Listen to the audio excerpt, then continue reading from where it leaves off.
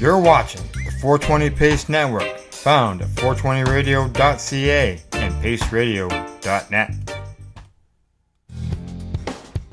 Stay tuned. We'll be back after this toke.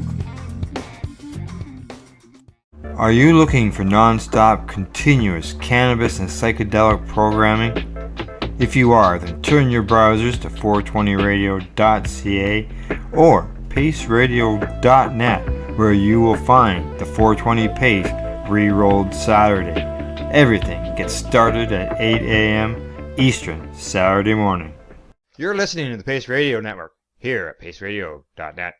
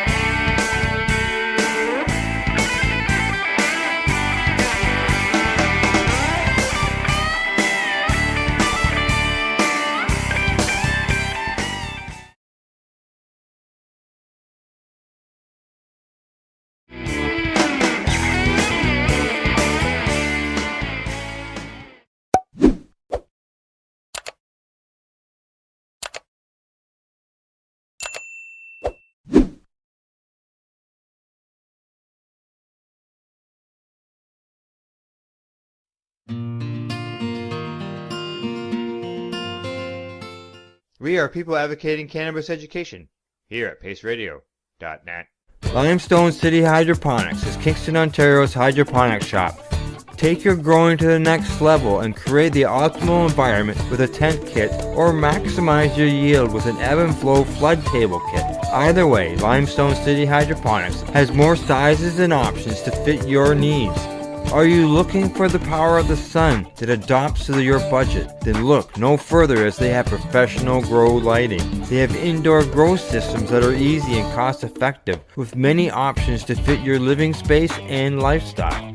Cultivate your growing potential. We have everything you need to succeed. And if you can't make it to the store, they offer local delivery to the greater Kingston area.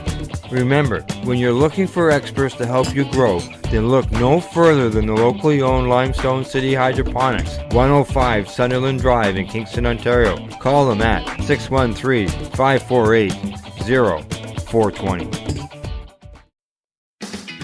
Enjoy the buzz of legalization with Campbellford Lifestyle Shop. From lights to plant nutrients, books, consumption accessories, and more, we've got all your basics to grow or consume cannabis. Visit our info center or take a look at our piercing services and body jewelry, now available in-store through Campbellford Lifestyle Shop, 17 Bridge Street West, Campbellford.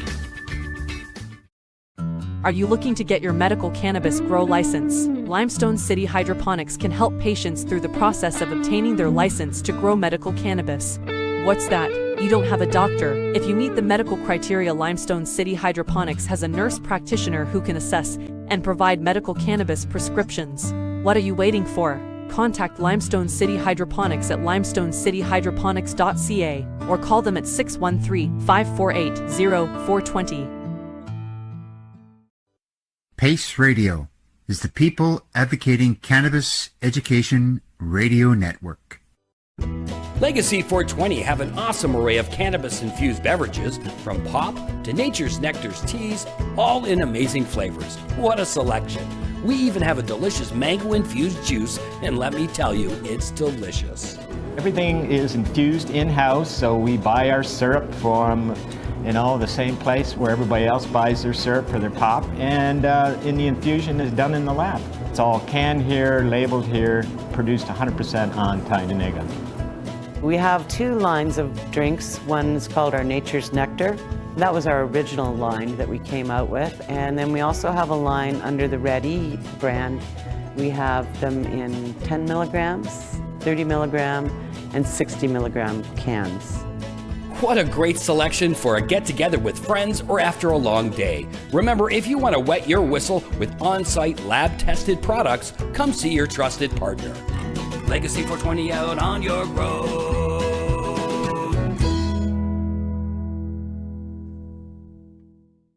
You're listening to the Pace Radio Network here at paceradio.net.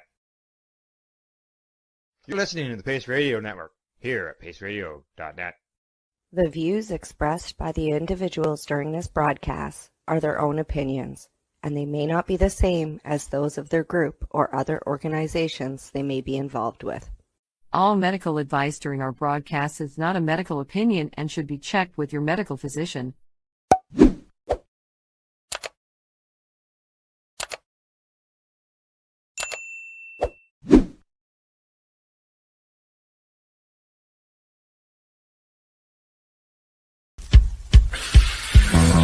Oh yeah, baby, that's lovely.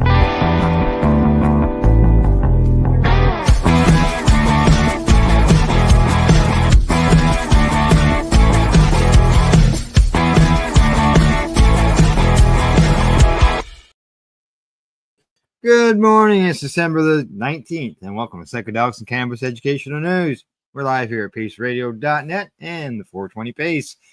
G'day, Glenn. How you doing? I'm doing great, Al. How about you? Not too bad. Not too bad. You can see over my left shoulder. You can see what kind of day it is. That's my weather report for today. Sunny. Mine's a little more dreary than yours. Oh, yeah? Mm-hmm. How's it doing on the East Coast? It's kind of like rain and snow mixed right now. Oh, yeah. That makes a mess. It does. Yeah, definitely. But the last 2 days have been great, so I'll take it. Yeah. Was it bike riding weather? No. I haven't been on my bike in quite a while. Oh, withdrawals? Yes, very upsetting. Soon. Soon I'll be on a 50. That's right. Yeah, that's right. You know, it's better than a bicycle. Well, I bought a new guitar for winter, I guess. So, keep me busy, Yeah, right? I think I actually saw a picture of that. You said you were taking it south with you. Yeah, I've had a travel guitar last year and it sucked. It was like playing a baseball bat. So I spent a little bit of money and I bought a nice guitar this time. Maybe I'll show it to you after the break because I got to get out of the case. So Right. Okay, yeah. Just let everybody know we got stories today coming to us from Canada, the U.S., Costa Rica. Costa Rica. This As is an well. unfortunate story from there. Yeah, we'll get into that. And plus, as usual, we got some psychedelics news as well. So let's get started. First story of the day comes to us from LA Times. Headline says cannabis conundrum. Legal doesn't mean clean. Illicit isn't always dirty. And I gotta completely agree with that headline, Glenn. Yeah, definitely. And we have a little bit of experience with this because we've seen some tests done at least in Ontario that prove that headline correct. Yeah. California cannabis regulators and industry defenders argue that despite the proliferation of pesticides found in legal weed, our licensed products are still safer and purer than those sold on the underground market. That isn't always true, according to an analysis of tests conducted by the Times. Of the 16 cannabis products bought from unlicensed sellers or tobacco shops, half contain no quantifiable levels of pesticides. The pesticides adulteration rate matched that of products from California's legal market, which mandates screening of 66 pesticides but ignores scores of other compounds. The Times found. Now, similarity between legal and illegal products doesn't shock me, says Josh Swider. He's chief executive and co-founder of the Infinite Chemical Analysis Lab, which provides cannabis testing services in California and Michigan. He says, normally, the illicit market is just buying from the legal market brokers. It's not like there really are two different markets. No. The limited test offers a narrow glimpse into the world of unlicensed stores and tobacco shops, where there are no testing requirements and little to no information available on the provenance of products and the prevalence of counterfeit goods. 3 products brought in illicit shops carried the names of legal brands, but were probably fakes, compounds that risk to consumers willing to gamble on what they get. The legal market oversight and accountability measures ensure far greater consumer safety than the unregulated alternative, the California Department of Cannabis Control said in a prepared statement. Unregulated products were more likely to be pesticide-free because they contain artificial forms of THC, that's delta-8 HHC, that results from processing hemp through a number of chemical treatments. Hemp-derived THC is much cheaper than the naturally grown version, but requires chemical reactions and acids that create byproducts with unknown health consequences. It's not a pesticide problem, but it has other health implications, Swider says. Synthetic or converted THC was not confined to the illicit market. The Times found lab-created cannabinoids present in vapes sold by 4 legal brands: Fat Panda, Circles, Cloud, and Flav. These artificial compounds are prohibited in California's legal market, but the state does not screen for them. Oh, if they're legal, why wouldn't they screen for them? Yeah, that makes sense. Yeah. Infinite developed a test to detect artificial THC, a tool that could encourage compliance with regulations to prohibit the synthetic compound. Email records reviewed by the Times shows that California regulators refused to validate the test, saying resources are focused on verifying models that are required by law. Michigan regulators, however, approved the test, with 3 cannabis labs now offering the service and 3 others seeking certification. Other dangers lurk in the marketplace. A Runts vape sold at an unlicensed outlet in East Los Angeles was found to have been cut with vitamin E acetate. Test results showed 4 years ago, vitamin E acetate used to dilute vape cartridge was strongly linked to the hospitalization of thousands of vape users and 68 deaths. The chemical was found in an illicit product. California does not screen for it in the regulated market. Meanwhile, the heaviest pesticide loads were found in legal products. A Backpack Boys vape brought a slate of licensed store at a state licensed store in Atwater, for instance, contained 32 different pesticides. Great. California regulators in October shut down the small state licensed Van Nuys operation that had manufactured and other contaminated products sold on the licensed market. How does something with 32 different pesticides even get to market? Yeah, when it's a legal product. This was sold in an illegal store, so I'm guessing this is like a copy product. Well, it says it was illegal products. It was bought at a state licensed store. Yeah, made by a legal company. Oh, it was bought at a state licensed store. Yeah. So, and they don't even test for any of these pesticides. No, exactly. Now, Backpack Boys in June claimed its products containing pesticides were counterfeits from the illegal market, even though they had been bought at a Backpack Boys store. Backpack Boys should stop buying from the illegal market. What's going on here? The company since has not responded to requests for comment. Yeah, we wonder why. No contact information could be found for Runts. Packaging for the tainted product carried a state cannabis sticker, but bore no state license number or manufacturer name. So it seems to me like they're buying a cheap ass product from somebody else. Well, it's their own pretending product. To be them. It's their own product selling in their own store. Yeah, I think this to me sounds like it's either made by them and not claimed to be made by them, or it's a counterfeit that they're buying from someone else cheaper than they can make it. So something's there's something wrong there.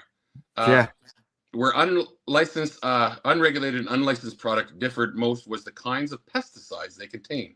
Illegal products most often carried chemicals on the state's 66 chemical screening list, supporting a common belief that products that fail the state test are diverted to the illicit market. That's what happened, I bet you. It failed the test, then they diverted it and they make it like someone else made that. Yeah. Conversely, licensed products more commonly have pesticides for which the state does not screen. A third of state legal cannabis products contained pymistrozine, which California does not test for.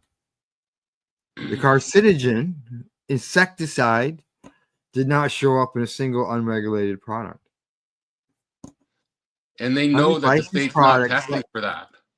Yeah, but it's on a licensed product, but none of the illegal product had it on it.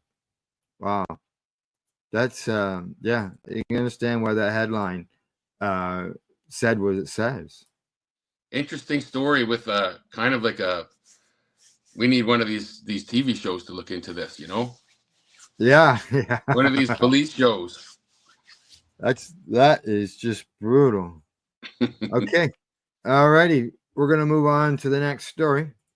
Headline here from StratCan says BC's third cannabis farm gate store plans to open in June of 2025.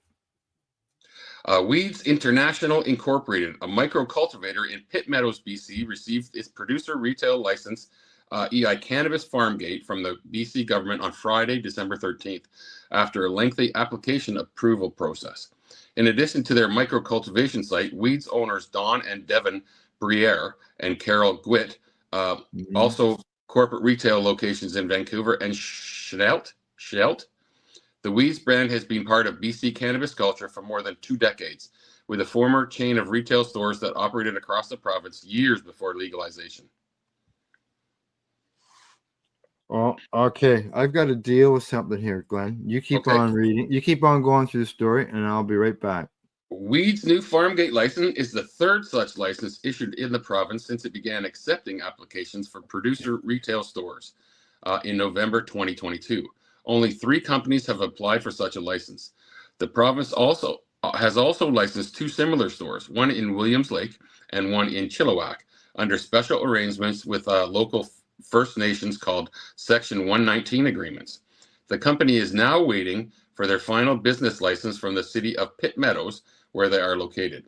Witt says she and the Brières are very excited to get the final provincial approval. They are now working on putting the final touches on the store with the goal of a soft launch in February. It has been a vision for a long time for us, she tells StratCan. To be able to grow and sell and share cannabis with our community is an honor. We love being in Pitt Meadows, and we're happy to have the community come to our farm and experience this with us. Don Briere says the Weeds team has several other pieces of the puzzle they hope to bring about later in 2025, including an outdoor consumption space and more long-term, the possibility of a more focused tourist experience by creating nearby guest houses where people can visit their farm and buy and sample products over several days. It's been a long time coming. There's been a lot of slowdown and turns and roadblocks, but we are here now, says Briere. We just have to persist and keep on trucking. BC's first cannabis farm gate location, which is Shoe Canna, located in Salmon Arm, opened in the summer of 2023. The second, the Victoria Cannabis Co., as a VCC, opened its cannabis farm gate store in October 2024 after a lengthy approval process with the city. Ontario was the first to launch its farm gate program in 2021, licensing the first 2 locations on April 20th of that year, and as of May 2024, Ontario listed 5 fully licensed farm gate locations. New Brunswick became the second province to announce a cannabis farm gate program, also in 2021, allowing for on-site selling of in-house products for local LPs, nurseries, and micros. The province currently lists 7 such locations. And we're done with that story, Al, just in time to start the other story. Yeah. Yes. Unfortunately, I had to take a phone call, and that's what's has messed that up for me. So, but you got the story done, which is good. I just we're on first patient. Yeah. And I still have to deal with something. I'm not done yet, but we'll get the next story going. There we go. This one comes to us from Marijuana Moment. Headline there says, first patient dosed in historic study on whether LSD effectively treats anxiety. For the first time ever, researchers are administering LSD to patients in a phase 3 clinical trial. The new study focuses on whether the psychedelic can be used to effectively treat generalized anxiety disorder, which is GAD. Drug maker MindMed says that the trial, dubbed Voyage, is eventually expected to enroll about 200 people in the US and will compare the effects of its proprietary LSD products to a placebo. The second phase 3 trial, called Panorama, will also be conducted in both the US and Europe and is expected to kick off in the first half of next year. Today marks a pivotal moment in our journey towards advancing a novel treatment option for the 20 million people in the U.S. living with GAD. MindMed Chief Medical Officer Daniel Carlin. Are you there, Al? Yeah, I'm here. You not hear me? Uh-oh. Where did Glenn go? I'll just keep reading on. Building our scientifically rigorous phase 2B study, which demonstrated efficacy that far exceeds today's standard of care and favorable, tolerable profile. Our phase 3 studies are designed to adhere to the highest chemical or clinical and ethical standards or in alignment with guidance from the U.S. Food and Drug Administration. In March of this year, the Food and Drug Administration granted MindMed's LSD product breakthrough therapy status in the treatment for GAD. That followed a phase 2 trial showing the single dose oral dose of LSD led to clinically and statistically significant reductions in anxiety scores 12 weeks after administration, with 65% of participants showing a clinical response and 48% of clinical remissions following the treatment. And Glenn, I got to deal with something in here, so you keep reading on, okay? Okay, breakthrough drug status is meant to recognize the therapeutic promise of an emerging substance or therapy, as well as speed the research and development of treatments that fill an unmet need. MDMA and psilocybin have also previously been awarded the designation. The new research will use dissolvable oral tablets of the drug MM120 ODT or lyserglide D tartrate, which MindMed describes as a proprietary and pharmaceutically optimized form of LSD. The first phase 3 study, Voyage, will last a year and consist of 2 parts. A 12-week randomized double-blind placebo-controlled study to see how LSD affects anxiety symptoms. That will be followed by a 40-week extension period during which participants can access open label treatment with the drug based on the severity of their anxiety symptoms.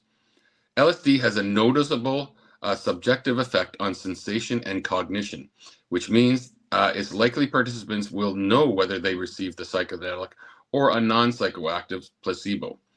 David Feifel, an investigator on the Voyage study and a professor emeritus at the University of California, San Diego, said the research design incorporates best-in-class methodologies to mitigate the impact of functional unblinding, including the use of independent central raters blinded to both treatment assignment and visit number.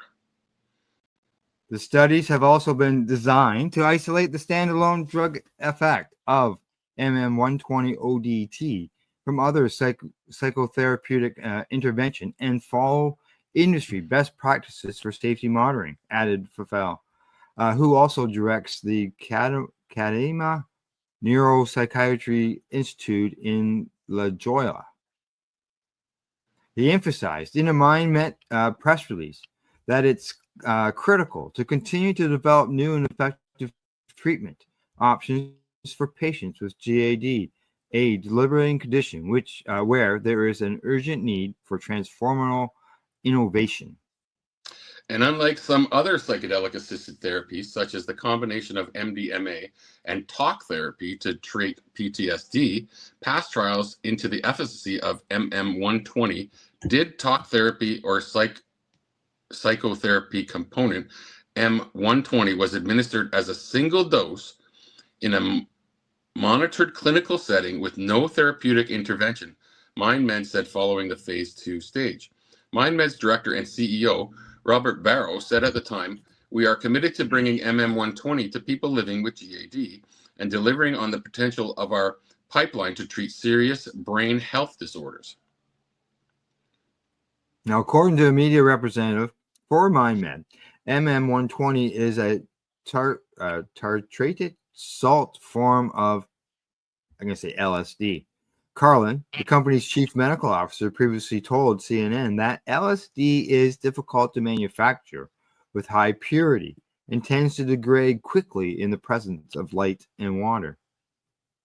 "We're manufacturing it to pharmaceutical industry standards," he added, describing the product as a highly pure version that is also shelf stable.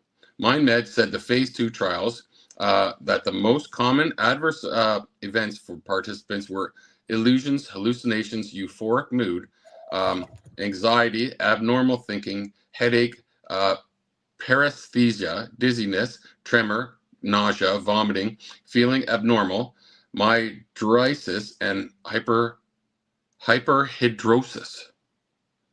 Hyperhidrosis, nice word.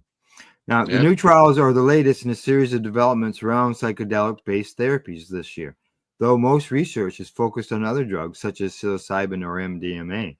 This summer, for example, a scientific review into MDMA found that 5 out of 6 studies looking at the substance's potential to treat for post-traumatic stress disorder provide evidence for the apparent safety and efficacy of the therapy. Authors called the findings encouraging, but said more robust research is needed for MDMA-assisted therapy, sees widespread adoption over currently available forms of treatment.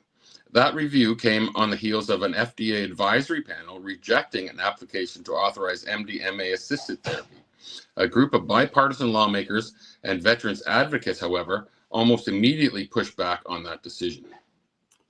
According to Rep. Morgan, Luttrell, who is in June was did an op-ed for Marijuana Moment criticizing the FDA, says that while we're asking for the FDA to recognize is the science. That's all they're asking. Now, in August, meanwhile, a bipartisan coalition of congressional lawmakers emphasized the urgency of authorizing MDMA-assisted therapy, particularly as it concerns veterans with severe mental health conditions. I love that one. They're going to try and get the U.S. Congress to recognize the science. Good luck. It's going to be a hard one. In Sure August, meanwhile, a bipartisan coalition of congressional lawmakers emphasized the urgency of authorizing MDMA-assisted therapy, particularly as it concerns veterans with severe mental health conditions. A total of 80 members of Congress, including 19 senators and 61 representatives from the House, sent separate letters to the Biden administration and the head of the FDA. MDA is the most promising and available option to provide reprieve for veterans' endless PTSD cycle, says the Senate's letter.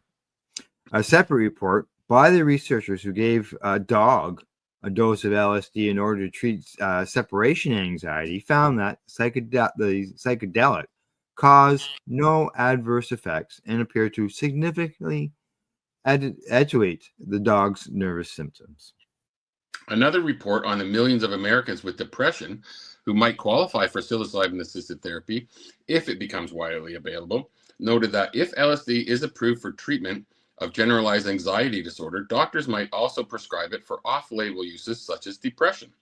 More recently, researchers published a report on how people cope with challenging psychedelic experiences, suggesting that some ways to manage a bad trip may be more helpful than others. Now, a separate study published this summer found that pairing psychedelics like LSD with a small dose of MDMA seemed to both reduce those feelings of discomfort and highlight more positive aspects of the experience. So there you go. LSD. You know, who would have thought that was this 70s tripping drug, right? Yeah. You know, and we don't even have that story today, but you know, Elton John, he went off against the cannabis legalization in countries there recently, and yet he sang a song, which was a Beatles song, but sang a song, "Lucy in the Sky with Diamonds." Okay. You know, which is LSD. That's a well-known psychedelic song. So it is exactly. So with its marmalade eyes and all that stuff, right? So. Yeah, but whatever. Okay, on to our next story and last one before we go to the break. This one comes to us from the Guardian, and it says, "Where's the money? White outsiders convinced a Native American tribe to start a legal weed business. It ended in disaster." Where's the money? It was a September night in 2020 when the fire torched the Red Mountain Travel Plaza. Residents of the Fort McDermott, Paiute and Shoshone Nation watched as the only gas station and grocery store for miles around vanished amid towering orange flames and acrid smoke. The convenience store was where the approximately 250 residents went to buy snacks, tobacco, and essentials. Without it, they would have to drive more than an hour for major provisions. What's more, a safe stash in the back room of the store that the tribal officials said held nearly $19,000 in cash allegedly burned up. Those were a portion of the profits from a cannabis farm down the road. 20 acres of land that were the subject of much anger and anxiety on the reservation, and the tribe was counting on them. One tribal official alleged that law enforcement from outside the tribe suspected arson, but no one was charged. Many people in the community suspected that someone had set fire to the gas station so they could make off with the cash. That was never proved. For most at Fort McDermott, the damage was emblematic of something more troubling, a mismanaged venture that never realized its promise.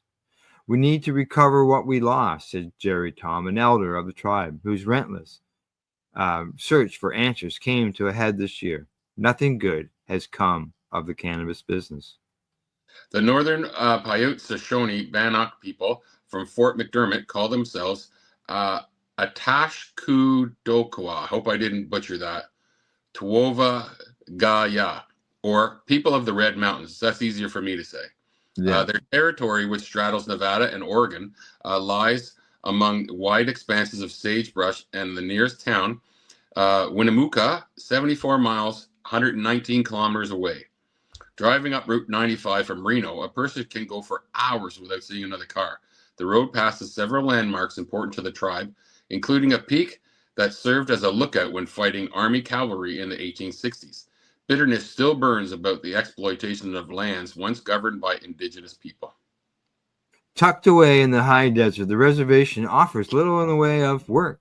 The lucky few have ranches or work at the Saywin Casino down the road, the tribal government or school. Many trek 3 hours to Boise, Idaho, or further to work in mines. It's a long drive. Yeah. Over the past decade, public attitudes and state laws around cannabis have relaxed, resulting in a booming legal weed market worth an estimated $35 billion nationally. In theory, U.S.'s 574 federally recognized tribes have much to gain from it. In total, they retain from 56 million acres of land in federal trust on which to grow, in addition to reservation lands. Being sovereign nation, they can largely use the land however they want, unimpeded by federal prohibitions on growing and selling cannabis. For Fort McDermott, in particular, profits from weed can translate into badly needed jobs and money for schooling and infrastructure. But cannabis is a risky business. Bad weather can ruin crops. It can take years to turn a profit due to the federal ban on cannabis. National agencies do not regulate indigenous cannabis enterprises as they would casinos, leaving supervision to the native nations, which often face limited resources and restrictions on jurisdiction. Fort McDermott, for instance, does not have its own police force, so it must rely on the county sheriff and Bureau of Indian Affairs offices stationed an hour or more away. Tribes generally can't get bank loans from big banks for the ventures and are not familiar with cannabis cultivation. So they have to bring in outside experts and investors. All of this and the cash-based nature of the business can make Indian country vulnerable to deals that go wrong. That's exactly what happened when 3 white men from Oregon, Kevin Klock, Eli Paris, and Darren Stanford, and their Native American collaborators sought to make money from indigenous land. By the time they cleared out 7 years later, more than a gas station had gone up in smoke. Kevin Cook was looking for a win. This was back in 2015 as a private investor. He and his friend Joe De La Rosa had recently visited Vancouver, Washington, to check out popular weed dispensaries, and he had his eye on cannabis ever since. We realized it was a moneymaker, said Clark, whose background was in development and land use and things. And in an initial interview this spring, he then declined to answer further questions. That got him thinking about Nevada, where an initiative to legalize recreational cannabis was to be voted on the following year, and specifically native nations, where he thought cannabis retail stores and farms could find success. Clark, a boisterous character with a knack of working a crowd, believed he could connect with indigenous communities because he had attended high school with Silence people in Oregon and had married a native Hawaiian. It's a similar culture, he says. To help oversee future operations, Clark roped in Eli Paris, a quiet outdoorsman from Oregon with a background in real estate and finance who grew cannabis privately. To facilitate indigenous outreach, Clark counted on De La Rosa, and then tribal chair of the Burns, Paiute, and Oregon De La Rosa, who had previously worked as the financial manager in a car dealership, couldn't convince his own community to open a weed operation. But the team thought he could persuade sister tribes to create a Paiute pipeline where some nations would grow cannabis and others would sell it. In January 2016, the group contacted the leaders of the Fort McDermott Tribal Council, which governs the reservation, to propose developing a cannabis farm on tribal lands. I'm looking at the time and I'm looking at the size of this article, Glenn. It's a long one. There's no way we're going to be here in another 15 minutes, unfortunately, going through this whole thing. I know that I've got it posted at the Psychedelics and Cannabis Educational News Facebook page, but we'll read another minute or two of it, and then we'll have to move on, unfortunately. Okay. Clock and its associates promised to bring in the necessary funding to get the operation off the ground. They said the farm would be 100% owned by the tribe and that the venture would create much needed jobs and generate the money to improve roads, housing, education, and health for years to come. The project could also serve as an anchor for other businesses in this remote area. Hearings were called in the reservation to present the proposal to the community. Cars filled the parking lot and people crowded to the building. Several tribal members who were present recalled promises that the farm would enrich the tribe. Some interpreted that to mean that they would each get a per capita share of the profits. One way revenues from tribal casinos are distributed. But some residents had concern about whether it was legal to lease land to the cannabis operation. Many of the older residents feared that introducing a cannabis business would worsen substance abuse problems already plaguing the community. Others found Clock pushy. They came in and painted a pretty picture and promised the tribe this and that, said Arlo Crutcher, a local rancher who attended the public meetings and who also became the tribal council chair a few years later. I said, this does not sound too good. Yeah, he felt that the men dodged questions about operational matters and didn't allow time for tribal officials to seriously consider the offer. That's too bad. There they are right there. Mm-hmm. So, yeah, as I said, unfortunately, this is a long one, and we're not going to get to the end of it. So, you can find it on the Psychedelics and Cannabis Educational News Facebook page, and it doesn't sound like that one's going to end very well. I'm just going to, yeah, it keeps going and going. But it could end well. The problem being that it's illegal to move the cannabis around, you know? Yeah. Let's see here. At the very last paragraph, it says, at the end of the year, through close, tribal officials said the time for cannabis cultivation had passed. Another group of outsiders had presented a proposal to revive the farm several months earlier. The tribe refused to hear from them. Wow. So that was the last paragraph of that story. So that gives you an idea how it all ends, right? Well, they took one gut punch. They didn't want another one, I guess. Correct. Yeah, exactly. They had already, had been through all that BS and obviously did not want to go through it again. Yeah. So, all right, break time. Time for us to medicate. We'll be right back. We're live here at paceradio.net and the 420 Pace. You're listening to the Pace Radio Network here at paceradio.net. Camelford Lifestyle Shop, open Monday to Friday from 10 till 7 p.m. or by chance. Check out our flags, our t-shirts, plus our hats, and look of that supply of rolling papers, plus much more. We've got bongs and your favorite herbal vaporizers. Look at all the incense we have, as well as for those who collect knives, check out these knives in our collection. And while you're here, stop in to see Shay at the piercing room, where you can get poked by Shay. Daily deals, check them out. Camelford Lifestyle Shop, 17 Bridge Street West, Camelford, Ontario. When you have a pain that's reached its peak, Legacy for 20, it's so unique. If organic cannabis is what you seek, here's your trusted partner 7 days a week. Suppository salves, vapes and drops, topicals, edibles, infused pop. Just when life seems like it ain't easy, at Legacy 420, enjoy a pop freezy. Lab tested products, make them the GOAT. Legacy 420 out on your road. Legacy 420 in Tyendinaga Mohawk territory. Indigenous organic cannabis at its finest. What do you find at paceradio.net? People advocating cannabis education.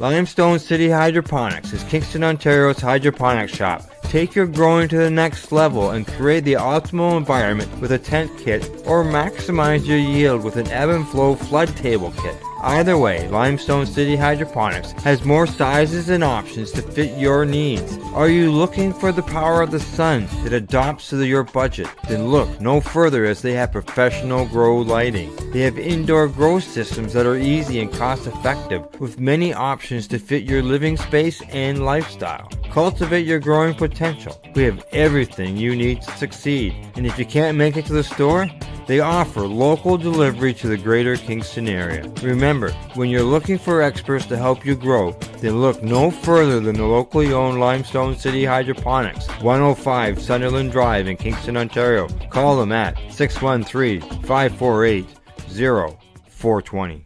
Are you looking for non-stop, continuous cannabis and psychedelic programming? If you are, then turn your browsers to 420radio.ca or paceradio.net, where you will find the 420 Pace re-rolled Saturday. Everything gets started at 8 a.m. Eastern Saturday morning. You're listening to the Pace Radio Network here at paceradio.net. Hey, we're back. And I believe that Glenn has got something to show us. Oh, it's my new little toy. This is your new toy. This is what you're talking about at the beginning of the broadcast. Yes, nice. sir. Nice. And it just works out really good. Where do you where are you going to be playing it this winter? Mostly in my house and in Costa Rica. In Costa Rica. All right. Sounds good. Yes, sir. First story after the break. We're heading to Costa Rica. Where they say they have no recreational cannabis in Costa Rica. High Court strikes down recreational weed ballot referendum.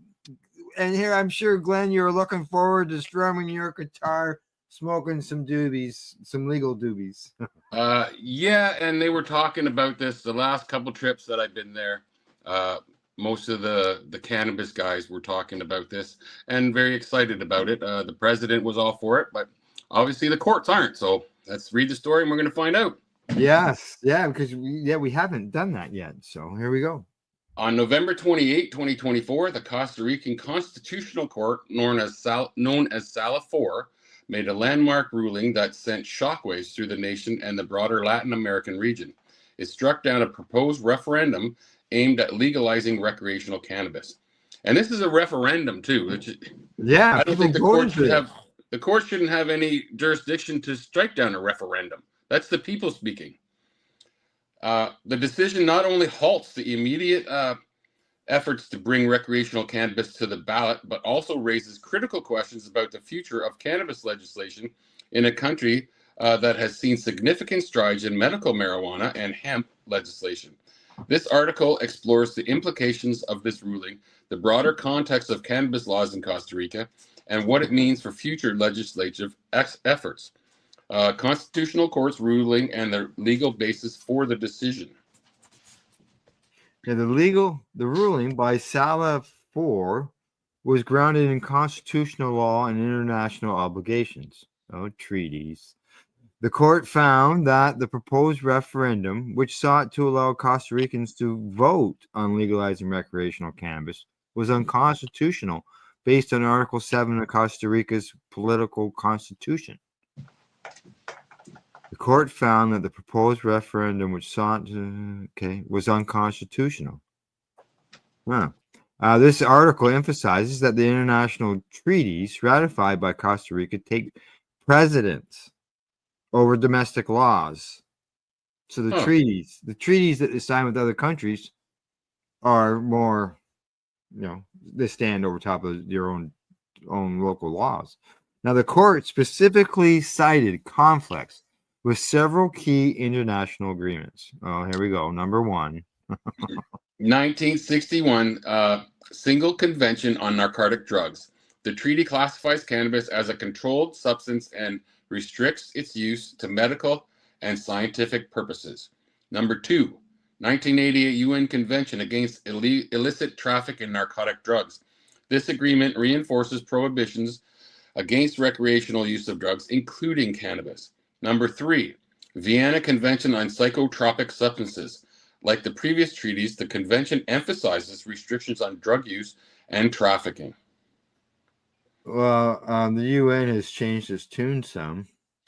A lot of other countries are starting to ignore that 1961 treaty.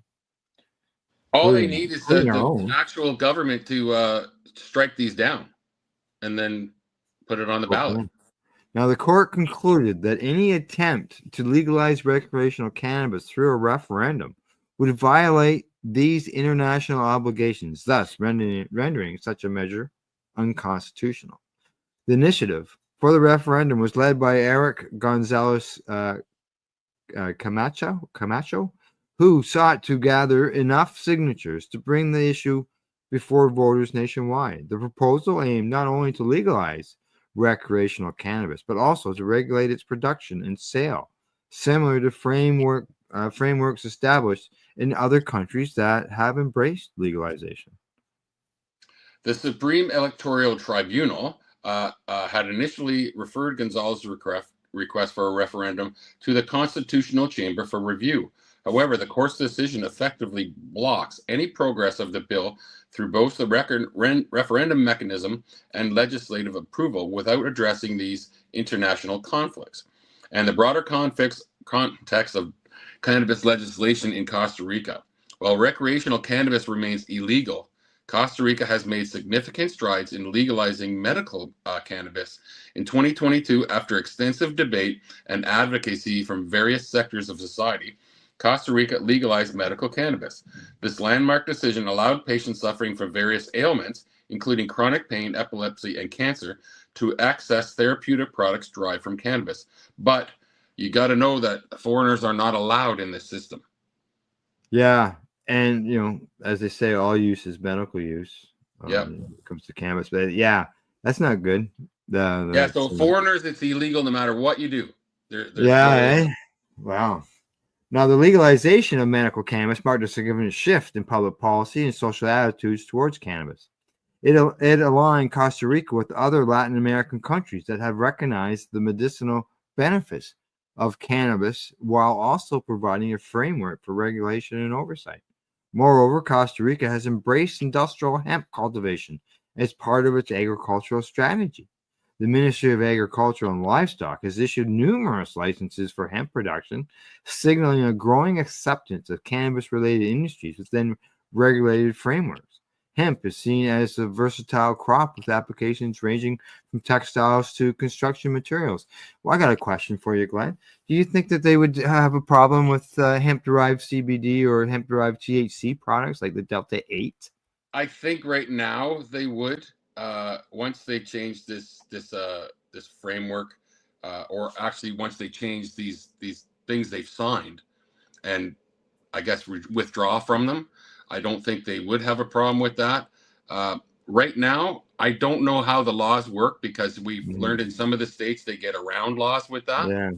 I'm not quite sure how it's framed down there. Yeah, because it's not marijuana; it's hemp. But I will tell you, it's everywhere.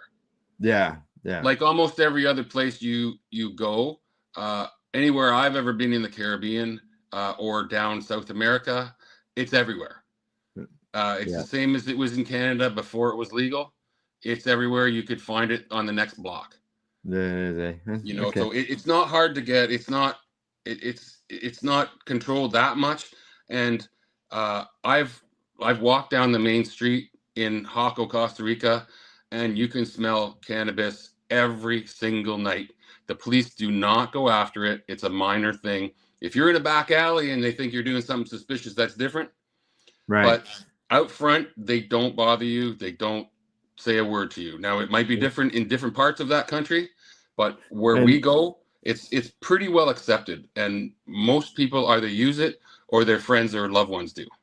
And don't forget, viewers, you missed last week's article on Maurice Kevin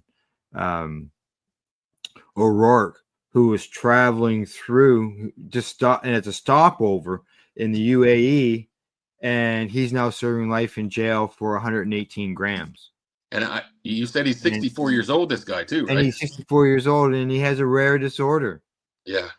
And that's why he was using insane. cannabis. So now he's got a life sentence in jail. And that's what happens when you violate another country's law. So, like, even it's as open as you're talking about, what would you be subject to? I'm not quite sure as a foreigner, but I have many times smoked in the open on the main street, and I've never been approached. I've never been bothered by anybody. So I'm a little more cautious, I guess, than I am in Canada. Yeah. Just to make sure that I either don't have a lot on me or nobody really sees me that much, you know? Yeah. So you have to have some cautions for sure. And I would never bring it in or out of the country. No, exactly. That's what happened to Mr. O'Rourke. Okay, continue with the story. Okay, here we go. President Rodrigo Chavez has been an outspoken advocate for legalizing recreational cannabis as part of his broader strategy to combat crime and generate tax revenue.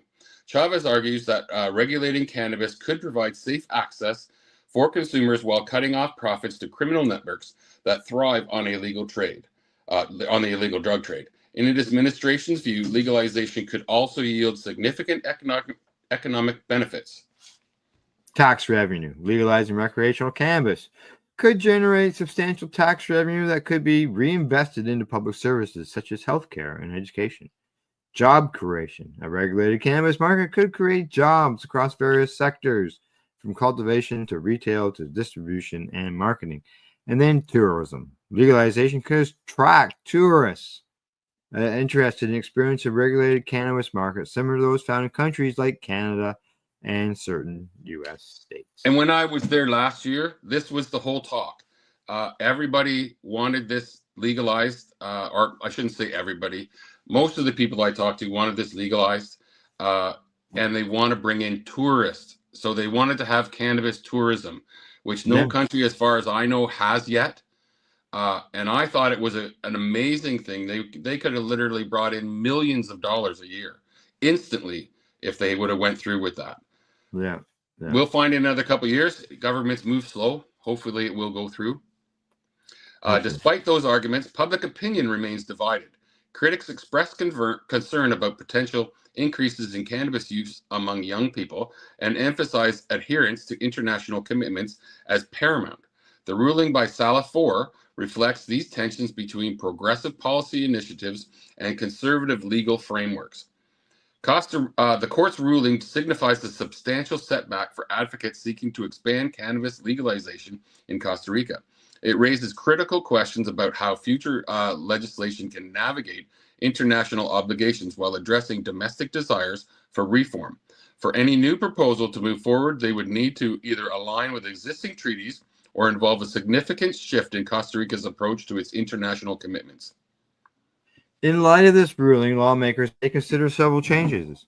Amendment of international treaties. One potential revenue is advocating for changes at an international level regarding how treaties classify cannabis. However, this is a long-term strategy that would require cooperation from multiple countries.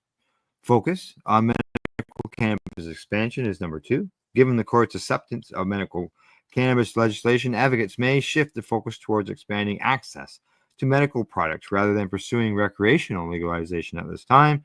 And number 3, public education campaigns. Educating the public about the potential benefits of legalization may help shift public opinion over time, creating an environment more conducive to future legislative efforts. The ruling has reignited discussions around cannabis policy in Costa Rica. Advocates like Gonzalez remain hopeful of future changes despite this setback. They argue that public sentiment is shifting towards acceptance of recreational use as the societal attitudes evolve. On social media platforms and community forums, citizens are expressing their views, both pro and con, regarding the ruling. Oh, I've lost this. Supporters of legislation, many advocates argue that prohibition has failed and that regulation is necessary for public health and safety reasons. The point out that legalizing recreational use could reduce crime rates associated with illegal drug trafficking. Opponents, critics express concerns about potential increases in drug use among young people and argue that legalization could send mixed messages about drug consumption norms. Well, Mr. Opponents, we have got a story Yes, we talking do. about teen use, and it's the next story that we're going to discuss, by the way. Perfect placement. Exactly. While opponents often cite health risks associated with increased drug use as a reason against legalization, proponents highlight several economic benefits. Number 1, tax revenue generation. Legalizing recreational cannabis could lead to substantial tax revenues that could be allocated toward public services such as education, healthcare, infrastructure development, and drug prevention programs. Number 2, job creation. A regulated market could create numerous jobs across various sectors, cultivation, distribution, retail sales, and stimulate local economies. Number 3, tourism growth. Countries like Canada have seen increased tourism due to their legalized cannabis markets. Costa Rica could potentially capitalize on this trend by attracting tourists interested in exploring its regulated market. Number 4, reduction in law enforcement costs. Legalization may lead to decreased law enforcement costs associated with prosecuting non-violent drug offenders related to possession or use of small amounts of cannabis.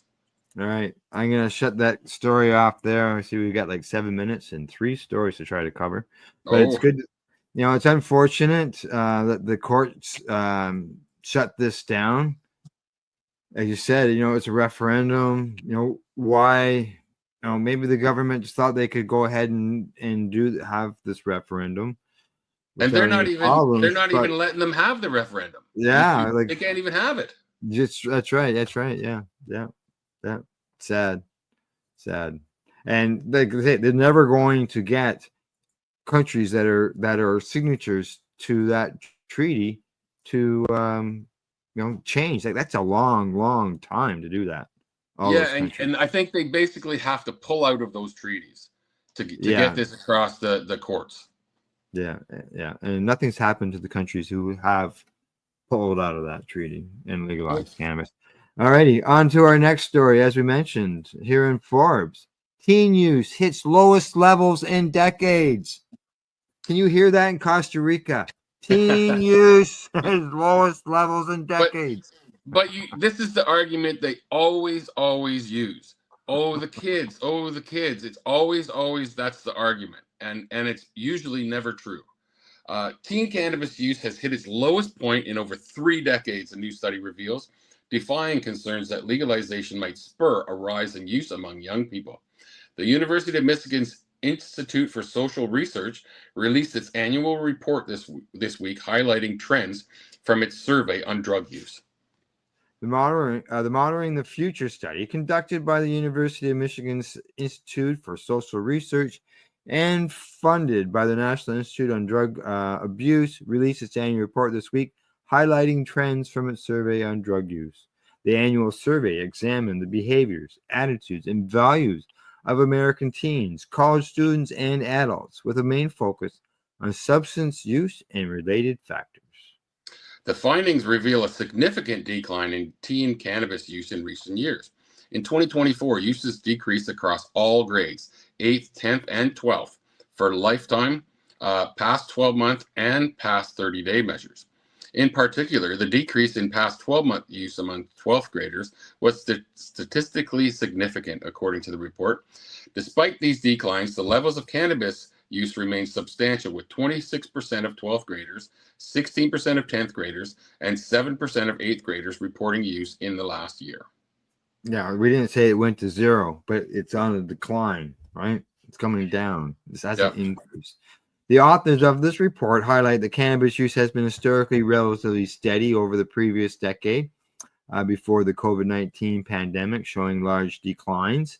These lower levels have persisted and have not bounced back, which is notable. Shift from the stable trends of the pre-pandemic years. By contrast, annual cannabis use peaked in the late 1970s when more than half of all 12th graders reported having used cannabis in the past 12 months. Now, Nora DeVolkow, MD, Director of NIDA, explained that this trend is unprecedented.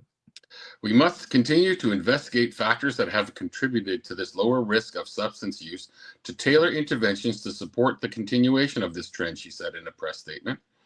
Daily cannabis use, defined as use on 20 or more occasions in the past 30 days, also showed a slight decline among 12th and 8th graders and remained stable for 10th graders in 2024. The rates are below the levels seen in 2021. In 8th graders, the prevalence has stayed between 0.2% and 2% since the start of the survey in 1991. Now, regarding medical cannabis, survey data since 2017 indicate the prevalence among students who reported using cannabis because a doctor advised it has consistently ranged between 1 and 4% across all grades, showing no significant trend over time. Finally, the report touches on cannabis vaping as a relatively new mode of consumption. Although the percentage of students vaping cannabis slightly declined across all grades in 2024, the reductions were not statistically significant. This trend suggests that cannabis vaping may substitute for traditional combustible use rather than increasing overall cannabis consumption. Vaping is available in many flavors, and the THC concentrations are often higher than in cannabis. It's also less detectable than smoking because it produces no odor. Although vaping has increased previously, the overall prevalence of cannabis use among students has not, which suggests that some vaping is a substitute or supplement to smoking or may be done to avoid detection. The results of this survey are in line with that trend highlighted by other studies in recent years regarding teen cannabis use. Yeah, a study published in Drug and Alcohol Dependence Reports in June found there were no significant increases in cannabis use among U.S. teens between 2013 and 2022, a period of time when it was expected to rise due to state-level legalizations across the country, while cannabis use among adults is overtaking alcohol in Americans' daily consumption. So, yet again, the fears were thrown out there. What about the kids? What about the kids? And the numbers are going down. Yep. And they go down once they legalized it, right?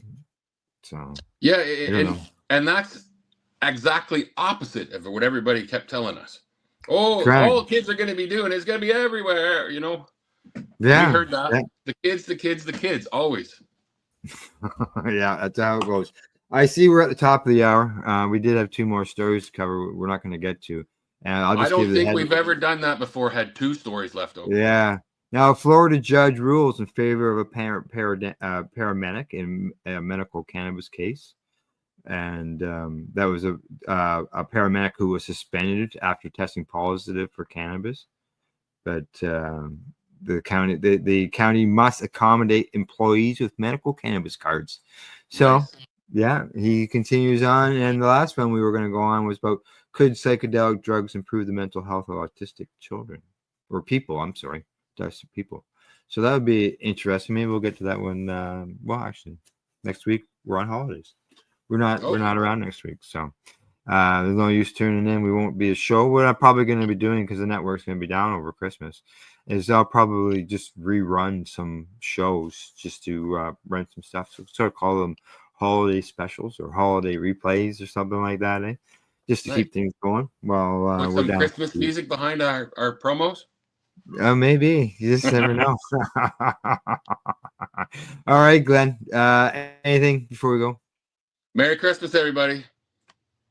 That's right. Merry Christmas, everybody. And thanks to Legacy420.com, the Camel for Lifestyle Shop, Limestone City, Hydroponics.ca, and AtEase.ca, because without them, our voices wouldn't be very loud. And in closing, I'd like to say thanks for watching, and don't forget to educate, medicate, and before you leave your country, make sure that things are safe, because you just never know. And don't bring cannabis to another country. That's right, because we do not want to incarcerate. Bye-bye. I got to find the right button. There we go. See you there. You're listening to the Pace Radio Network here at paceradio.net. The opinions of the individuals during this broadcast are their own and may not be the opinions of their group or other organizations they may be involved with. All medical advice during our broadcast is not a medical opinion and should be checked with your medical physician. When you have a pain that's reached its peak, Legacy for 20, it's so unique. If organic cannabis is what you seek, here's your trusted partner 7 days a week. Suppository salves, vapes and drops, topicals, edibles, infused pop. Just when life seems like it ain't easy, at Legacy 420, enjoy a pop freezy. Lab tested products, make them the GOAT. Legacy 420 out on your road. Legacy 420 in Tyndonega Mohawk territory. Indigenous organic cannabis at its finest. Enjoy the buzz of legalization with Campbellford Lifestyle Shop. From lights to plant nutrients, books, consumption accessories, and more, we've got all your basics to grow or consume cannabis. Visit our info center or take a look at our piercing services and body jewelry, now available in-store through Campbellford Lifestyle Shop, 17 Bridge Street West, Campbellford. Limestone City Hydroponics is Kingston, Ontario's hydroponics shop. Take your growing to the next level and create the optimal environment with a tent kit, or maximize your yield with an ebb and flow flood table kit. Either way, Limestone City Hydroponics has more sizes and options to fit your needs. Are you looking for the power of the sun that adapts to your budget? Then look no further, as they have professional grow lighting. They have indoor grow systems that are easy and cost effective, with many options to fit your living space and lifestyle. Cultivate your growing potential. We have everything you need to succeed. And if you can't make it to the store, they offer local delivery to the greater Kingston area. Remember, when you're looking for experts to help you grow, then look no further than the locally owned Limestone City Hydroponics, 105 Sunderland Drive in Kingston, Ontario. Call them at 613-548-0420. We are people advocating cannabis education here at paceradio.net.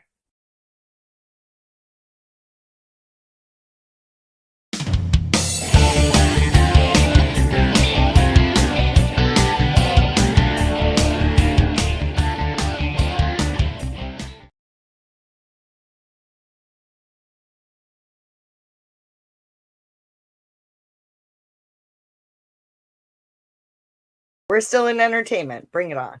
I've got a dewdrop to test. Yes. To test out So, today. You showed that to us, but how does it work? Dave. Dave, and I'm gonna mess up pronouncing his last name. Pereira. Pereira, correct. Yeah. Or Electric Dave on Instagram. Yeah, and he's also the maker of the Happle. Correct. And I've got that. So right it's here. it's not Electric Dave though. No, it's electric. Electric.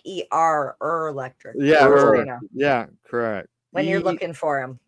ERRLECTRIC. Electric. So there you go. This is his dewdrop. Hold on now. Here, hold on. There you go. This is the dewdrop. As you can see, it's nice and clean, and it's nice and clean because I have not used it yet. Okay. On the top of the stem, this is the piece where your hash will stick to. You light your hash, you stick it in here, and in the water. Yeah, I've put hash goes in the water. Yeah, no, there's a glass enclosure. Oh, okay, I see. All right, and then here, let's make you bigger. Nice. Oh, wrong one. It's not going bigger than that. No. Okay, just go ahead. Okay, it's probably So there you go. It's hand blown. Dave does them all. And we've seen Dave at many events. Yeah. And so he's very well known in the community. Correct. And an amazing blower. I've got some hash here. Now, what I have found, some hash will work really well, and some hash will melt. And when it melts, it makes it a little harder for it to burn because it's melting. So Well, yeah, because it's also dripping. correct, exactly. So I got leaves falling on me. Yeah, you know what? It's really weird here. It was green up until about 3 days ago, and now everything's starting to Falling, turn. yeah. Yeah. So I've got some hash burning here.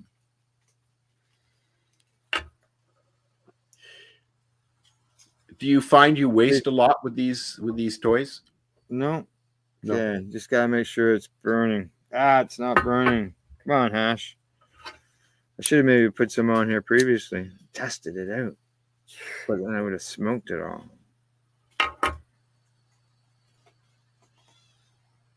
Yeah, I got her going. I haven't had any hash in a while. So I put it inside there. You can see it filling up with smoke.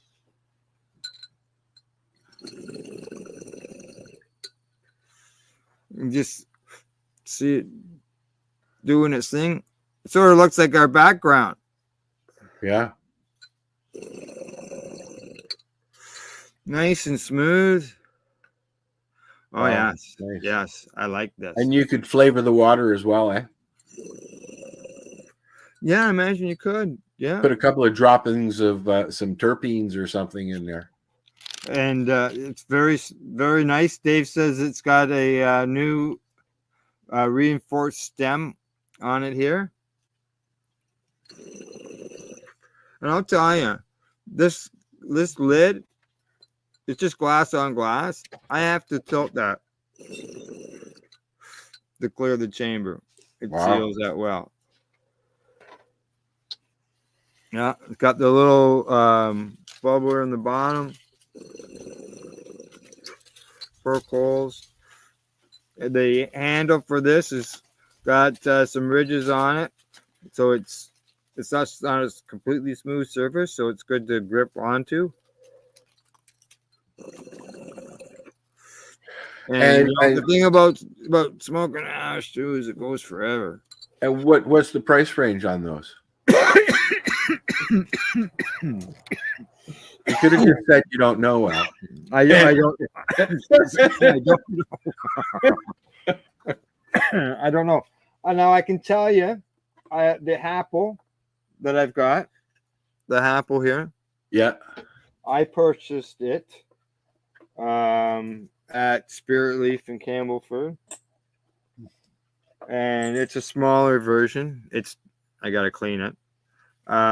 This was $55, but it depends on the store, right? Yes. But if anybody's interested in one of these, you can buy direct from Dave. Correct. Yeah. Check your store, your local store, if you see if they've got one. Oh, stuff. I was checking out another store. It says it's $55 too. Pardon me? I was just checking out a couple other stores. They're $55 too. $55. Yeah. Good. Yeah, it's coined one of the best hash pipes in Canada. Yeah. Exactly. Yeah. It's no wonder Nugs was like, we want to brand it. Oh yeah. Yeah. Yeah, okay, you got a little cough on me, but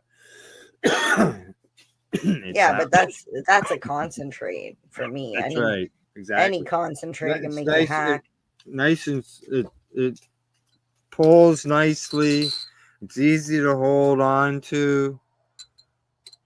And then it'll be easy to clean. Just like the apple will be easy to clean as well. I put my student glass, I take it apart and put it in the dishwasher on the top. Well, there you go. I don't know if I'd put that in the dishwasher, but yeah, it might be a little too thin. Yeah, but it's good stuff. So you can check out Dave's Instagram at Electric Dave, ERRLECTERIC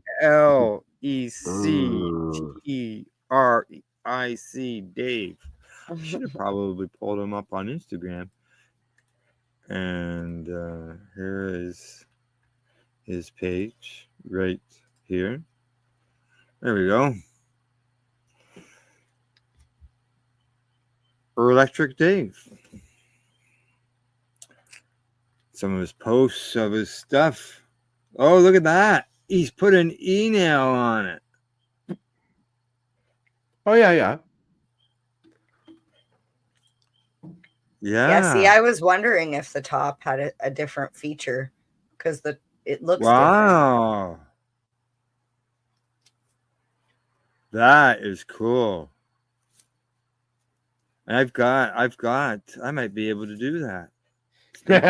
I might be able to do that. You know what? I enjoy I use the student glass more as a bong than I don't even have water in it at the moment. No, you just use it dry. Just use it dry with the module as my vaporizer, and throw some shatter in there or some diamonds. I've got 1 scoop of diamonds left. Yeah, right. It's my movie watching bong. I don't own a bong. That's the only thing. I use my shatterizer and my student glass. Now here it is with a banger on it. Is that a banger? Oh, on yeah. the front of it there? Yeah, that's. I was wondering because the way the thing, it just looks different. Yeah. Here, let's make it big, Al. Yeah, I got it. Yeah. There you go. Yeah. That's cool. Funny. I've got like 6 bongs and I don't use any of them. Oh, 7, 8. 8 bongs. Now he's got. I've got a glass one, a raw one up there on the shelf, but I don't use it. See, he's got a bowl on it. Yeah, there. he basically made it like it's in everything. Yeah, it's gonna smoke everything. Flour, concentrates.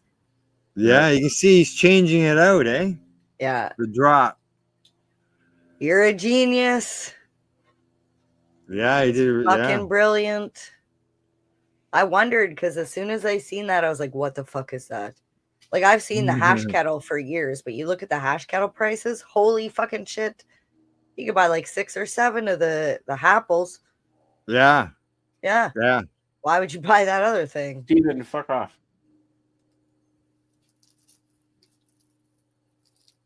There he is. Okay, yeah. That's the e-nail. With the e-nail on it. Yep, Oh. carb. Nice. Nice job, Dave. Just beauty. Yeah. Very Check out his Instagram. Check out his products. No doubt about that. It looks like it's multifunctional. So that's the dewdrop. Yeah. Dewdrop. Yeah. How many dews does a dewdrop drop if a dewdrop could drop dew? I don't know. We'll have to ask Dave. You should post that in our chat. Post a link to his Instagram in the chat here in the comments. Yeah, but I think. Oh, hang on. Yeah, how much dew would a dewdrop drop if a dewdrop could drop dew? That's what I just said. Yeah. Yeah. Let's just repeat to see if I could say. How much hash could a Happle hash if a Happle hash could Happle hash? If a hash could Happle, or if a Happle could hash? Sound drunk. Yeah.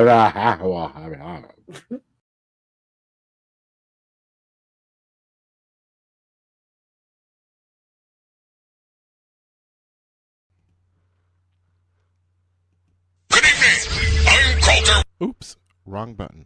I'm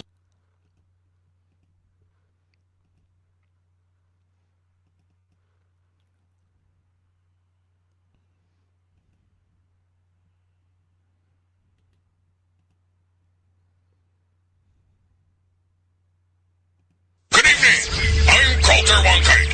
I'm already into the 420, damn it. So what are you doing? Nothing? Why not? Trying to get on the Lifestyle Radio website. Sounds like a cool website. Yeah, it's alright. Oh, You're listening to Lifestyle Radio. The opinions expressed during this show are those of the individual participants and do not necessarily reflect the opinions of their associated organizations or Lifestyle Radio. Enjoy the buzz of legalization with Campbellford Lifestyle Shop. From lights to plant nutrients, books, consumption accessories, and more, we've got all your basics to grow or consume cannabis. Visit our info center or take a look at our piercing services and body jewelry, now available in-store through Campbellford Lifestyle Shop, 17 Bridge Street West, Campbellford.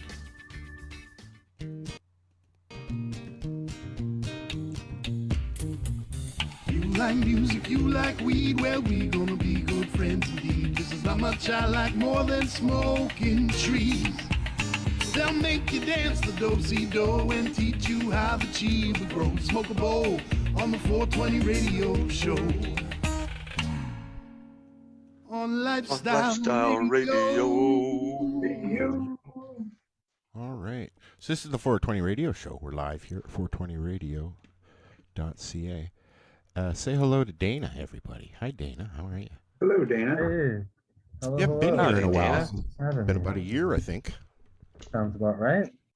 Is it just a year? I think it's been about a year, maybe a little bit longer. I know that you've opened a few new things that we're going to talk about this evening. And I wish I could come out and visit them because they're my kind of places. You've got, what's the newest thing you just opened? Well, I got a few different things going on here in Vancouver, but the Coca Leaf Cafe and Mushroom Dispensary, although we're celebrating our 1-year anniversary now, so it's not that new, but it's still 1 year is still pretty new, and things are still changing and improving here. But it's we've created a really unique space where you can access all kinds of different magical, beneficial plants that normally you can't. Such as coca leaves, which is normally known for making cocaine, but have a long tradition of chewing and drinking as tea, and we make those available here. We were the only place in North America you can come in and get a cup of coca leaf tea or get some coca leaf to chew. And what We kind of also sell- sensation is that? I've never tried it before. Yeah, well, when you chew the leaf, and so it's been chewed and used by indigenous peoples there since long before Europeans got here, and really for thousands of years, and it has a lot of cultural and social and spiritual relevance. But you dry out the leaves a bit. You don't process it, just like cannabis. There's no extra processing involved. You just dry out the leaves. You put them in your cheek, and you don't really chew. It's more kind of like a sucking and squeezing motion to get the juice out with your teeth in your cheek. You add something alkaline, which can be as simple as baking soda. Different cultures down there, sometimes they'll use crushed seashells or maybe a quinoa ash or different things they found that have that alkalinity. It makes your cheek go numb. It gives you energy. Coca increases your oxygen flow, so it relaxes your muscles, but also stimulates your mind at the same time. They use it partly to treat altitude sickness because a lot of these cultures live in very high in the Andes Mountains where the air is very thin. And I've been there, and you feel weird in that environment because there's so little oxygen. Sometimes you kind of find yourself panting and breathing and almost feeling like you're drowning because you're not really getting enough oxygen. You have a cup of coca tea, you chew some coca leaf, and your body is able to deal with that environment way better. It's an instantaneous kind of a thing. You'll go from kind of feeling nauseous and headachy and weak, and suddenly you'll feel really good. And That's so it how helps I you feel not, with you know, mushrooms. Yeah, well, it's, and Yeah. some of these things could be used together in different ways, and certainly we make that available. But yeah, the coca tea, and people think coca and cocaine, but there's a lot of other alkaloids and things in there. Just like cannabis is much more than just THC, and you really get the proper benefit when you have all the different cannabinoids kind of working together. So coca is the same thing, right? Pure cocaine is quite different from chewing the leaf and having all the alkaloids together and ingesting it in this kind of more natural way. So we said we're the only place you can get that. We also have live coca plants for sale as well. Those are quite rare to see, and I think we're the only place in the world where you can come in and buy a coca plant off the shelf, because you can't even do that in like Bolivia or Peru. So that's one of the things we do here, the Coca Leaf Cafe. But this place, we also have part of this is the mushroom dispensary, and we're make magic mushrooms available, psilocybin mushrooms. We have grow kits, but we also have microdoses and chocolates and dried mushrooms of several different varieties of psilocybin mushrooms for sale. That's also, we're not the only place in the city doing that now, but we're one of the pioneers. And certainly there's only a few, but I'm hoping that it proliferates in Vancouver across Canada in the same way that marijuana dispensaries did through the late 90s and early 2000s, where we saw a lot of these places opening up. I think we're going to see a similar thing with mushrooms. So, and that's not all we do here, but that's really, part of what we do is these two main plant medicines. I'm just at the, we're all kind of just learning, obviously, some of us more than others. I've been microdosing for going on a couple of years now. Paula at Gunjanistas got me into it. We started experimenting and like it's I tell people when they say, "Are you nuts?" I'm like, "Nah, man, it's kicked the depression right out of me." I'm walking down the street with a smile as opposed to get the fuck out of my way. Microdosing is going to be huge. Like microdosing, it's not a perfect analogy, but I call it like, it's kind of like the CBD of psychedelics, right? Because there's a lot of people who take CBD products who have no desire or are afraid of like a THC high, even though it's quite pleasant, but don't want that experience, but they'll use CBD. And I think we're going to see a lot of that happening. I sell micro doses to a lot of people who have no desire to take a trip, but they're getting really great benefit from these 10th of a trip kind of doses that you take, taken twice a week or once every 3 days or so. And a lot of these people are on antidepressants and don't want to be on antidepressants. I stopped taking the antidepressants a few years ago. I only use for the head stuff, anyways. I only use cannabis and psilocybin. But they're prescribing antidepressants to treat COVID now. Well, that's because people are getting depressed, probably. And it has nothing to do with anything for the COVID, but.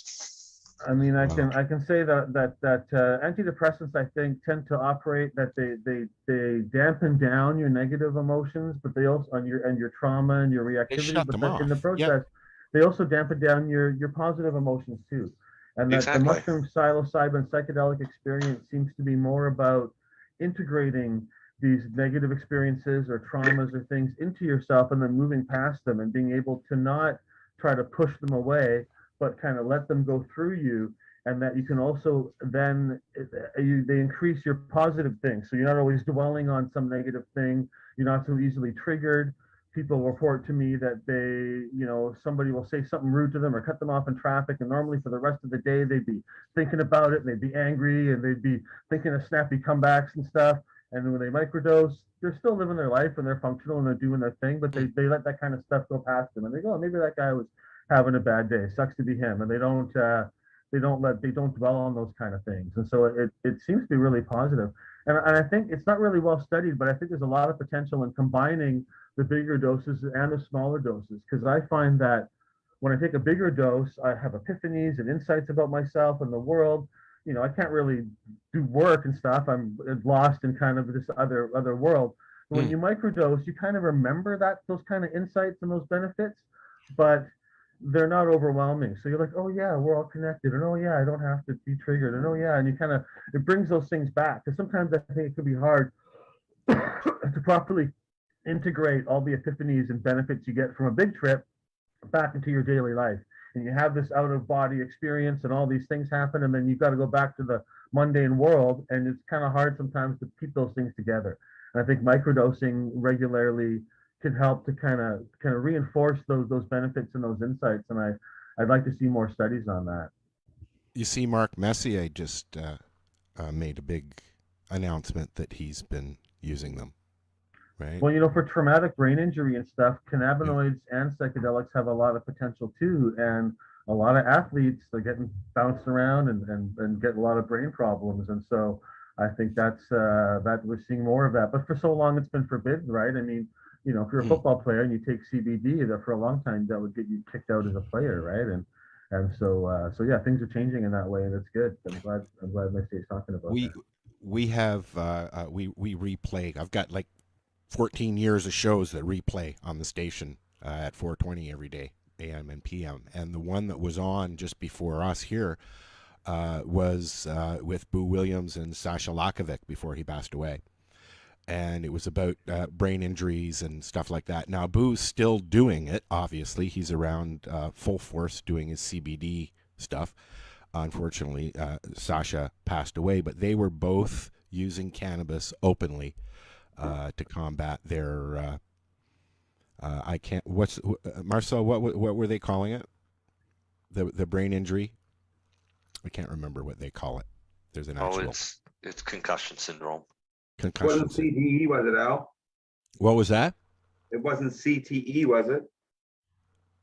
Yeah, I think that's what they call it. Like what you get when you have too many concussions, right? Like boxers, Yes. a lot of football players get this kind of stuff, and it can make your moods change. It can produce weird behaviors, and it's it's not good, and definitely A brain injury. I mean, even Mike Tyson said in an article a couple of weeks ago now, I think, that he'd be a different person back then if he was using cannabis like he uses it now.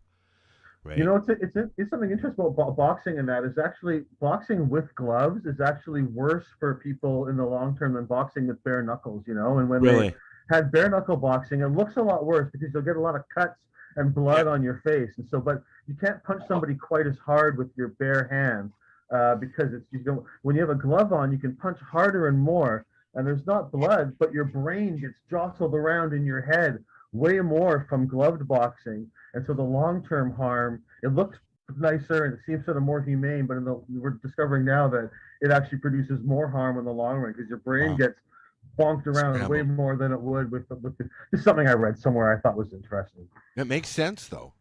It makes sense because anyways, so there's lots of reasons to try these things. So you're out there in Vancouver, and you're taking a chance to make sure that people can medicate the way that they want to, which kudos to you, my friend. Okay, I've always respected what you're doing, Dana. Seriously, because you're taking a risk, a personal risk. Like so many did before you in the cannabis community. You were doing that as well, but there were so many, and you're one of the first in Canada that's like out there. You're doing the drug testing for all drugs, right? Yeah, we can talk about that too in a minute. But what I'm doing with this is really a form of civil disobedience and something that we pioneered with cannabis over the years, and it really started with bong shops and seeds and medical marijuana, and then lounges and 420 events and all these kind of things. And what's happening with psychedelics now, I think, is going to really parallel that. And in the U.S., it was cities decriminalizing at the civic level and allowing medical dispensaries and things starting to happen. And now we're seeing that where Denver and other cities, many of which were the first ones to allow cannabis, are now decriminalizing psychedelic plants or mushrooms. Or, do they want to decriminalize here in Toronto? Thing. Yeah, I think that will be excellent too. And I know that there's more therapy kind of happening, and I think that this idea of like putting medical in front of something really changes people's perceptions, right? Well, marijuana, I don't know about that, but medicinal marijuana, well, that's something. And then you start to see that it's all medicinal, and that if a healthy person, and a sick person, it can benefit everybody ultimately. And the same with psychedelics. Some people have more trauma and more issues to deal with. But we've all got trauma and issues and challenges, and we've all got these things to some degree in our lives. And so you don't need to be someone who's got PTSD or anxiety or severe depression to benefit from psychedelics, right? So, but I will say I take pretty calculated risks. Like I'm definitely breaking a lot of drug laws here, but I would be very surprised if we got arrested here at our shop. We've got a pretty good thing going in Vancouver, and I try to judge my risks carefully and break the law in such a way that we can make positive change happen and kind of get away as somebody walks into the room. Yeah, exactly. That's one of our staff. No, we're just, I'm in the back of the cafe now. So one of our workers just came in, let me know we're starting the shift. I hope that, like, I got a press in my living room. Things are changing. 10 years ago, when I started doing this 14 years ago, okay, just starting to get to know people and learn about what's going on in the community itself. There was glass blowing. There were guys who were pushing papers and bongs and stuff like that. and Mark's shops but that was it. And then the hemp shops opened up in Toronto, the big ones, what is it called? The Toronto Hemp Company, I think it is. And that was a place where you could go in and look around. And then the one on Queen Street, can't remember the name of them. They've been on the show too. Sorry. Paper Central or the shop? No, it was down by Much Music. Friendly Stranger. Yeah. And look, and yet they've expanded so much that they've got legal shops, right? So it's there's and we complain a lot about legalization and how there's a lot of flaws in it and issues with it, but it's also like the biggest civil rights movement or enhancement from the federal government, like since really Pierre Trudeau brought in the Charter of Rights, and Justin Trudeau stopped 60,000 marijuana arrests from happening every year. It's huge. I know a lot of people are happy with him about the restrictions around COVID and stuff, but in terms of cannabis, and in terms of many things, that's like a huge change, right? There was 60,000 give or take arrests every year for cannabis. Now it's down to like a very small number. He really did do what he said he was going to do during his campaigns on the cannabis. I'm not saying it's all perfect, and we could talk endlessly about all the flaws of legalization and the continued criminalization and monopolization and all this stuff. But we don't have a dictator, right? You got to like stick handle this stuff through a lot of different factors and stakeholders and stuff to get it through, and you got to make compromises and sacrifices that sometimes maybe you don't want to have to make, but it's still an evolving I'm not a thing, supporter. right? I'm not a supporter. I'll be honest. I was in the interim, but just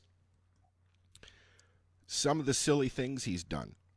Yeah, I mean, I don't know. I'm an NDP member actually. That doesn't mean I'm always happy with what the NDP is doing either. Course, right? Of course, and we got to pick who to vote for is always a real challenge. And that kind of stuff. And that's a scary choice to have to make, especially for somebody in Canada who's never voted before but wants to make their point. And our system probably has flaws too. But democracy is always a challenge. Oh, it was horrible voting. 30 million people or hundreds of million people to agree on something is, and so. But I mean, I just will say that I hope that mushrooms and psychedelics can kind of follow the similar path that cannabis legalization did, hopefully with a better set of regulations at the end. But I think it's going to happen a lot faster. It took a couple of decades from the 90s till took about 20, 30 years or so to really get to legalization from the early 90s. And I think it's going to be a 10-year process for psychedelics. We're going to I think it's going to happen a little bit further than that. Well, until an adult can go into a shop and have it legal like cannabis. No, it'll take a couple of years even just for them to make up all the rules like they did with marijuana, right? There'll be endless here, but before that there'll be hundreds of shops making it available anyways, like it was with marijuana. We will see I think legalization it works backwards. You have to get all the shops open first, and then they legalize it after that, right? That's how things happen. You always got to push the limits. If you wait for permission, it never happens. You got to create the reality you want and normalize it, and then the law comes in afterwards. And so that's what I think is going to happen over the next 10 years. We're going to see dozens, probably not as many psychedelics places as there was cannabis, because cannabis users use a lot more cannabis than psychedelic users will take psychedelics. But I think we're going to see this becoming like a huge thing, like it was with cannabis dispensaries with hundreds across the country. My doctor's on board, and as soon as Jack starts doing them regular, we're doing that. So I know that Allison just got her paperwork started, or she actually got approved. I don't know, but I know that no judge in Canada is going to put somebody in jail for any period of time, especially if they're just selling microdoses and stuff like that. That I think is going to briefcase. Like you get CBD vape pens at gas stations and stuff. If you're walking around with a briefcase, if you're walking around with a briefcase doing deals on the road, you deserve to get busted. But I mean, I don't know if anybody really should be getting busted, maybe, but or if they are, it should be for quality control issues, right? And actually, quality control can segue into my Get Your Drugs Tested program, because you brought that up earlier, and I'd like to talk about that a bit. That's something we've been doing for a couple of years now. We just hit a milestone with our 20,000th street drug analyzed, and we have this center called Get Your Drugs Tested.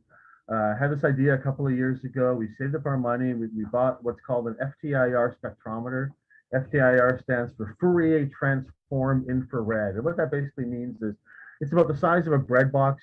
You put the tiniest little sprinkling sample of any kind of drug, not like a herb like cannabis, but we could test pure THC or extracts, but it's more for like anything from MDMA, LSD, heroin, cocaine, vitamins, ketamine, whatever, right? And then it shines this infrared laser on it, and then the spectrum that comes out, it matches that light spectrum against a huge database of thousands of substances, and we can give you a pretty good breakdown of what's in there. And we also use fentanyl test strips and benzo test strips just to make doubly sure, because those are very important things that can sometimes be there in very low quantities but still have an impact. And we are now the world's busiest drug testing center, and we fund it all with the funds from our unlicensed cannabis dispensary. Oh, so cool. we the province, and there is some, the provinces do some of this in Ontario and Toronto. You can drop a sample off and get a result back 2 days later.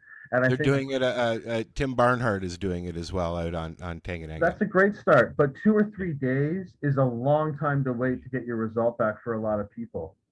And in BC, they do have drug testing available, and they actually have like I think 12 or 15 of these machines. We have 2 at our center. They cost about $50,000 to buy one of these things, right? So they're not cheap. But once you've got it, it doesn't really cost a lot to operate it. Doesn't require any like super technician or anything. You can learn how to do it in a couple of weeks. Anybody can do it, right? But the province of British Columbia has like 6 or 7 times as many machines as we have. But we're doing 3/4 of all the tests in the province, because they buy these machines and then they don't use them. They say, oh, we're available at the injection site 3 days, for like 3 hours a day, a couple of days a week. And that's good for injection drug users, but a lot of people come in with drugs that are not injectable, and going into an injection site is a huge barrier for someone who wants to get their MDMA tested or whatever, right? You got to make these things available both for IV users, but also in a broader sense, right? And we're kind of on the edge of the downtown east side, so we're able to serve a lot of different people at our place. But we test all kinds of stuff, and we've definitely stopped a lot of overdoses, but we've also just stopped people from getting ripped off or having bad drug experiences. They buy what they're told is ecstasy or MDMA, and it turns out it's not fentanyl, but it's like something else, or it's Viagra and speed, or it's MDA instead of MDMA, which is kind of similar, but there's a little bit different. Or maybe it's, we bring cocaine, and maybe it's, you find out if it's really pure or not, what it's cut with, can it be harmful? So it's something I'm really proud of. And we're at getyourdrugstested.com, and we put all of our test results online in a searchable database. And we're right now upgrading our search engine in a bit. But that means that you can look for trends in different substances and see what percentage of samples had what in it. And although we do about 85% of our samples come from Vancouver, the other 15% are mailed in from across Canada. We're the only mail-in drug service in the country. And so you can type in your city. If you're in Calgary and you got a pill, it's not 100% guaranteed that just because it's got that design on it, it's going to be the same one as what we tested, but it can help give you information about what's going on. You can look at your pill and see if we tested that same one and somebody else had to sample in or something. It's an amazing resource. We have photographs and everything. You can even just look through and see all the different kind of blotter acid we get, and the cool different, there's the Rick and Morty acid, and there's the Buddha acid, and there's the psychedelic. That's just fun to go through and just search for LSD and just look at all the different art. It's like really art, artistical stuff. It's interesting, and it's a unique resource, and I'm really glad we're able to provide it. Although, of course, I wish we lived in a world where our service was not needed, because drug users would get their stuff where it's been tested before they buy it, and it's got a label on it that actually represents what is inside, right? But we're still a long way from that happening. So that's our Get Your Drug Tested program. I don't know if you've met Len. Len is a pharmacist, and I'm curious about what you think about this stuff, Len. About what stuff specifically? His testing and stuff like that. He's not a pharmacy. You can just go in and what is something like that cost? Honestly, no pharmacy would have the testing he has. I think he's doing a great service. My only issue is if Canada would just really legalize access of drugs, at least people could buy it. Like you can eliminate that aspect, right? But someday. To what Portugal did. I mean, Portugal basically made it not Portugal, not illegal. But isn't there also one of the U.S. states doing that too? Oregon has decriminalized. Oregon, yeah. Mexico is also. It depends on the place, right? And like in Mexico, possession of many of very small quantities of different substances is allowed. Portugal has a decriminalization of possession, but they will stop people. Sometimes they'll seize their drugs. Sometimes they'll put them into they have forced rehab and some stuff like that in Portugal. So it's better, but I still think there's room for improvement. But yeah, Right. moving away from Portugal is criminalization. decriminalized for possession, but it's illegal to traffic. Yeah, there's nowhere in the world where you can just buy a lot of these things, You right? should Not be yet, listen. anyway, If somebody wants cocaine or heroin or MDMA, it should be just regulated, accessible. At least you know the persons are going to cleaned. And again, it's not. I'm not trying to tell everyone to go use these products, but obviously people are using them now.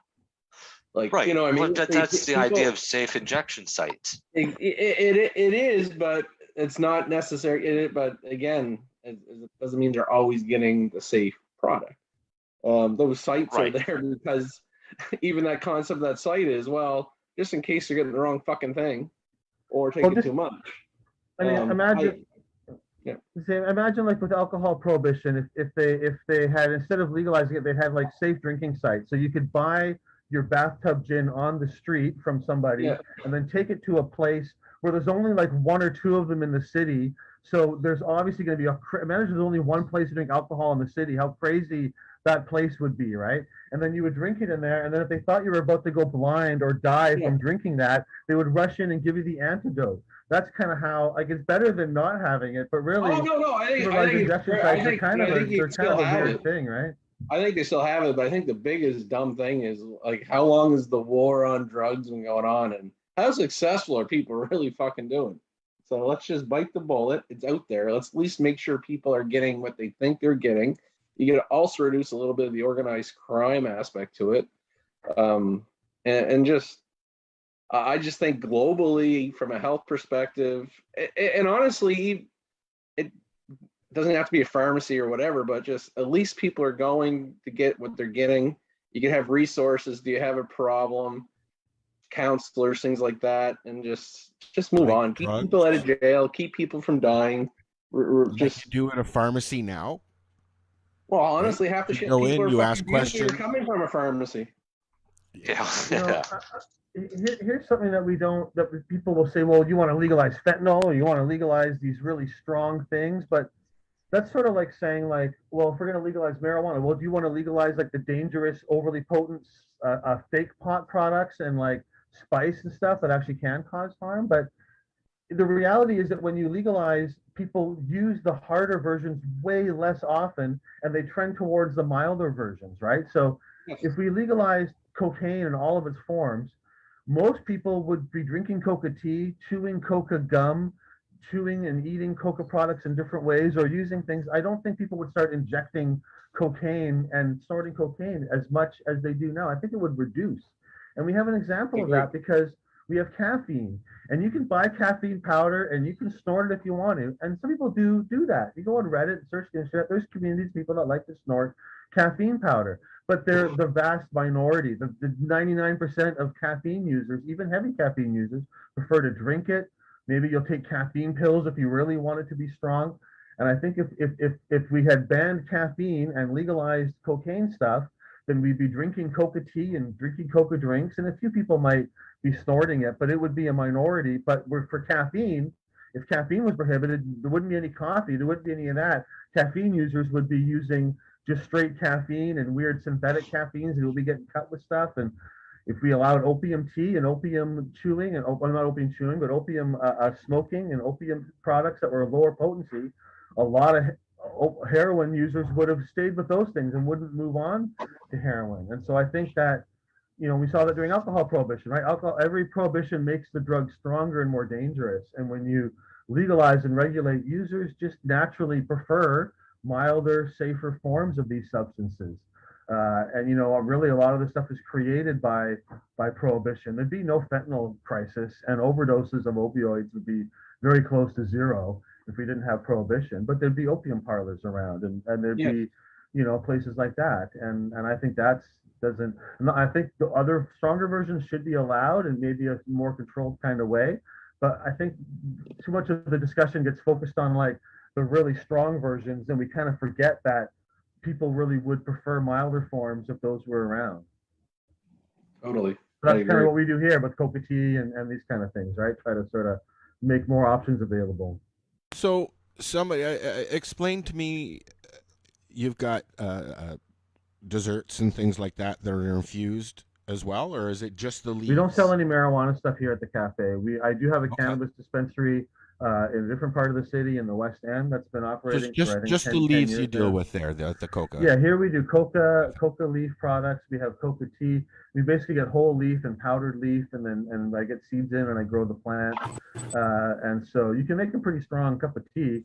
And the leaves have quite a strong impact when you chew them. Like you get a good mouthful, you really feel it quite a bit, right? So, and we also sell Only a herb thing I've called seen about it is on movies and documentaries and stuff like that. So I've never. Yeah, tried it. it's the use of it goes back for a very long time. They have a lot of myths and legends and cultural significance to the chewing of coca leaf. And in South America, they don't have horses, right? There's no animal there that you can easily ride around, and they live in a very mountainous area.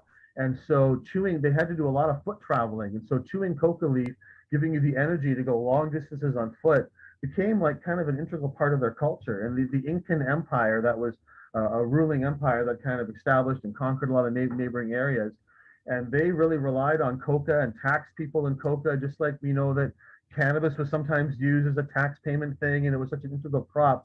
Coca was the same kind of thing. If they were talking about a distance between two villages or between two cities, they would describe that in how many coca chews it would take for you to get there. So one coca chew a typical person would travel this distance, and so that's how they would define it. I was so worked into, it'll take you 10 chews to get there. That's quite a long way. And there's also a lot of old thousands-year-old statues of people with big bulging cheeks chewing their leaves. Yeah. In some areas in South America, they use something called a poporo, which is like a gourd. It'll be really fancy. There's some made out of gold, but it can also just be a regular gourd that they've hollowed out, and a stick, and they'll put seashells in there, and they'll crush the seashells and then get spit on the stick and kind of put the stick in their mouth with the coca leaf and get the seashell alkalinity in there like that. And it's kind of a sort of an integral relationship you have with this poporo. The one quote we have is touching another man's poporo is like touching another man's woman. It's a very intimate kind of thing that you're sticking in your mouth and chewing on. Some cultures, only the men chew coca, or only men who are married get to chew coca, and their mother gives them their first coca thing. And it's sort of a kind of like, now you're having sex, now you can chew coca, now you're married, you're a man.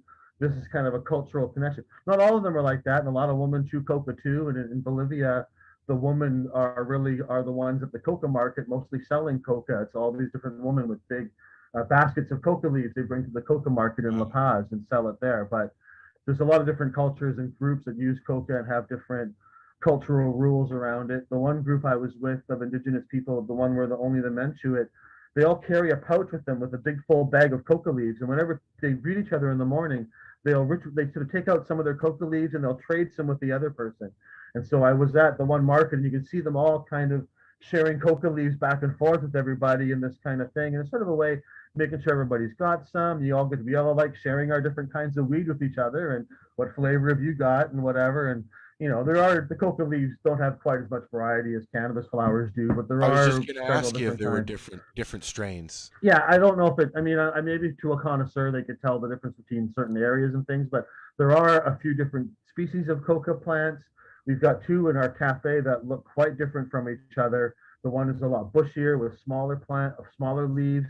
They're still pretty big, but not as big as the other one we get, which really grows more straight upright with branches coming out, and it makes really big leaves. But I've chewed leaves from both of them.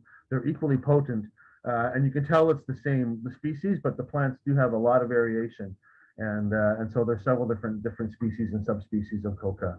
I was just going to ask everybody, and you can be first if you like. Have you ever tried it? I wanted to know if anybody's tried it. I haven't.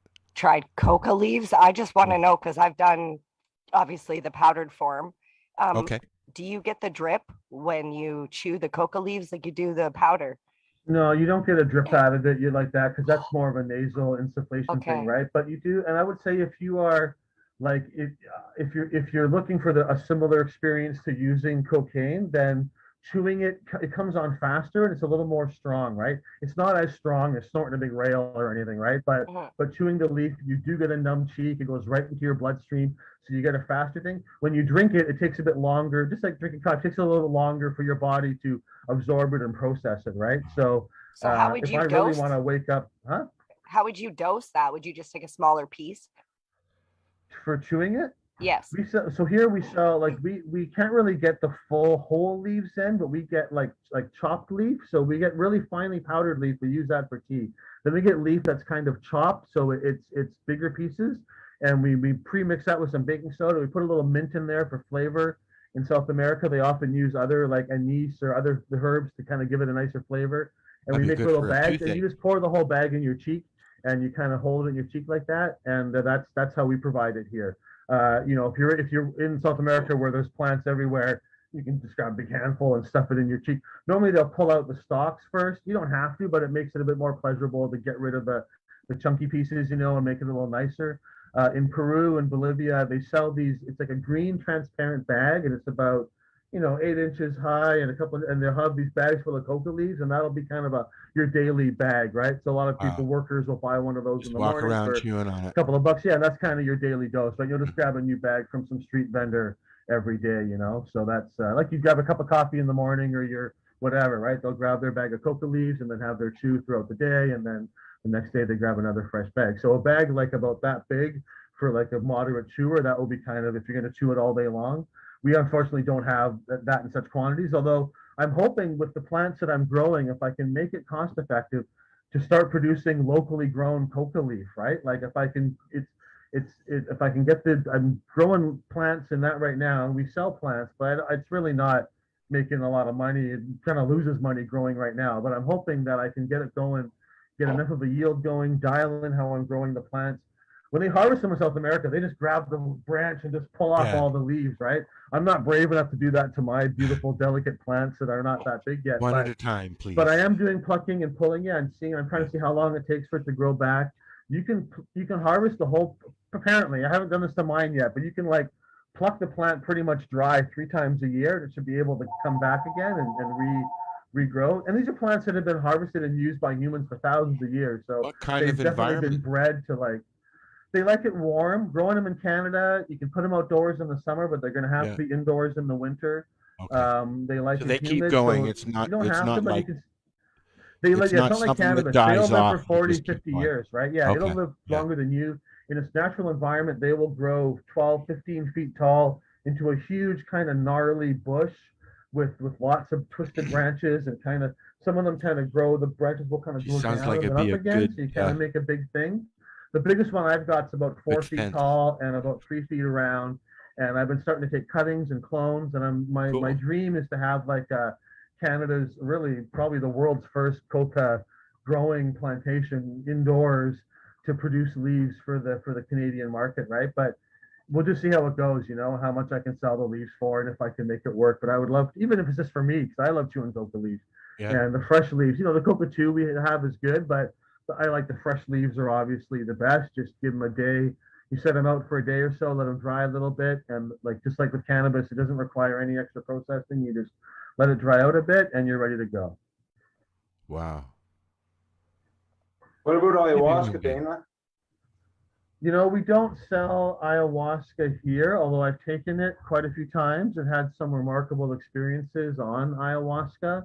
There's a group called the Santo Daime Church, and they have a couple of different branches, and they have a place in Vancouver. It's kind of semi-underground, and I'm not like a member of that, but I've gone to some of their ceremonies and had some very meaningful ayahuasca experiences. I'd like to expand our entheogen lineup here, you know, and I'm kind of working on some of those things, and so that's something I'm hoping to be able to like bring in the different herbs to make that up, and that maybe next year, you know. Yeah, have you tried ayahuasca? It can be quite remarkable. Actually, you know what? I'm very curious. I'm very curious with ayahuasca, actually. Out of all the psychedelics that's out there, because just, I don't know, they say it really puts you in touch with what life is. And I kind of would like to, you know, I've been through a lot of traumatic experiences in my life, so I'd like to, you know, just sit back and take it and really enjoy it. But I think you're going to experience a whole bunch of different emotions. I think it's one of those things that you have to let it be what it is.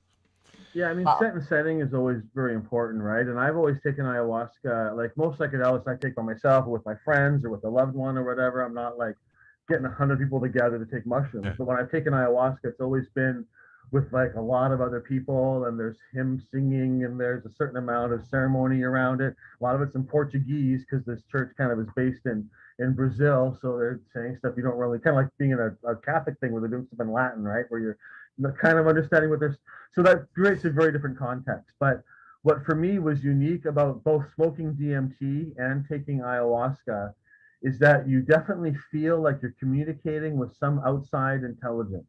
And whether that is or not, or your own mind, or whatever you want to put on it, whether you call it an angel or a spirit or an elf or a reflection of whatever, right? But you definitely feel like you're communicating with something else. When I've done the ceremony in that group, we're singing, talking about Jesus and things. So I sort of feel like the Christ energy, kind of not like Jesus, but like sort of that, very pure, positive kind of divine force. And, I've had different things, but I've had it, where it's sort of, in a very loving way, it kind of pushes you to like be your best self, and I've had things where it's sort of like, there's been times in my life where I'm afraid of getting busted, or I'm worried something's going to happen to me or whatever. And it's like, hey, don't be afraid. You're on a mission. You've got this thing to do, and you're doing good, but you could be doing more. And I kind of get those kind of experiences on it, right? When I smoked DMT, it was kind of different, and in a different context. That's just more in my bedroom or something, right? But with that, I also felt I was sort of meeting other beings, but I more kind of felt like they were giving me a little glimpse into like what the theme of the next year or two was going to be. You're kind of seeing into the future a little bit like that, and kind of getting an impression of what's going to be coming. But, I think ayahuasca can definitely be healing for a lot of people, but I think sometimes people think they're going to have this one experience and then their life's going to change and everything's going to be different. And there's still a lot of work and a lot of things to do, right? And that's why I was talking earlier about kind of microdosing can sometimes help you to kind of build on that stuff and to work your way through it. I find that mushrooms is more about kind of my internal stuff and being at peace with myself and feeling loving and connected and not being triggered by stuff and kind of empathizing with people. And if somebody's angry, I'm like, oh, well, they're probably just having a hard time, rather than being like, fuck that guy, I'm gonna. Yeah. And I find that like LSD and stuff tends to be more about the outside world, and that I want to like clean up my house and be a better person and do things or be creative or active in those kind of ways, and sort of like an environmental thing. And ayahuasca is kind of like about a transcendental kind of the most spiritual, I think, for me, of those experiences. Although also, you can microdose ayahuasca too, right? And you can take it in different levels and that, but those are kind of my sort of way I look at those substances, right? And also ibogaine is another one that I haven't tried, but can produce a very long. Sorry, what's that experience. Called? It's called ibogaine. It's the root or the bark of a plant. It's the iboga plant. It's an African plant, and it's apparently very good for heroin addiction and drug addiction issues. For heroin especially, or opiates, it will cut your withdrawal symptoms as well as like giving you a new perspective on your use. And there's ibogaine therapy places. Ibogaine is actually legal in Canada. It's not really supposed to be sold for human use, but it's not like a controlled drug either. And ibogaine, but like, yeah, a lot of these things, set and setting. I've tried kratom. Yeah, kratom. Kratom, sorry, yeah. Kratom, yeah. Oh, people call it kratom. I don't know. We sell that here as well, actually, and I was going to mention that because that's not really like an enlightening type of thing or a psychedelic, but it's a very good substitute. I fell and I had to stay in Hamilton because we had our Hope thing going on. And so I stayed, and Paula gave me some to help with the pain, and it just instant almost. I had broken ribs and a broken elbow and everything. I didn't know that at that point, but I would not have been able to stay if I hadn't tried it. And I was wanting to try it anyways. It was a reason, right? It's a really beneficial. It's a really good. I mean, there is some risk involved with kratom, but it's a really good substitute for opiates. It's got very opiate-like properties, but it's a much easier to titrate your dose. It's if you overdose on kratom, it's like an alcohol overdose. You feel nauseous and you throw up, but you're not going to go into respiratory distress and die like a heroin overdose. You do have to take a lot though. You have to take a larger amount. We sell some sort of extracted thing so that they're stronger, so you don't have to take quite as much of an amount to get the effect and everything. But and it's powder. It is. It's got. But that's also, if you take large amounts of it every day, you're gonna get withdrawal symptoms, and you're gonna have really tendency of that. Yeah, we warn and we tell people if you don't need to take it every day, don't take it every day. But if you're taking heroin every day and now you're taking kratom every day instead, or you've reduced your which is the lesser of the evil, then that's a good thing, right? And kratom, it's easier to work with. It's easier to sort of measure out your dose. You can take it in capsules. It's just a green powder. It's the leaf of a tree that grows in Southeast Asia. You just powder it up, and it's also illegal in Canada. It's not as illegal though. It's not a controlled drug, so it's not in the CDSA. You're allowed to possess and sell kratom, but not for human consumption. So when you get this weird loop, it's like selling a bong for tobacco use only in the olden days, right? You could sell kratom, but you got to be like, here's your aromatherapy, wink, wink. Yeah. But to me, that's bad because this is something that can have. Yeah, exactly. But until all the websites that sell kratom all have on them for research purposes only. Don't actually take this. Whatever you do, don't take this much and put it with this and eat it that way. But that's bad because it can be. There are risks involved and awareness involved. So we don't pretend that we're selling it for something else, right? During alcohol prohibition, they would sell you a homebrew alcohol kit with the instructions would be, don't do this, and then it'll explain to you how to make alcohol at home, right? So similar kind of a thing, but we don't follow those kind of things. We tell people what it is and how to use it safely and give them guidance on it so they are aware of what they're taking. But there's for some reason there's nowhere else in the city to get it, as far as I know, other than mail order. And when we kind of started this, we were taken over from another business in the city that shut down, and we had some clients who really expressed their gratitude that we were making this available. And I feel like some people would be going back. They'd be going back to street drugs if they couldn't get kratom from us. There's a documentary on Netflix about it. I can't remember the name of it, but one of the things that jumped out at me about the whole thing was it doesn't just mask everything. It short circuits that pain receptacle, right? Just cuts it off, so it's gone. And there are some athletes out there that use it very privately that are having great success with it. Professional athletes. Yeah, no, it's going to become a big thing as well. And so Thailand has just legalized kratom there, and it's becoming a legal industry. America, it's also in this kind of gray area. The DEA is trying to push a ban on kratom in the U.S., but I think they're trying to get the rest of the world in on it and try to get it into the UN treaties or something. But that is all prohibition is terrible, but this, especially in an opioid crisis, they should be subsidizing and offering kratom and making it available. And it's so cheap to access, and it can save people's lives and improve their lives in so many ways. No, I don't think you should be making. But I've said if you're already using opiates, someone should be saying, hey, this, and it's not good for everybody either. Not every opiate user is going to want to switch to kratom, but however many, there's definitely a market for it, and it should be more widely available. And it's interesting, kind of like cannabis. It comes in like different flavors. So we have sativa and indica and hybrid. And with kratom, it's color. So you have green, red, and white kratom. And the red kratom is kind of like the indica, so it's more pain relieving and relaxing. And the white is the more kind of like the sativa. So people take white kratoms before they exercise or kind of in the morning. I know I don't recommend this necessarily, but some people post and they mix our coca tea with white kratom together a little bit and get a boost. Then the green kratom is kind of halfway between the two. And so for kratom varieties, you'll get the color, and then the region. So you get red Bali, green Bali, red Thai and green and white Thai and different. So you get a color and a place name is how you describe kratom strains. And we have like 15 different strains, different colors. Wow. Some sell better than others, but different people seek out different varieties like for bud, different right? reasons, right? It's very Some similar bud's to better than cannabis the like other. that, where you get the different, and you can kind of see it. It's the veins of the leaves and the red vein kratom or the white vein. It's a slightly different shading to how the leaves look.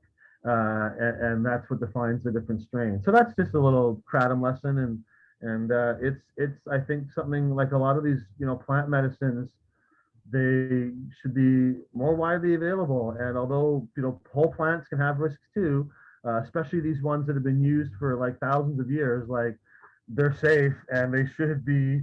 They're always the safest options, right? And they should be the first one people have rather than kind of the most difficult one to access. Like getting opium should be way easier than getting fentanyl, but it's the exact opposite. And getting crap, in every case, right? The milder form should be more available. It should be way easier to get coca tea and coca leaf than it is to get cocaine, but it's not. It's the exact opposite. It's impossible to get coca leaf, and it's super easy to get cocaine. And not that I'm against cocaine, but like the safer, milder form should always be way more readily available. And prohibition just has created an upside down world. Sorry, So, I was just reading something. Yeah, no, I mean there's a reason why this stuff is there. I mean, they've been using this. Societies have been using this stuff for centuries already.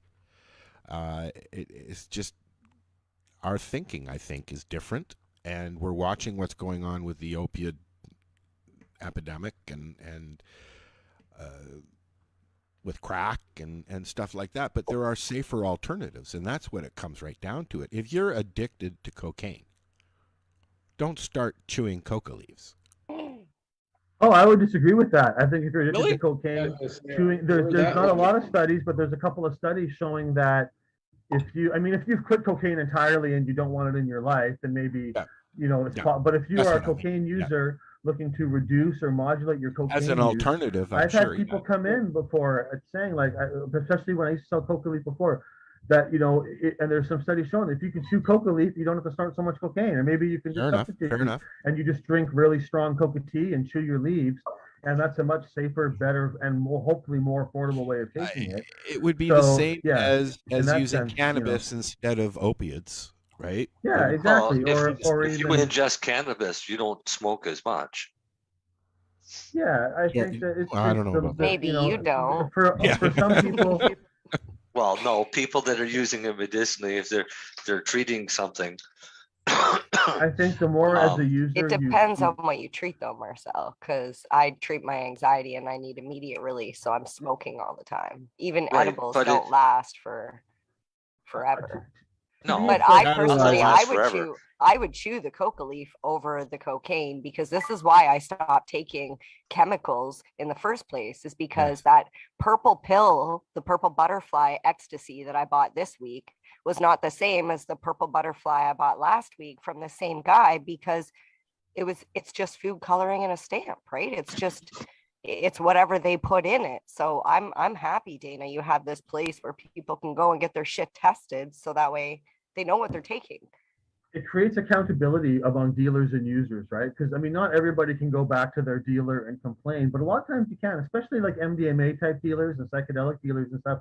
They're often like part of the community, or they're a friend, and they usually they want to provide good drugs. They're not. Sometimes people are looking to rip people off, absolutely. But a lot of drug dealers, I would say the majority, especially for psychedelics and stuff, they want to provide a good product. They're usually people that are into it themselves, and have good knowledge, and they want to share the love, right? And so we get people coming in sometimes. Like, we don't ask people, but there's definitely people who are dealers who come in. They'll have 20 different samples of MDMA they want us to test or whatever, right? Of different kinds, and they're trying to figure out. And if you can go back to your dealer and go, look, you told me that was MDMA. It was actually only half, and it was cut with something else, or you told me it was MDMA, but it was actually MDA, and that's just a little bit different and not what I was looking for, or whatever. And they might not know either. So having that accountability, I think, really helps. And sometimes it's about saving someone from a deadly overdose. Sometimes it's just about saving them from getting ripped off. Or they bought MDMA once and it was only half potency, and now they buy some and it's really good and it's really pure. But they said, well, last time it took 2 pills for me to get what I needed. So now they take 2 pills of this one and now they're way higher than they Yeah. wanted to be, right? So it's all that stuff. And sometimes just not It being is sure about what you took accountability. can ruin your trip. You're like, did I really get what I thought it was? Maybe I got something else. And now you're freaking out and worried. And if you had a test before, you can, okay, I know it should be what it says it was, and you can, so all these kind of aspects are important. Like, stopping overdoses is important, but to me it's all part of it. And we do test a lot of Well, MDMA, we that's test why a lot of LSD, that's why I was other things. promoting regulated accessibility. Know what you're getting. Because no offense, fentanyl is used in a hospital all the time. They just know what it is. They know how to dose it and use it correctly. Yeah, no, fentanyl, I mean, I don't think there'd be fentanyl on the street if we had a legal access system, but everything, but it's all I'm about just dose saying, and potency fentanyl's a are good the real drug. aspects. Oh, absolutely. Fentanyl for a dosage. palliative care patient is a phenomenal drug. Yeah, but you got to dose it right? And that's 100%. That's the problem when you have people trying to add drops into this and that and white powder and shit. You kill people. But it's all about knowing right. And again, cannabis is a very, very safe product. Even psilocybin, very, very safe product. And you can also see it's weed is weed is weed. But the difference between 18 or 30%, it's not going to hurt you. But when you're talking about white powders and MDMA and pure chemicals, you can turn cannabis into white powders too, right? And a lot of synthetic cannabinoids can really fuck you up. We see a lot of synthetic cannabinoids. I would almost compare, like, fentanyl isn't like, it's not made from opium poppies. It's like a synthetic kind of thing. And there's synthetic cannabinoids that are similar to cannabis, like regular marijuana, but they're way stronger, or they cause weird side effects. They hit you way harder. They can cause withdrawal symptoms.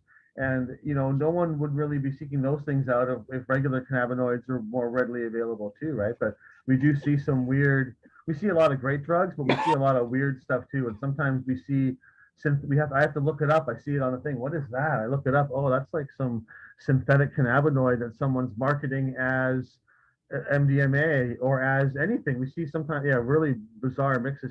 And sometimes just the guy didn't clean off his scale properly. He was weighing one drug, and then they put some other different powder on it. And, sometimes it doesn't matter, but a little bit of fentanyl or a little bit of benzo can go a long way. Not even the fentanyl is clean. People think they've bought fentanyl and they come to us and it's actually a benzodiazepine. And so so they're not even getting like good fentanyl, right? Like you think, oh, fentanyl's the worst thing, and that's not even the worst thing. Like these benzos are sold as opiates, and they're extremely different. And if you have an overdose from benzodiazepine, it's like Xanax, right? But these are like 2 Xanax, like what fentanyl is to heroin, these things are to Xanax, right? And they can, if you're having a benzo overdose, Narcan doesn't work, naloxone doesn't work on you. It's a whole different process. And so there's a whole other thing happening now that's just starting to become more and more common. But we're seeing a lot more of these benzos and synthetic things like that showing up. The drug supply is just getting worse, and fentanyl's not even like the worst part of it now. That's just unreal, really. I never understood, Dana, drug dealers that want to kill off their customers. It doesn't make sense. I don't think the dealer at the street level is trying to do that. I think it's just that they don't get a lot of choice in where they're buying from, right? Now think of it if you're a cartel, like let's say you're a cartel guy and you got the choice, okay, I can hire all these farmers and grow all this fucking shitload of opium. It's very hard to hide. The cops are gonna come in and spray my plants. I gotta pay a lot of labor, a lot of work. This stuff's bulky and harder. Or I can get one lab. I can make a shitload of fentanyl out of it. It's way cheaper for me to sell. I can smuggle it way more easily. So the guy on the other end and who's selling drugs in downtown Vancouver or whatever, people may come to him, hey, you got any heroin? I wish I did, but this is all I can get is this stuff. Okay, well, I'll take that because I need something and this is all that's available. That's more how it is, right? And so I don't think it's like, and in terms of the overdose death crisis, like that's not really hurting. There's so many people using out there that it's a long time before we're going to run out of drug users, and new ones are cropping up all the time.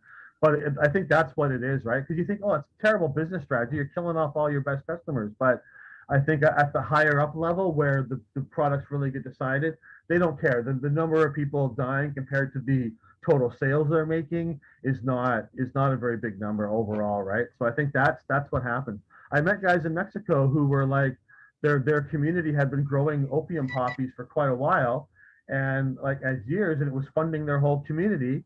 And now they're sitting on all this opium that the cartels don't want anymore because they replaced them all with a couple of labs. And the labs are way harder for the cops to find, way easier to like rebuild. It's not based on the season, so you've got a steady supply throughout the year rather than having to like it's just way more easily for the dealers or for the initial high-end people, right? And if they shut down the labs, I mean, we could have fentanyl labs in Canada and in the States, really, if we wanted to. Ultimately, that's what's going to happen if they shut it down more. It'll just become domestic supply, right? So, but that's the reason I think is how it goes like that. I think a lot of street dealers here would prefer to have heroin available, but they just can't get it anymore. It's just not around, or it's really hard to access. You know. Humans are greedy. People always steal, and I know people, and there's cases in the States where fuckers are cutting down chemotherapy drugs. So people are assholes. Just be aware. Yeah, and well, and prohibition puts like the worst people in charge of everything, right? I mean, Yeah, the most people are vicious, greedy. ruthless Human nature. people are going to run that business because you can't go to court to resolve your disputes, and so it's always with violence. And like in Mexico, you know, they brought in the army about a decade ago to start fighting their drug war, and as a result, there's like hundreds of thousands of dead people. There's villages or not villages, but like cities where like the whole police force quits because the cartel says we're going to murder every cop, and they put up a list of all the cops and their home addresses on telephone poles around town. One had, I read the paper, one guy, they just delivered him like a severed head. It's like crazy stuff that we don't even really hear about so much here, but that's like the reality of you know, bringing in the army to make the war on drugs a real war, and it's just escalated to a huge degree. And it's not, and drugs are more plentiful than ever, right? You know, and more profitable. And now the worst, most psychopathic, violent, evil people are the ones in charge. That actually just happened this week in Cancun with an attack at a resort in Cancun. A bunch of shooting, everybody's locked down and hiding, and what it was the local gang was upset that some new drug dealers had moved into the resort, so they went and shot up the resort. Yeah, it's a, you know, it's a billions of dollar industry, and I've seen videos of like cartels like showing off all their weaponry and their tanks and their rocket launchers and stuff, and putting videos on Twitter and on YouTube and stuff of they're becoming their own military, right? And we think of a drug war as like a metaphor, you know, but it's really a real war. Like the Navy is involved, troops are involved. There's real wars in Afghanistan and in Colombia, and that it's a real war with soldiers on both sides. And you know, and it creates a situation where everybody's kind of got an entrenched value in keeping it going.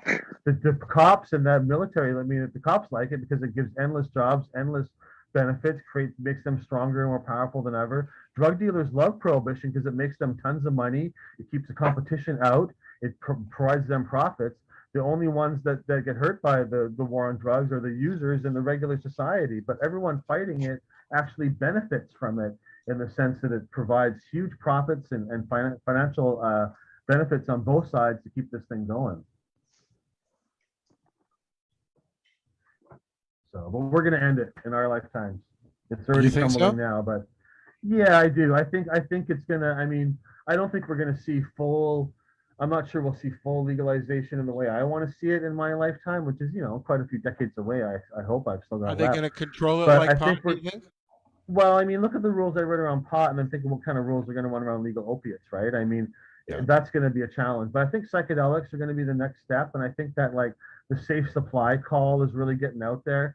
I'm actually, I mean, in Vancouver here, people are talking a lot about a heroin buyers club or compassion club in some way, following that same rule where you know, it's just the access that's the hard part, right? And getting a good, safe supply to make available to people. Opening a cannabis dispensary, there's always tons of weed around to make available. But they've been doing, it really reminds me of the early days of our cannabis movement when we give away joints and have raffles and 420 giveaways and stuff to kind of normalize cannabis by giving it away. They've been doing giveaways of cocaine and heroin and meth and stuff in Vancouver at these protests. And that sounds insane at first, right? But they're not like throwing, you know, in syringes out to the crowd or like we used to use joints, right? And they try to get the people to register. They're currently already drug users, but they're making more a point that you're not providing us a safe supply, so we're going to do it. And they have it in measured dosages. They test it all at our lab. they've got a little box with like all the information on it, and they're sort of trying to say people should be able to buy drugs like this in a proper container and a proper thing. And they go in front of the police station. We had one of the city councilors in Vancouver led one of these giveaways, and so like Councillor Gene Swanson, who's a great city councilor, was like participating in the civil disobedience action. And so I think that, I think that that's going to start happening. We're going to see, hopefully I can help make it happen in the next year or two. I think we're going to see Canada's first heroin compassion club, buyers club of some kind above ground opening in Vancouver. And I think we'll probably see them, once we get that going. I wouldn't be surprised if we could see that happening in Toronto as well. But that's going to be challenging, not so much because we're going to get busted, but just like the logistics of getting a safe supply and making it available. And that it seems a lot more challenging. Like mushrooms, like people come in here every day trying to wholesale me mushrooms to sell, right? There's plenty around. But I don't see a lot of heroin dealers, right? So that's a bit more challenging.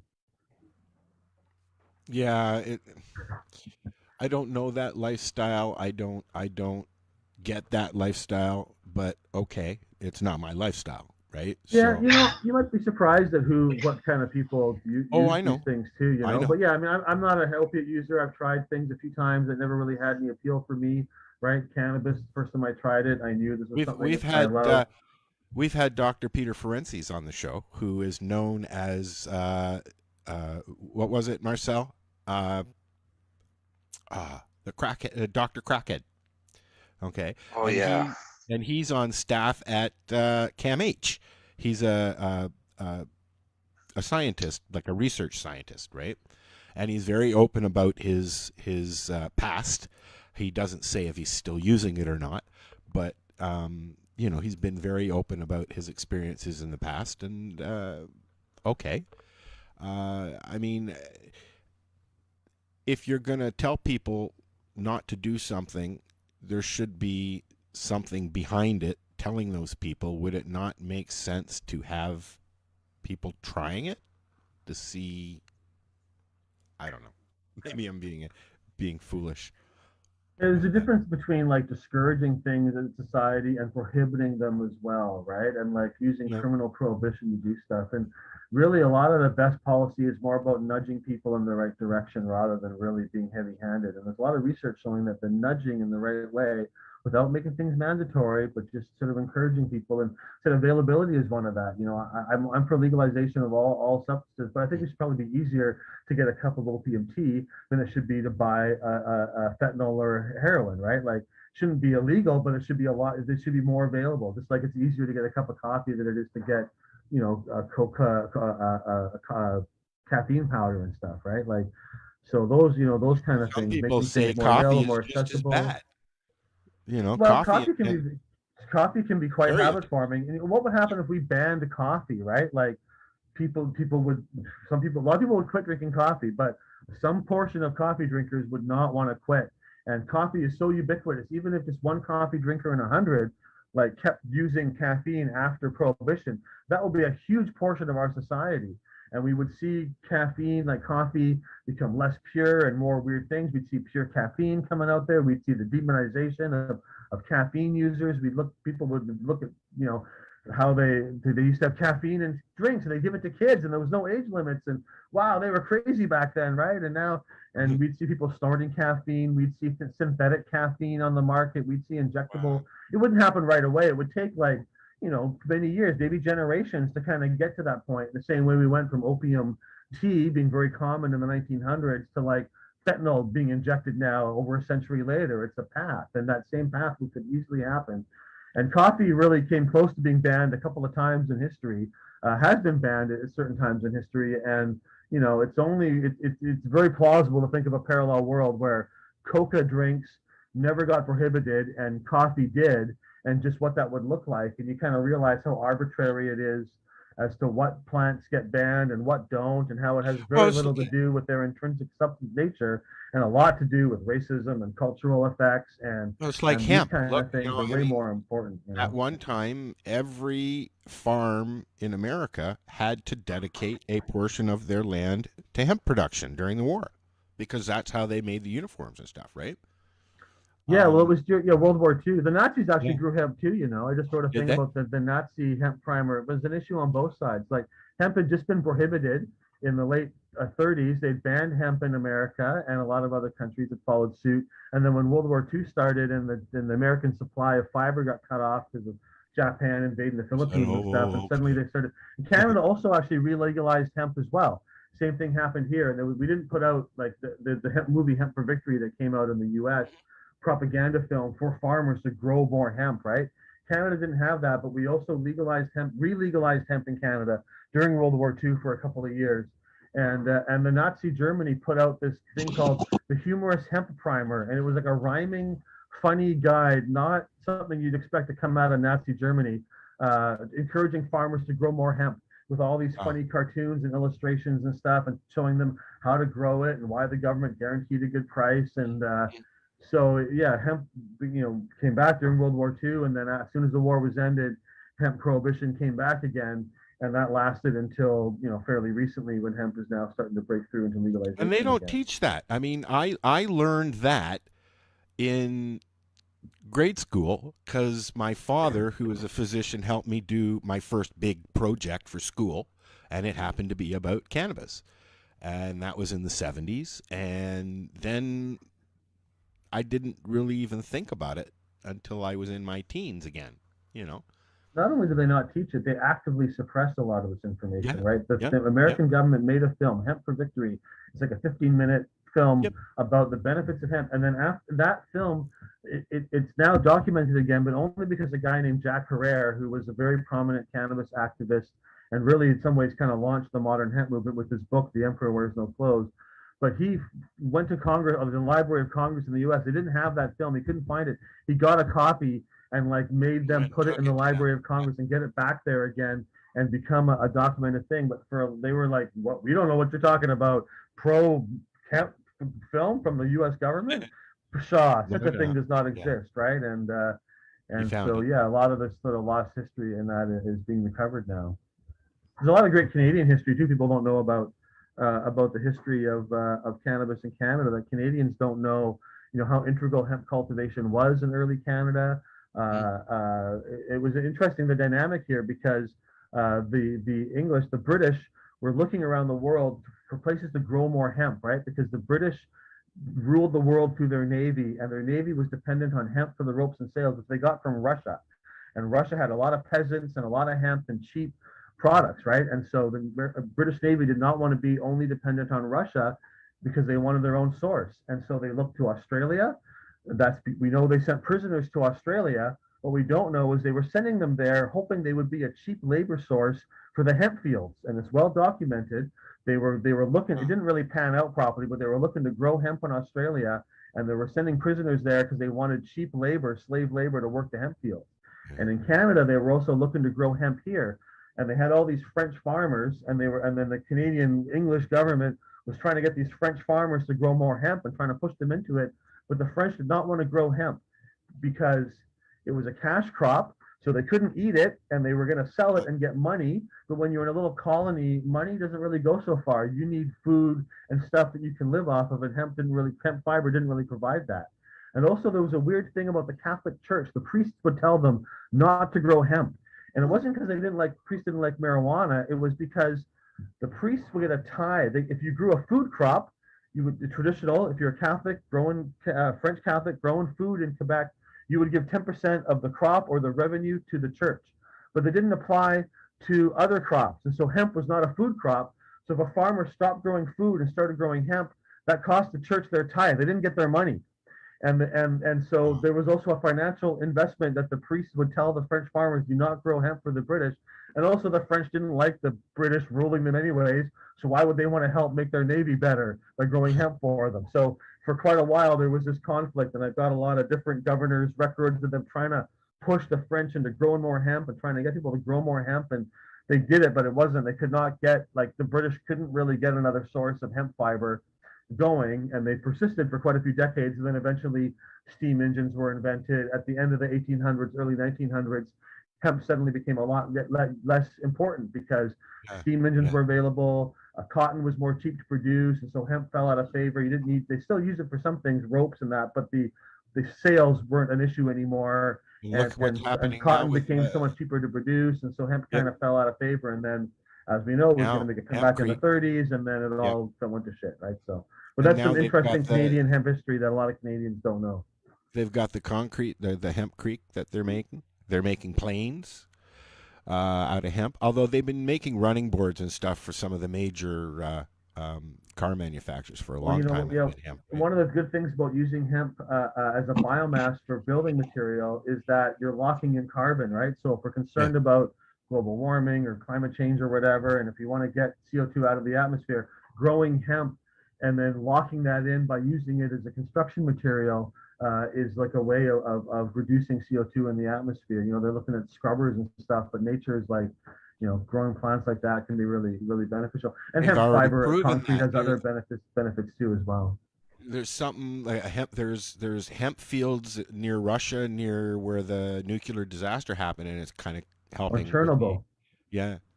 There's some, they were doing weed some growing of that. there, yeah. And mushrooms works for that too, actually. Mushrooms, Really? cannabis is good for taking heavy metals out of the soil. It will absorb things, and then you can like even use that fiber sometimes, but for certain industrial purposes, right? But also there's a lot of stuff about mushrooms, different kinds of mushrooms, not so much like psychedelic mushrooms, but mushrooms in general and certain strains of mushrooms can be used to absorb and break down heavy metals and toxic materials and reclaim land and that kind of stuff. There's actually, you mentioned Netflix documentary, and there's one on there called Fantastic Fungi. Yeah, that's great, and it's got these great, you've all seen it, the great time lapse shots of mushrooms growing and blooming, and you can almost see them growing with your naked eye right as they finish their cycle. They grow, they take forever to get all cultivated, and the last little part where they make their blossom or make the mushroom cap, it's like happens in 24 hours, and it's really fast. I have them all over my farm, and in the morning when I go out just after the dew, and they pop up all over the place.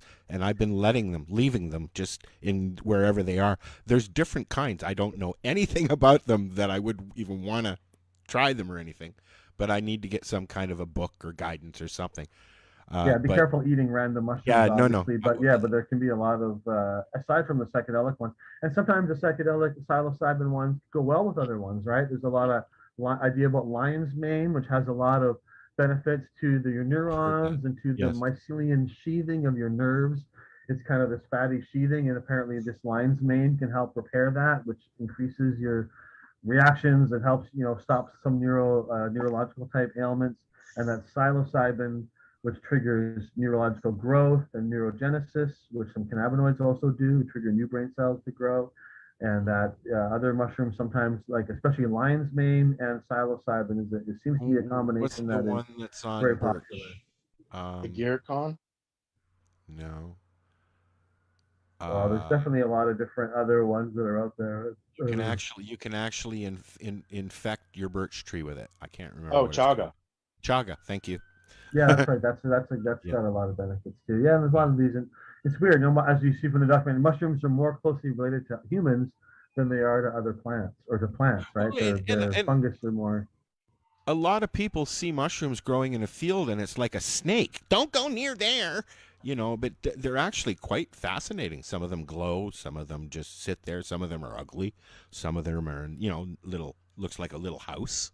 Like they're very highly evolved and have a lot of very interesting things going on. And they actually think.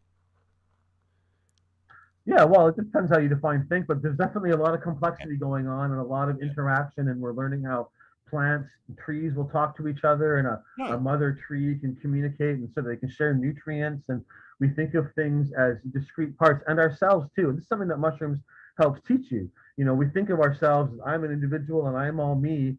And sometimes when you take the mushroom psychedelic experience, you kind of lose your ego and you realize we're actually all part of a greater organism. And really, even our own thought, none of us made up our own language, right? We're all taught these ideas and things from a larger group, and we're all in a way kind of neurons in a big brain of humans or whatever, right? We're all sort of interconnected in these more deep kind of ways. And I think that I've had patients tell me, like, when I microdose, I see a tree and I'm more aware of that tree as a living being and that we're sort of connected. And they're not like, it's not like taking their whole day hugging trees or whatever, but you just kind of feel more, you realize that all living things, we all share common ancestors, we're all interconnected, and we're all sort of on team life, right? We're all sort of part of that same thing, down from the mushrooms and bugs and algae and whatever disgusting creatures are out there to humans and trees and animals and everything. It's all one. It sounds trite when you say it, but when you're in that psychedelic space, that can be a very revelatory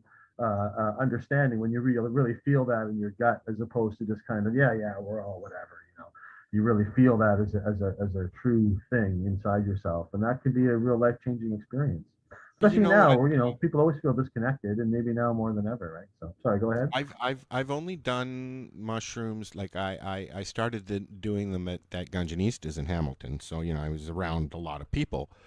But then I just started. I typically will only do them when I'm alone. I do them before the show, but when I'm alone, I think it's. I don't go out and stuff like that on mushrooms. I have, and I felt a little weird. It didn't. Yeah, it depends on your dose. I certainly wouldn't take a psychedelic dose to people I'm not comfortable eat with. 5 grams and go grocery shopping. No. Have a the blast. next day. It's the next day that does it for me. Like I wake up in the morning the next day after I've microdosed, and I'm like, yeah, let's go and seize the day, kind of thing. Where I don't have that feeling usually. That's one of the reasons I like it. You've got this art behind you with this amazing psychedelic mushrooms, and they kind of remind me some of those of the other I forgot about that psychedelic mushroom, the Amanita muscaria mushroom, right? The classic fairy tale mushroom with the red mushroom or with the white spots on it, right? That kind of mushroom. Okay. And those are Alice quite in different Wonderland from mushrooms. psilocybin. But yeah, they're when people think magic mushroom, that's often that's what they don't really always think of the amber psilocybe mushrooms that we're familiar with here, right? The archetypical magic mushroom really is that more kind of if you're on fairy tale Facebook one. and you look in your little emotes, you'll see that there is a mushroom icon in there that you can post in your chats, but there's nothing representing cannabis at all. So I just want those mushrooms have some interesting stories behind them as well, right? Those ones, and they produce different feelings, more feelings of flying. You can get insights in that, but sometimes you get size distortion, so you might feel like you're smaller or bigger, something like that. So you can feel like you're flying or leaving your body and stuff. And those mushrooms are really weirdly intertwined with our Christmas traditions and with Santa Claus in ways that you don't always expect. But like those mushrooms grow in Northern Europe, where a lot of our Christmas traditions come from. They are associated with pine, or I think it's fir trees. Actually, they grow under a certain kind of tree. I think it's the fir trees, the evergreen, and they have a relationship with the root. So you only find these white and red presents under the tree, the acidity. and they are harvested by a shaman or a person who might wear red and white in that way. They live in some areas like that in like a yurt, which is like a teepee kind of a structure. In what areas? This is like like Lapland, especially like northern Finland, also northern Russia as well, but that kind of area, right? So in Lapland, especially, they herd reindeer and they gather reindeer together, and these mushrooms can grow there, and it's sort of part of their cultural experience. So the shaman will the chimney hole would also be an exit and entrance hole.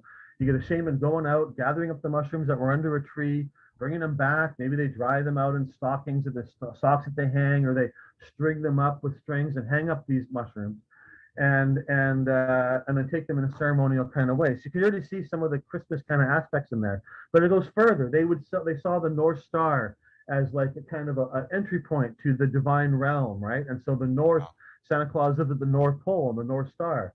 And the North Star is the tail end. The North Star is the tail end of the Little Dipper, which goes around the North Star every 24 hours, every day. It circles as all stars do, right? Circles the sky. And the Little Dipper was kind of seen as a chariot of the gods, often like Thor or a different god, depending. And so Thor is riding this chariot around the sky in one night around the North Star, just like Santa Claus travels the world in one night in his magic chariot. And they herd reindeer, and the reindeer are very attracted to salt. And one of the ways you get salt is in human urine. And so the lap herders, they gather some of their urine and they keep it in a thing. And when they want to gather the reindeer, they spray the urine around, and that attracts the reindeer to them, right?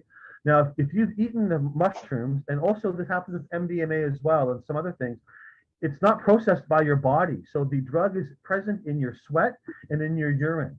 And so if you were to drink the urine of someone else who has eaten mushrooms or taken MDMA, you can get high off it as well. And actually, in a way, it's actually, although it's much less pleasant to consume, it's actually safer with that because the mushrooms do have some toxic aspects to them. But when it goes through a liver, it gets cleansed out. So now you've got these guys who are taking mushrooms and then they're counting their urine and they're going out and spraying it around for the deer. The deer Here, have wait to some. come and they ingest the urine, and then the deer will dash and prance and run around wow. and get high too, right? And they believe, and now you take a drug that makes you feel like you're flying. You've got flying reindeer with the sleigh, and this all these white and red things. Saint Nicholas, when they were converted from paganism to Christianity, Saint Nicholas became a very key saint for a lot of these areas. Saint Nicholas is still the patron saint of Russia and of Finland, and Saint Nicholas kind of was used to replace a lot of their shamans. And there's paintings of Saint Nicholas with this red and white pattern on his clothes or behind him in the painting, showing that they kind of adopted St. Nicholas as kind of a super shaman, sort of Christianized kind of figure. So you take all that stuff, then you filter it, all these pagan traditions, filter that through Christianity, filter it again through Victorian England, filter it again through Coca-Cola and stuff, and that's how you kind of get the modern Santa Claus with flying reindeer, these red and white tradition, bringing a tree into your house with a star on top. That's not the Star of Bethlehem. That star on top of the tree is the North Star. And that tree sort of symbolized to them the world, the top of the tree or the pole that the world rotates around. This world tree, we're kind of on the middle earth. Up in the branches of the tree are sort of like spirits and angelic beings. Then the roots underneath is kind of the underworld. The Norse believed there was a big dragon gnawing at the roots of the world tree, and one day he was going to kill it and Ragnarok would happen and stuff. But this idea of a sacred tree, it became a thing in Germany where they would bring in trees at Christmas and decorate trees. And then the Germans married into the British royal family, they brought the tree tradition over. So everyone in England started having trees in their homes because the king was doing it. And the king was doing it. He was from Germany and had this European northern tradition. And so all that stuff mixed all up together is our modern Christmas. And you can even see, like, they still sell Christmas ornaments for the tree that are those magic mushrooms with that red and white thing on it, with an elf sitting on it or something like that. And they're still Here, I thought it started with HR puff and stuff. No, well, I'll save that lecture for another time. All the weed references. But yeah, so Christmas, Santa Claus is really a psychedelic shaman at heart, and our Christmas traditions are based weed on references kind and HR puff and stuff. Yeah, well, even just the name itself, HR puff, a hand rolled puff and stuff, and like he looks like a big bud, right? Like some of it's a bit maybe pushing things a bit, but he looks like he's like a big weed bud. He's green and orange, kind of. And puff and stuff, like, and the song, the theme song of it is like, you can't get enough of puff and stuff, and like it's a weird, it's a bit, I can't say 100% for sure that, but there's a lot. And the same guys who did that show did another show called Lidsville, and the lid at the time was a definite, like, a reference to you would sell cannabis in a jar lid, and the lid of cannabis was a very common measurement in Lidsville. There's people that are like talking hats that fly around, so they're lids, but like there's a lot of kind of weird drug references in those things. And so HR puff and stuff, I'm pretty convinced is I'd have to brush up on my research now, but I wrote an article once about all the weed and HR puff and stuff, and some of the episodes have kind of even the hilarious House of Frankenstein or Frankenstein or whatever it was called. A lot of this stuff's like for adults and for kids. Yeah. They put in fun jokes and it just cartoons. Kind of look at the cartoons that we used to watch as kids are now banned. So but you have to remember, you've got adults writing these cartoons for kids. Yes. To keep the the formula used to be entertain the kids, teach the kids and entertain the adults, right? Yeah. So it's like program the kids. That's right. But the colors and the shapes of the animals and stuff like that keep the attention for the kids, but the humor is for the adult. Look at the Animaniacs. That's for adults. I'm sorry. South Park. That's not for kids. I don't like Seth. Animaniacs was a great show. I think they're bringing it back, but I'm not confident it's gonna like be as good as the original or anything. Daniel they first Tosh's came out, Pickleberry. when they first came out with the Animaniacs and the Warner Brothers and stuff like that, they were doing takeoffs on old movies. Like I can't remember which one it was, but they did Apocalypse Now with Porky Pig. The whole, it was fucking hilarious. But a kid wouldn't know what the storyline of Apocalypse Now, you know. But they did it. Look at what is it, the barbershop of whatever, the Bugs Bunny or whatever it was, DeVille. The Bunny of Barber DeVille or something, or what was it called? Yeah. Yeah, I know what you're part. Yeah. And that was that's probably one of Bugs Bunny's most famous clips, but you don't see stuff like that. No more Tom and Jerry. I don't think the Flintstones are even allowed to be on the air anymore. I don't know. Flintstones those characters used to promote cigarettes, right? You'd have Barney Rubble and Fred Flintstone smoking. Hey, kids, Marlboros are the way to go after a long day in the rock factory or whatever, right? The Beverly Hillbillies, when they first come out, they were sponsored by tobacco and Kellogg's. They all were back then. Beverly Hillbillies. I think the Dick Van Dyke Show had sponsors that were cigarettes. I think it was Winston cigarettes. The cool, mild flavor of Winston cigarettes. Something like that. Yeah. Yeah. But listen to all the old TV ads and stuff like that. There was soap, cigarettes, booze. Cars. You also got to remember this was a time when 4 out of 5 doctors recommended Camel cigarettes or smoked Camel cigarettes. Right. Well, yeah, that was then. This is now. That just told me that 4 out of the 5 doctors didn't have very good taste back then. Tobacco's got. I'm not tobacco's another kind of indigenous herb that we sort of ruined, really, right? Tobacco's got a lot of spiritual and sacred use for indigenous people across North America, but the version of tobacco, the strain that we use is a different variety than that was more popular with them, and we've kind of commercialized it, changed it, and altered it into something that it was not originally, and then we try to ban it, right? And added a whole bunch of chemicals to it is what we did. Yeah, I would like to see. I think I see these ads like a tobacco cigarette contains all these different things. I'm like, well, can't you make a rule that you can't put some of that stuff into your cigarette? Wouldn't that be better than just putting out warnings? Like, I'm all for regulating safety of things or at least giving people options and stuff, right? And seems weird to me that we sort of allow. And there's interesting stuff about, I won't get into it too much, but about the potential radioactivity of tobacco products that could be some of the harm involved. Yeah, but Canadians can legally grow their own tobacco, up to 15 kilograms of dried tobacco per 18-year-old per household. I know, if that was the rule for cannabis, right? Yeah, it would be a perfect rule for cannabis because essentially it's the same process. You grow the plant, harvest the plant, dry the plant, cure the plant. Yeah, cannabis is easier than tobacco, I think. It's not so much maybe the growing, but the processing. Tobacco leaves, you've got to dry them and cure them and do a bunch of stuff. Whereas and then you got to shred them. You just got to dry them out. They're good to go, right? But no, I think there shouldn't really be any limit. But there was a 15 kilo per person per year limit. I don't think anybody would be complaining too much about that limit. And it's per adult in your household, like you said. So a married couple with a kid over 18, that's 45 kilos you'd be able to grow every year, right? That's but yet you can only grow 4 plants without going through. I went and did my first grow this year, okay, but I didn't get my ticket in until 2 weeks before I pulled my plants. Okay, and I took a chance, and I'll say that I took a chance, and I put my plants out more than the 4 because it's my medicine, right? And I've been licensed before, so you want to take that argument, you go right ahead, officer. But and nobody cared, right? Really, yeah, nobody cared. A busybody neighbor or something. I cared though.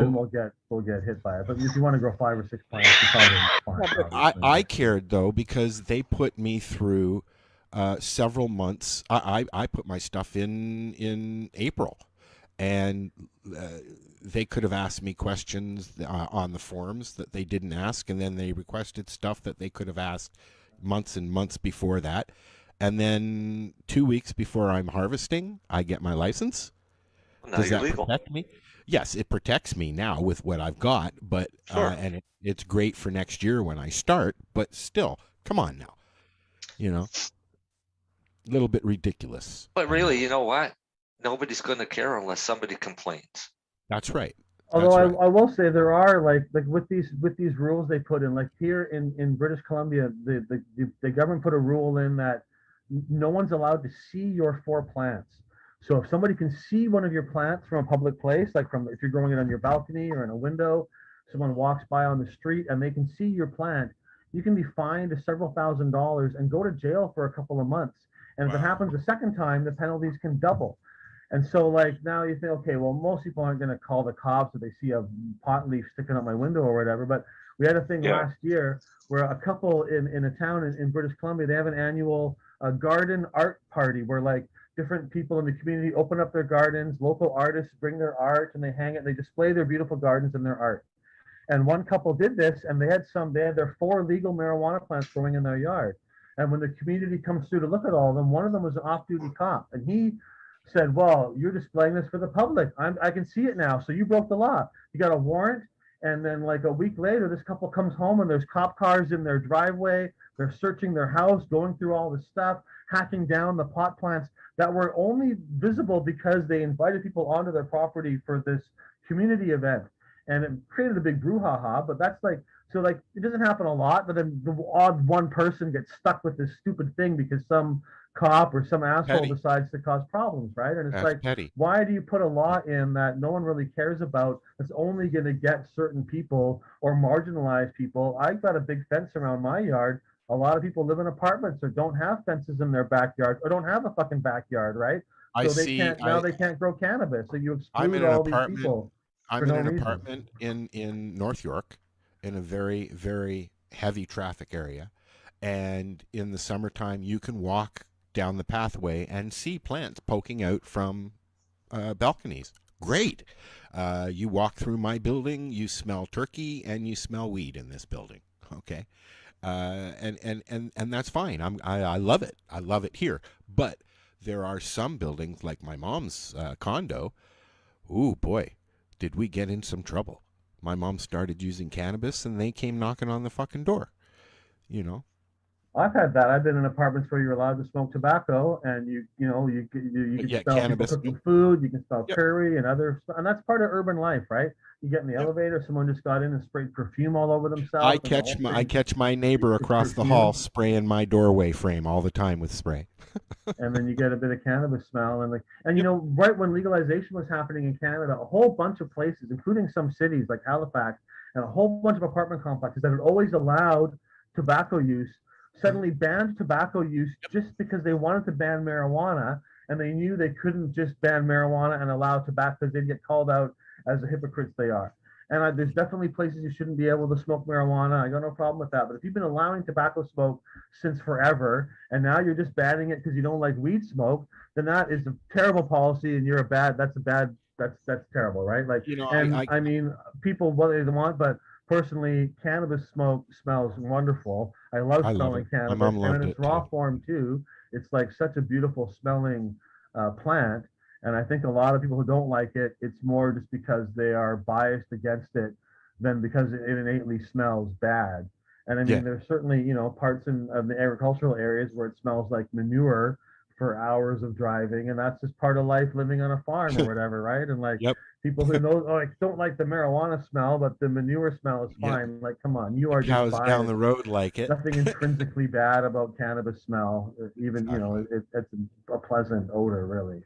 We used to have, when I was living at my mom's place, I literally, I'd go out with a friend for a doobie or something, and we would literally have security following us around the building, just around the outskirts of the building.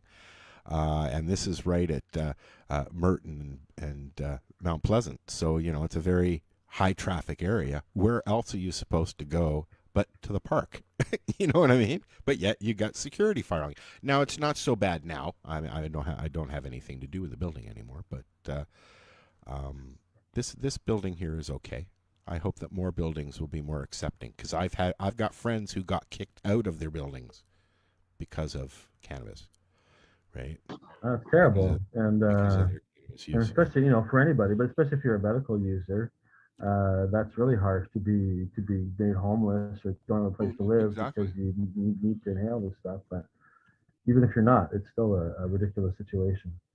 So listen, I want you to tell people, because we're getting near the end of the show here, I want you to tell people where they can find you, where they can get information, all your different places that they can go. I know you have one central place. Oh yeah, my pleasure. Well, my main website is my name, DanaLarson.com. My last name is Larsen, so DanaLarson.com. But you can go to getyourdrugstested.com to learn about our drug testing program, see those results. Cannabisdispensary.ca is our cannabis dispensary. We do mail order across Canada. Mushroomdispensary.com. I can't believe that URL wasn't taken yet, but that's for our mushroom dispensary. We do mail order across Canada. Really? CocaLeafCafe.com is the cafe that we do here. My headphone just died there. I hope you can still hear me. Yes. I switched to my computer microphone now. So we have good timing there. And also I write books. I wrote a funny book called Harry Pothead and the Marijuana Stone, and a few other books, The Pie-Eyed Piper, and just got a new one called Sinbad the Strain Hunter, Voyage to Noedia. My books are available at potheadbooks.com. And I think that's all my sites, but if I miss something, DanaLarson.com is where you can find me. I actually have Green Buds and Hash loaded up from YouTube. It's voiced. We're going to play that out when we go.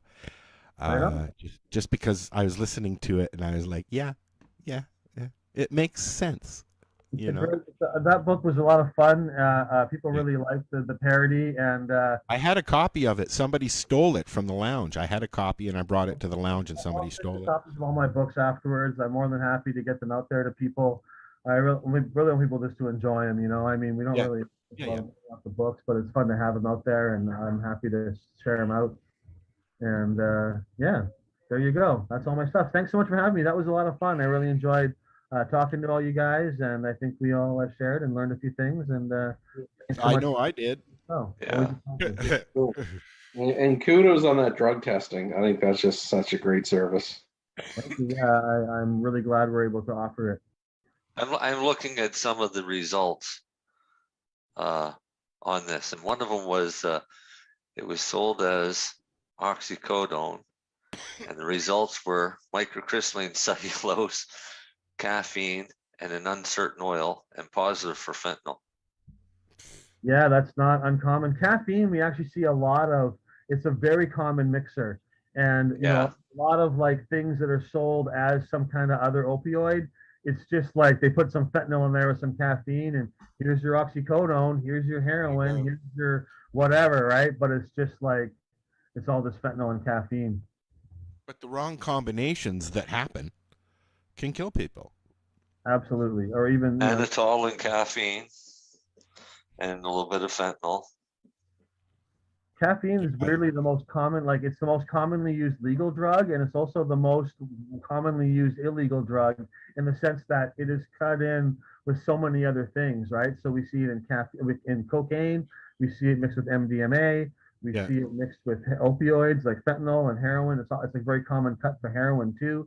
It's the most common cutting drug out there is caffeine, which is just kind of an interesting phenomenon. You know, they're just buying huge amounts of powdered caffeine and circulating it through the illicit drug market. You know, I last year when I fucked my shoulder up, I had not ever had a situation in my life where I had to have some pain relief that was an opiate. And they tried me on the morphine, what do you call it, the low dose of the morphine, right? It didn't do nothing. But the perks did. And now I can honestly say that I understand. I felt great. I had a prescription and I used it the way it was directed. And I felt great. They made me feel better. So I can understand why somebody I want to keep feeling like that. And then you take more and then more and more and more, and it snowballs. Yeah, that can be an issue. And, you know, sometimes people get injured and they're not able to get it. Yeah. Also, just think about like being homeless. You're going to be in pain a lot of the time. When you're sleeping in a sleeping bag or a blanket on the sidewalk, you're going to be in pain a lot more than other people who have nice comfy beds and warm homes to sleep in. And like we think of drug use as it's sometimes it's an irrational thing, but it's a very rational decision to want to ease your pain. And sometimes if your pain is extreme, if pain can really fuck you up, right? Extreme pain makes people do crazy stuff. And if someone says it might kill you, but it might take away your pain for a while, there's a point where like you're gonna go, okay, because I can't live like this any longer. This has brought me relief. Now I feel better, right? And withdrawal brings its own pain and can create a cycle of dependence, right? But a lot of drug use, you know, most opiate no one grows up to be any sort of addict. Like that's not their goal in life. But most opiate people can grow up to be addicted, though. Have an addictive personality, though. No, there's genetics for that. Don't get me wrong, but most people get on opiates because of an injury, an accident. It starts out prescribed. It's whatever, right? So it's easy to happen, and eventually the problem with opiates is it's A, the tolerance goes up. B, opiates are technically pro-inflammatory, so they're actually going to cause more disease progression in the long run. And secondly, once you start getting those receptors all accustomed to it, it's the sickness. But it's they're not always looking to get high anymore. It's just they don't want to be sick. It's not always the pain meds too. My mom got hooked to Ritalin bad, to the point where it put her in the hospital. Those are and that happens.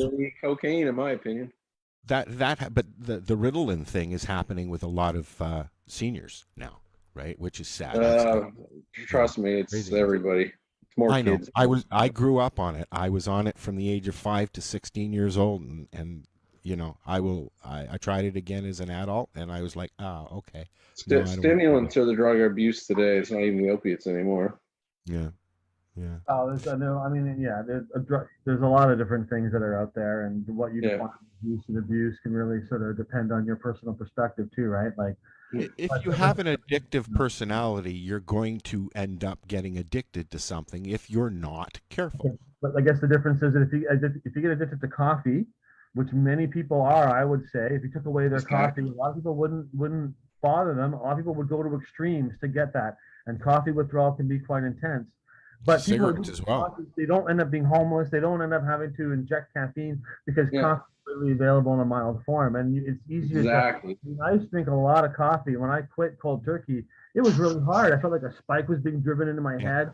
I went back to drinking coffee, several times. It took quite a bit of effort, but I didn't have to like lose my dignity or my life or go to something just because it's a more accepted aspect of our society. Yeah. But other things that does happen. People who are even so-called heroin addicts, if they survive and live long enough, the vast majority spontaneously quit using opiates at some point.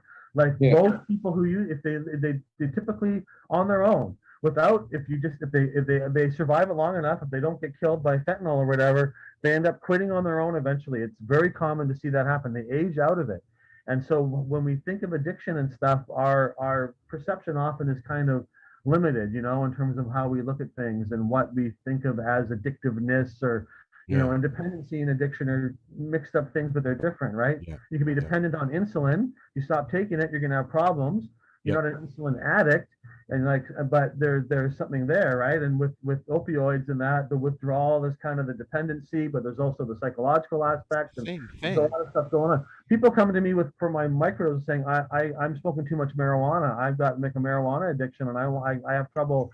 And we think, marijuana addict, whatever, ha ha. Of course, that's silly. But no, if you are struggling with your own use and trying not to use it in certain contexts, that's like an issue, right? And I also encourage them addicted to anything. Yeah, I think CBD, less THC, but microdosing can also help you modulate your cannabis use if that's it does. I don't smoke as much. Cannabis withdrawal symptoms are quite mild, right? So they do exist. If you're a heavy cannabis user, you're going to dream more. All people report weird dreams, trouble sleeping, maybe cranky, but they're not as bad as the withdrawal symptoms from like a heavy alcohol user or a heavy opiate user. Those withdrawal symptoms are way more intense, right? I remember the last time I had a hangover. Habit forming is kind of what we call addiction, right? Those two things decline when there's a psychological aspect and a physical aspect together. that can be a very difficult thing to deal with, right? But prohibition makes it harder and harder to deal with. And one of the things I learned when I quit smoking, okay, and I started smoking when I was 14 years old, okay, and it's been about 15 years now since I quit. Well, maybe 10. But one of the things that I was told by my doctor, it's not the fact that you're shoving a cigarette in your mouth every 5 minutes. It's usually the action, because that action becomes a calming, right? It's that whole repetitiveness, that whole culture of of smoking a cigarette, right? And I mean, I used to love having an Export A green with a glass of cold milk. The flavors were just something I really enjoyed, but now it makes me gag, So I guess that whole in age thing happens with cigarettes as well, because I did that on my own. I had to. I got to the point where I couldn't breathe. Now I smoke a lot of cannabis, but it's different. Well, weirdly, there's been studies and stuff. When you give heroin addicts heroin or like sell it to them in proper dosages at regular times, a lot of them will end up quit using heroin in the long run, way more than if they're not, because you're able to, like, if you're really focused on this substance, then really you're only thinking an hour or two ahead. You're like, okay, I'm good now, but in 3 hours I'm going to be going through withdrawal symptoms, so I got to get enough money right away to go get this drug, so I don't, and I can't have too much on me. If I get busted, I take it all the way. So I got to keep going, get little bits all the time, and you all become focused on the next couple of hours. So you make very short-term decisions, right? I'm going to break into a car. A lot of people I know who are patients. A lot of people who I know are patients.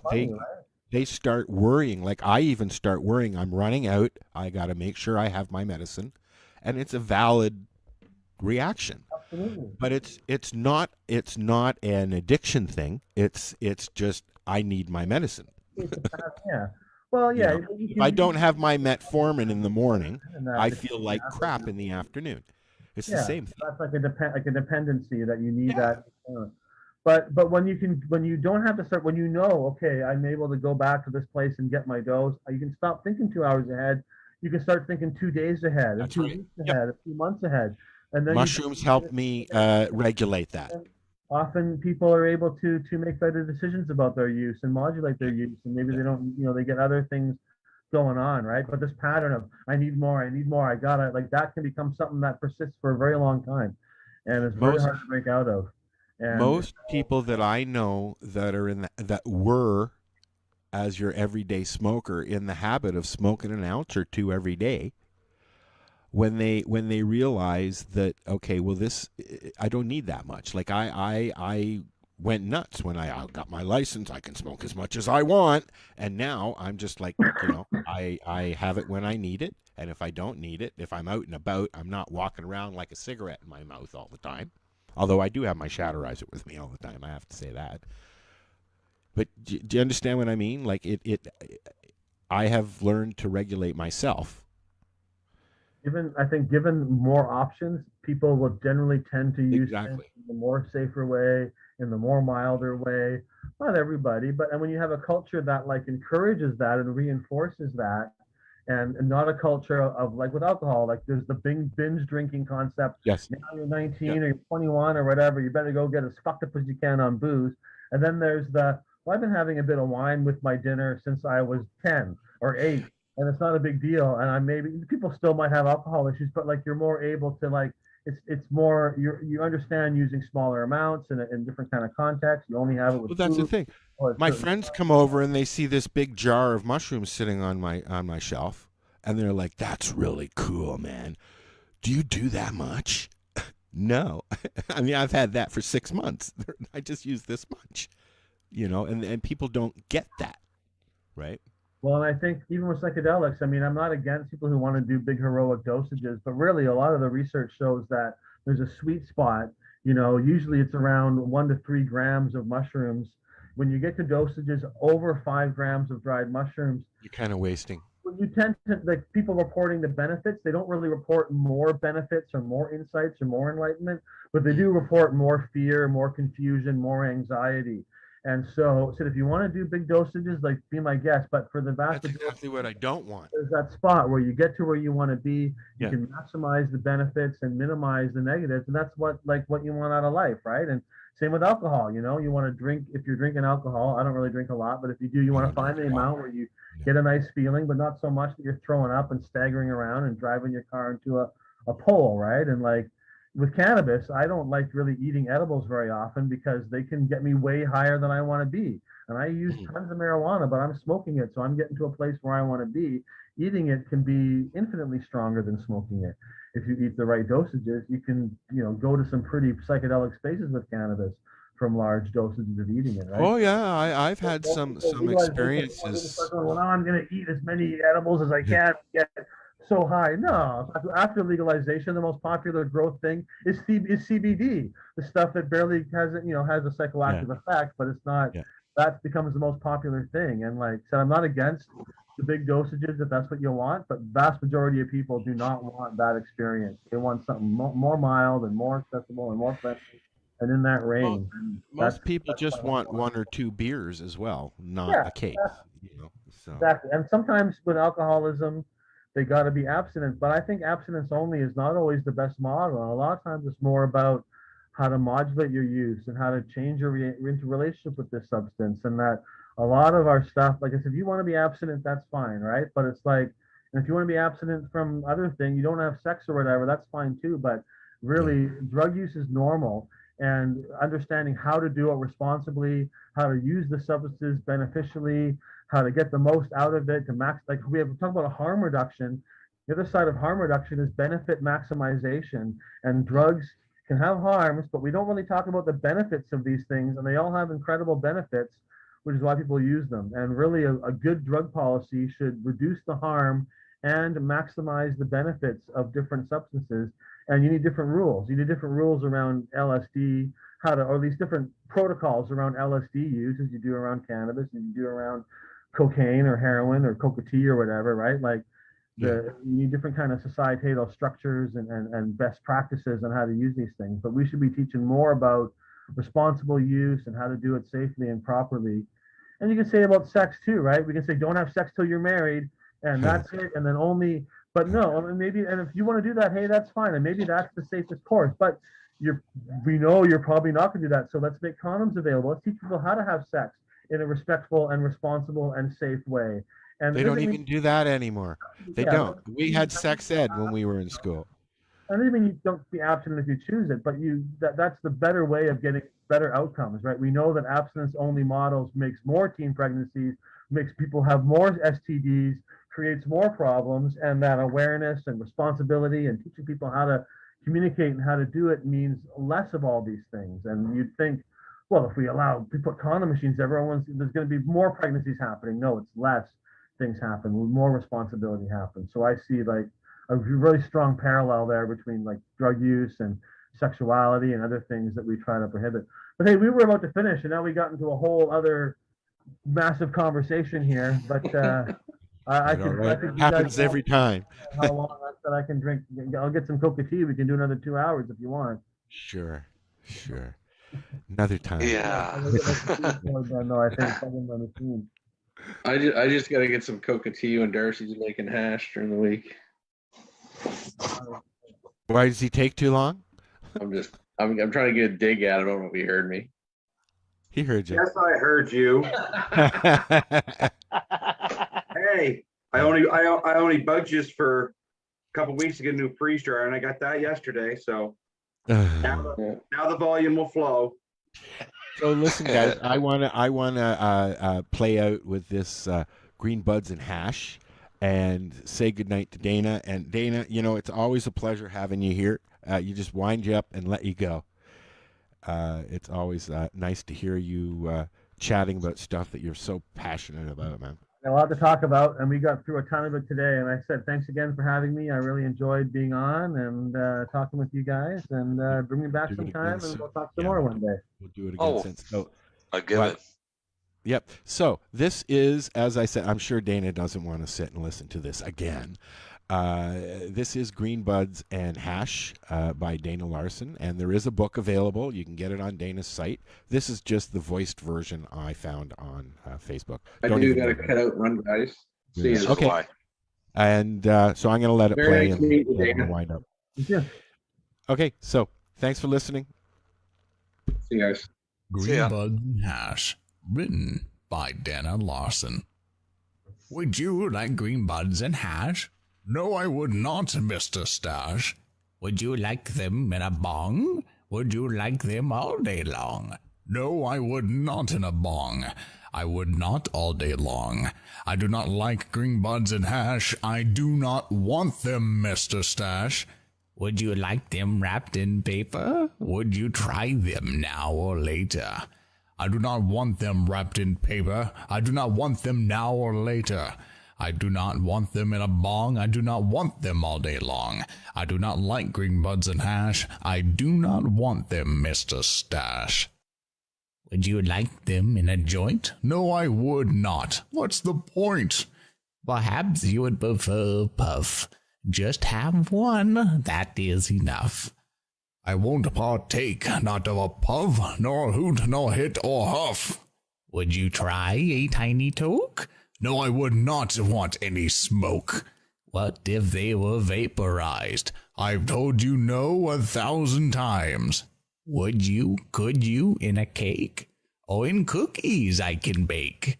I do not want them in a cake or in cookies you could bake. I do not want them vaporized or other means you have devised. I do not wish to try a toke or otherwise inhale smoke. I won't participate in puffs. You have asked me quite enough. I get no joy from juicy joints. I really don't see the point. I do not want to use the bong. I think buds and hash are wrong. In a tincture, would you take it? I could show you how to make it. I do not want them in a tincture or in any other mixture. I do not want green buds and hash. I do not want them, Mr. Stash. Why do you care if I try them? Will you profit if I buy them? I offer buds and hash for free. There is no benefit to me. Someone said that you were sick. Green buds and hash might do the trick. If you find you're getting thinner, with no appetite for dinner, or you suffer from scoliosis, epilepsy, or neurosis, for almost all the ills that ail ya, buds and hash will never fail ya. Have glaucoma, PMS, green buds and hash have much success. For protection against strokes, it's best to have some potent tokes. If your muscles are not dandy, try some green bud infused candy. For migraines, spasms, even cancer, green buds and hash provide the answer. If you're not feeling right, then have green buds and hash tonight. It's true I'm not feeling great. My health's been rather poor of late. My doctor says that I have ills. He told me I should take these pills. I cannot even sleep at night. I never do quite feel all right. I will try green buds and hash. I will try them, Mr. Stash. Oh, hey, now I'm feeling good. They work just like you said they would. I have never felt this fine. Green buds and hash are quite the fine. I will bake a green bud brownie whenever I'm feeling frowny. I will take them vaporized. That technique seems very wise. I will take them in a tincture and in every other mixture. Perhaps I would prefer to puff and stop when I've had enough. I will roll some massive joints and smoke them down to little points. I will toke upon the bong. I will do it all day long. I really like green buds and hash. I do enjoy them, Mr. Stash. Thanks for being so insistent and for being so persistent. My mind and body are improved. My spirit has also been moved. Though I was told they are sin, green buds and hash are medicine. I'm sorry that I was so hateful. Now I know I should be grateful. Thank you. Thank you, Mr. Stash. Thank you for green buds and hash. So what are you doing? Nothing. Why not? Trying to get on this Lifestyle Radio website. Sounds like a cool website. Yeah, it's alright. Oh, wait, I might have it. You might have it. You're listening to Lifestyle Radio. The opinions expressed during this show are those of the individual participants and do not necessarily reflect the opinions of their associated organizations or Lifestyle Radio. Hey, this is Cheech. This is John.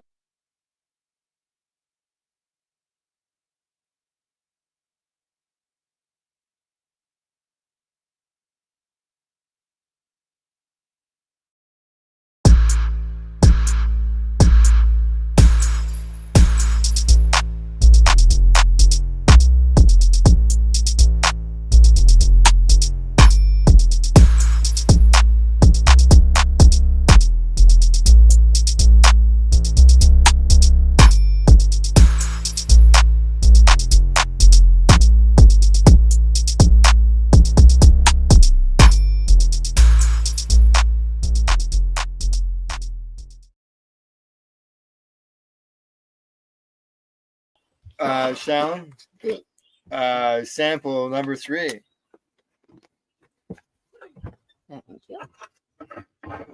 Pop your lid off me. Oh, yeah. So I was trying to do this before it deletes it again on me. Yeah. Yeah, go ahead. Make sure you're save done. and finish later. Yeah, save and finish later. Mix it all up. There we go. That's what I do. All right. Here's the ash. The grind plate. Plate. Thank you. That yours? No, that's just the one that was on there. Okay. Yeah. Doesn't It's matter. not getting ground yet. It doesn't get ground yet. Yeah, it doesn't get ground. No grounding. So we can answer your questions 1 through 6, right? While we have the plate. That one's open. Oh. Okay, I didn't see the ones that Bob had. You took it. What's that? The papers? Yeah, I did take them. Oh. I took them and gave them to Shall. Thank you. How are you finding in these strains that you've done so far the crystal factor? Oh, the first one was nice inside. There's been crystals on them. Oh, nice. But there's no what I've noticed is there was no powder. No. Yeah. Yeah. Catch it in the sun, you can really see it. Can you see the crystal in the sun? It's really purple. Really, eh? Yeah. Oh yeah, look at that. Nice. I can see the purple from here. Oh wow. Well, fuck, you're 13 hours away. It's the mushrooms. Oh, look at that. No, I could really see that it was purple when he was holding it up in the sun. I could see it purple. Oh. Yeah. I think it's visually appealing. Yeah. Karma Cup. Yes, visually appealing. Okay, that means that has to go. Oh, yeah, it has to go around. Oh yeah. Yeah. We're judging the Karma Cup. It's the 11th season here in Canada. Black Domino. What is it? I'm going to run a promo here, Al. All right, go ahead as we keep judging here at the.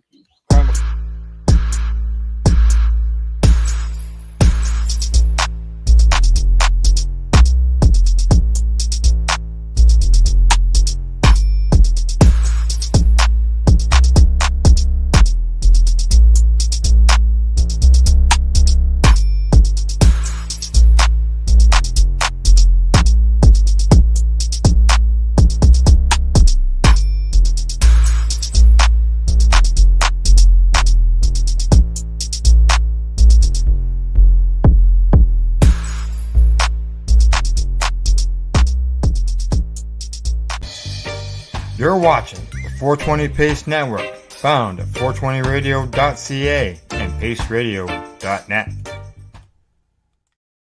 And we are back. All right, we're testing this indica. Everybody's got a good. They're liking it. Yeah. Moistures. Yeah. So you.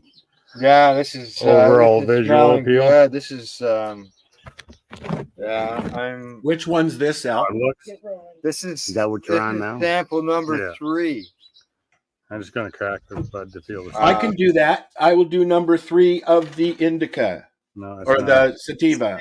Correct. No, Yeah, it's what did you get? Like how? That's what I'm trying to get from you Okay, earlier. What are so your results for sativa number 3? Well, I'm going to roll this, what I have left of it, and plus with my notes. Overall visual. I like the look. Yeah. There you go. So 1 through 9. Okay, let's get it rolled. All right, gone around twice. That's 13. No, that's 1. Okay. Oh.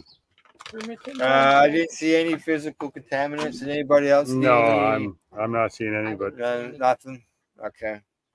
but remind me next time. I'll definitely bring us some loops. I think. Oh yeah. Because you're not gonna see. Yeah. I'm looking forward to the next one. Translate. Does the aroma translate to taste? Taste. moisture. I really. Number 2 is moisture. Important to me. Yeah, I was going to mark that. You know, like you can. The taste is important to me, but the smell, I mean, I love the smell, but the smell not so Yeah, I much. like the smell too, but smell doesn't always translate to taste. No. Aroma pleasant. Yeah, that's what I've found over the years. I see that. Stickiness to touch. Yeah. Stickiness to touch. Does it feel sticky? Yeah. Okay, so we're into the grinding phase. Question Now, 6: physical contaminants. Shallon's gonna grind it up. No, He's gonna so, let us yeah, know no. That what you got? how it is, whether it feels really moist or And dry. we're about or- to smoke it for the next Is year. there any lumber in it? No lumber. No lumber. Good to put that in the comments. Eh? Don't make those comments too long. I can't remember them.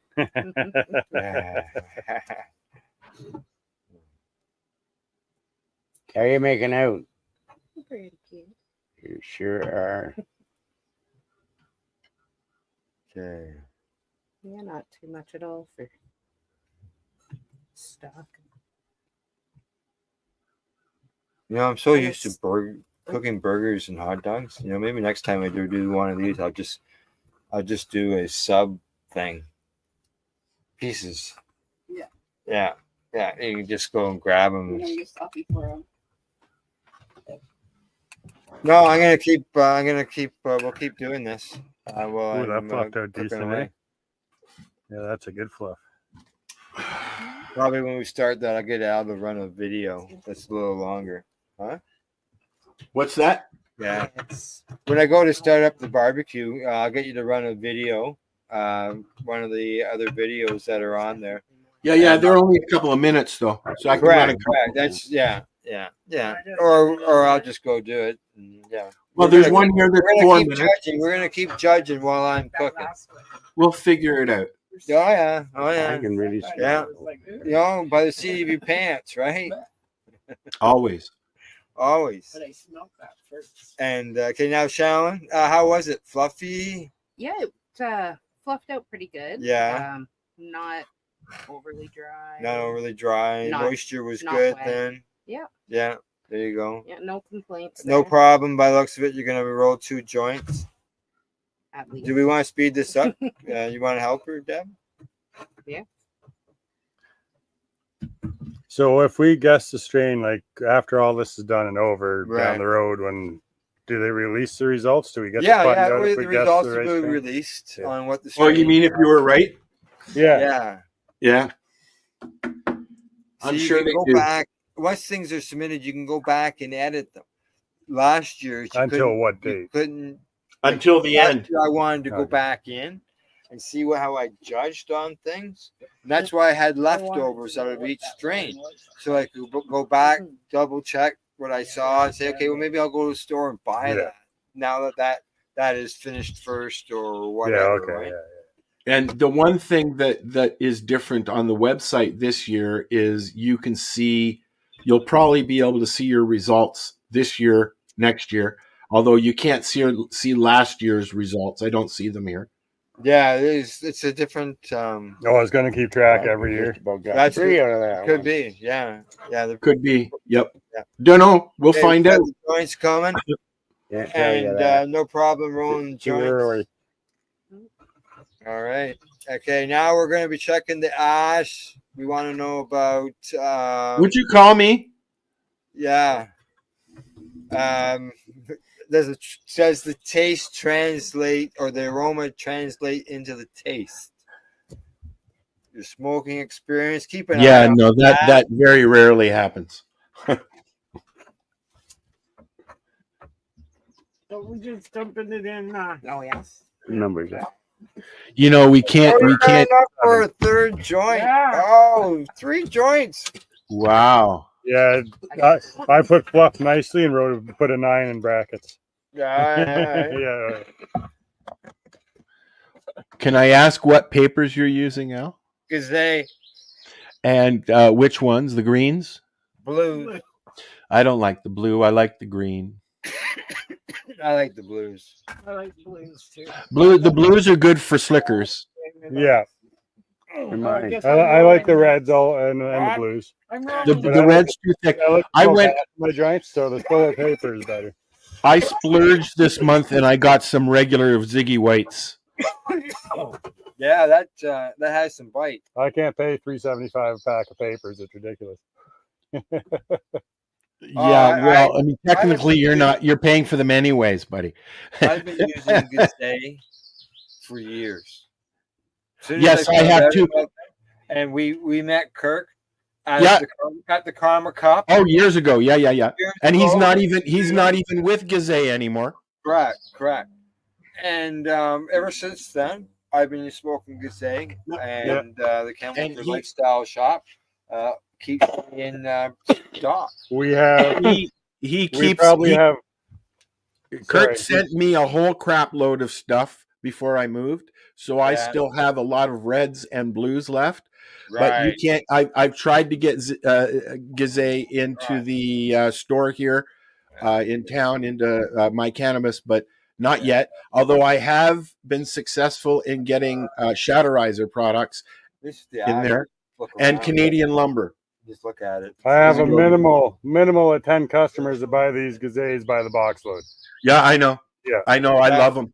Yeah, I'm one of them. I wish Kurt still worked there because now I have to pay for them. Yes.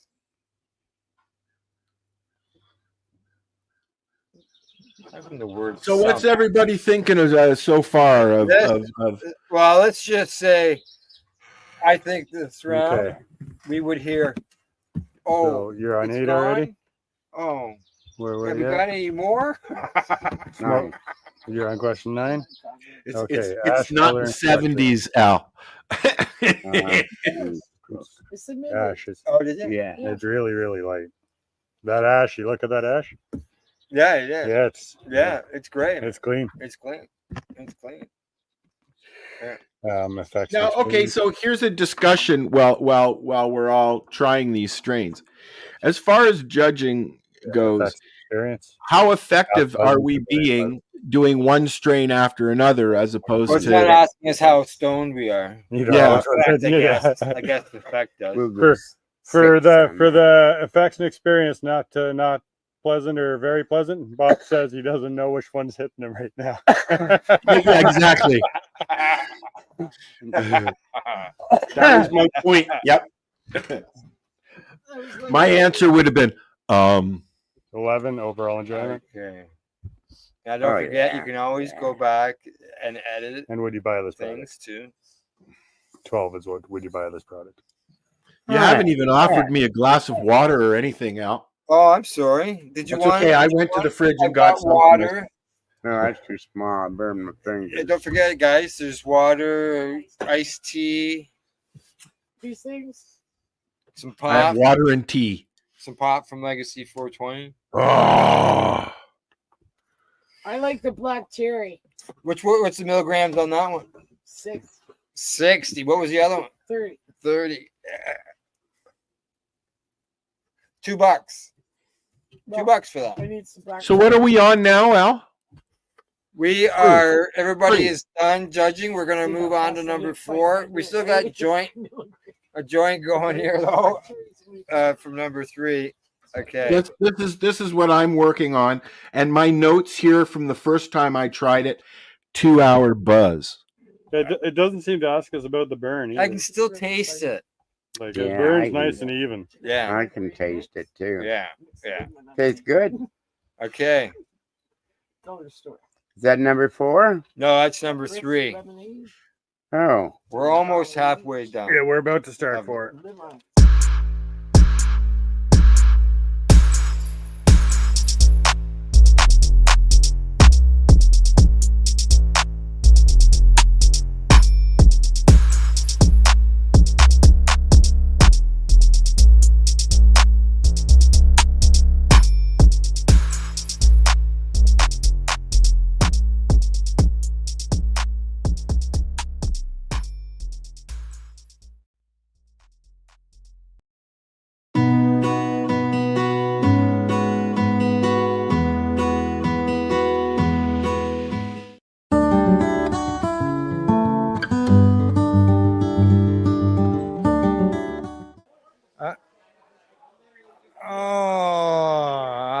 This here is echidna. Echidna. I knew I would mess up the name, but this is the testing place we were talking to earlier. Oh, that and what they do is you bring your cannabis in, whether it's dry or whether it's fresh, still wet, and they will test your cannabis. I believe they're doing a test right now. I'm just going to try to squeeze through here. Yeah, he's doing a test right now. What are you testing? We're testing THC and THCA potency in fresh bud and cured bud. Nice. Fresh bud too, eh? You got that on the screen so people can see? Yeah. So you got moisture results in there too? Yes. So we did a collaboration with Bovida Packets over here. So you can see that if you maintain your moisture in cannabis, so we kept cannabis with and without Bovida Packets. And if you have the Bovida packet, you maintain moisture, and that also tracks onto potency. So if you maintain that high moisture, we know that you protect, we get this protective water layer around the trichome, and that protects potency over time. So you can see that maintaining moisture tracks to a higher potency at the end of the day. Nice. I see you got some people up on the leaderboard. Yep. I see I got bumped. But I'm still on the board. You're there. You're there. All right. Well, I see you're doing a test. Okay. At some point today, I'll try to come back and get you to do another test for me, and we can go through the whole process. All right. And go from there. So where can people find you? I'll get you. You can find us at Echidna Sensing on LinkedIn. That's the best way to contact us. And you can also contact Nick at echidnasensing.com. That's our marketing. All right. Super. Thank you very much.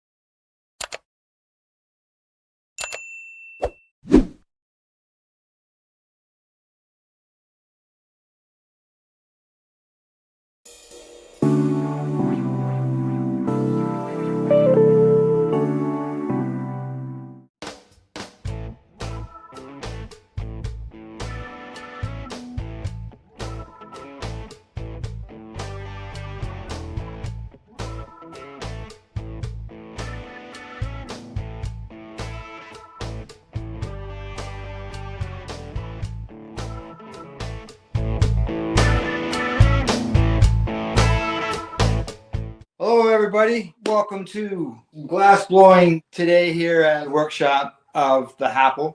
The creators of the Happle, Dave and Matsta, are here with me today. We're going to watch them create some glass products, including we're going to go through the steps of the Happle with Dave.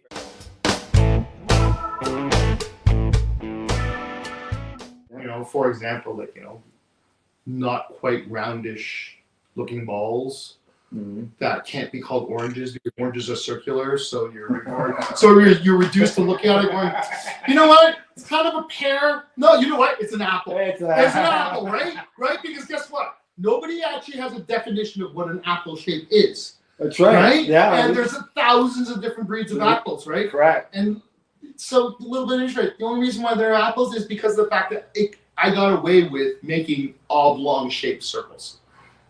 That's like literally the why I do it that way. One day he said, "Hey, that looks like an apple." Yeah. You don't have to worry about a consistent shape if you're calling That's an right. apple, right? That's right. And I can tell you, there is no consistency in the last 10,000. Everyone is its own. I bet you can find two that are the same in 10,000. Not if you pull out the calipers. No. No. To this day, every single one is hand blown and eyeballed. I'll show and demonstrate that to you. I actually don't use a mold or a template or anything like that. Yeah. I had to start doing it just to make sure that it fits in the box. Mm-hmm. Like I can't get too big, right? But that's about it. But yeah, and that's the only reason why I've been able to make so many of them, or else I go numb. Yeah, the Happle. Very popular. Have you got a box there you can show, Al? Of the Happle? Yeah. There you go. There's a Happle. Yeah, this is the Happle here.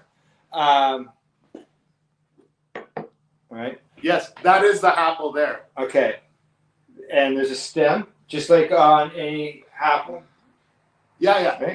That stem essentially. Okay, so this, guys, is a BT bottle with a little straw on the end of it. Okay. Back in the day, we used to have glass bottles, soda pop in glass bottles. Okay. Soft drinks, glass bottles. We used to take a little pebble or a dime.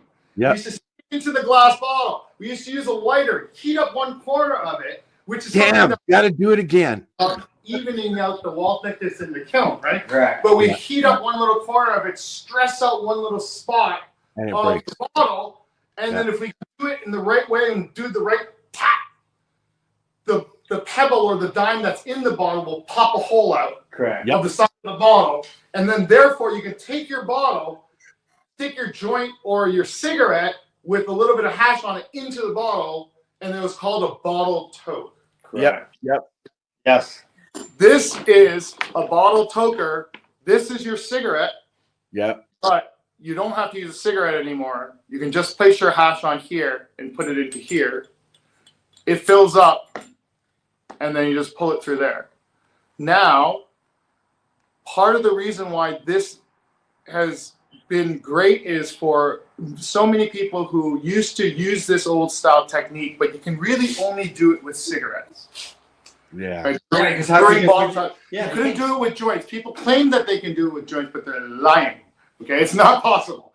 It was always tobacco, right? And then so as guys got older and you had to quit smoking, you weren't able to do bottle tokes anymore because you were smoking. You just didn't want to have cigarettes around, right? So a lot of people had to give up hash because of the fact that they couldn't do any of it. So when we came up with this, it allowed more of the original old-timey smokers to be able to experience and enjoy hash for the first time without having to dilute it with tobacco, dry cannabis. Yeah, and I'm a person that doesn't smoke tobacco, so I wouldn't want tobacco. No, and so you never would have had a bottle toke. Yeah, like that would never have been something that you would have appealed to you, right? You're like, no, I don't want the tobacco. And when I did have one, it was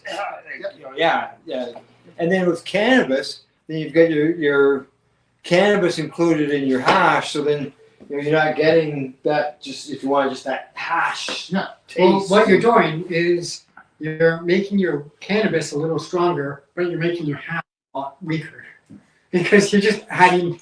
It's Yeah. like no. And here's an interesting development within the legal market that's kind of it kind of dovetails nicely into the hash devices is. Right now within the legal market, there's such a competition between the stores to attract and keep customers. They're doing everything they possibly can to keep them to come around. And what that usually means is that they're trying to get their customers as medicated or as high as possible, thinking that that's the best way to retain a customer. Is that fair?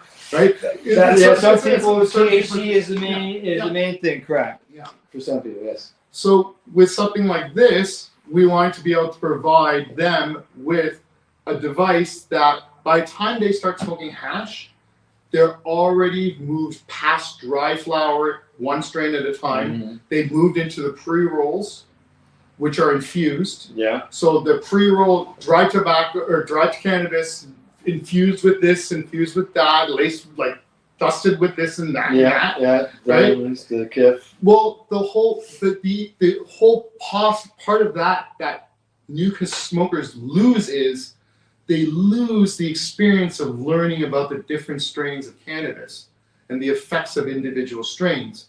Because everyone's getting a salad joint, as what we used to call it, right? Yeah. So no one had an idea of what strain did what because you don't know, right? Especially on pre-rolls, they don't normally tell you what strain it is. No, absolutely. They might say premium cannabis. Yeah. Well, what the hell is that? So what customers are coming in, they're buying single strains. It's not doing it for them. So now whether they turn to their bud tender, ask for recommendations, bud tenders always turn to an infused pre-roll because that's great bang for your buck from a consumer perspective, from a bud tender perspective.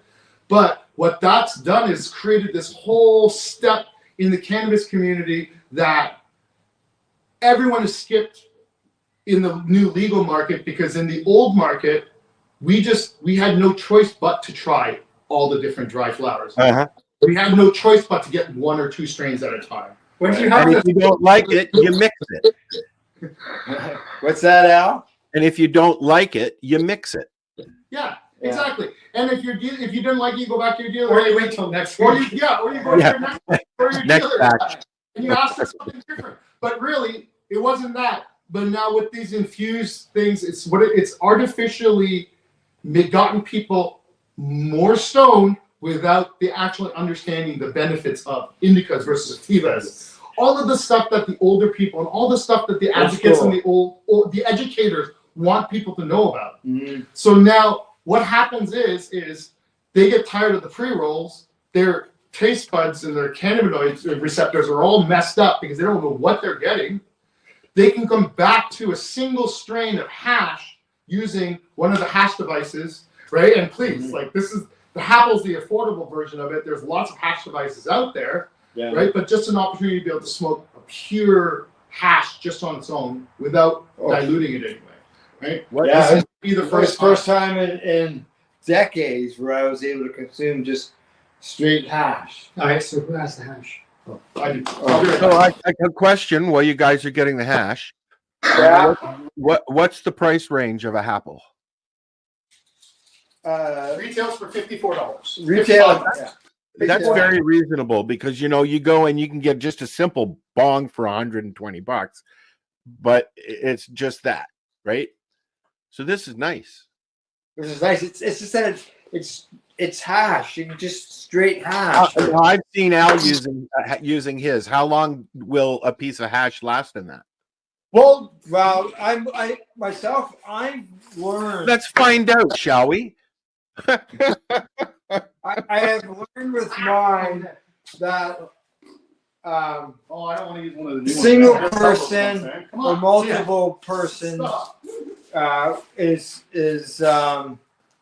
would be different lengths of hash that you add to this. The amount that you put in.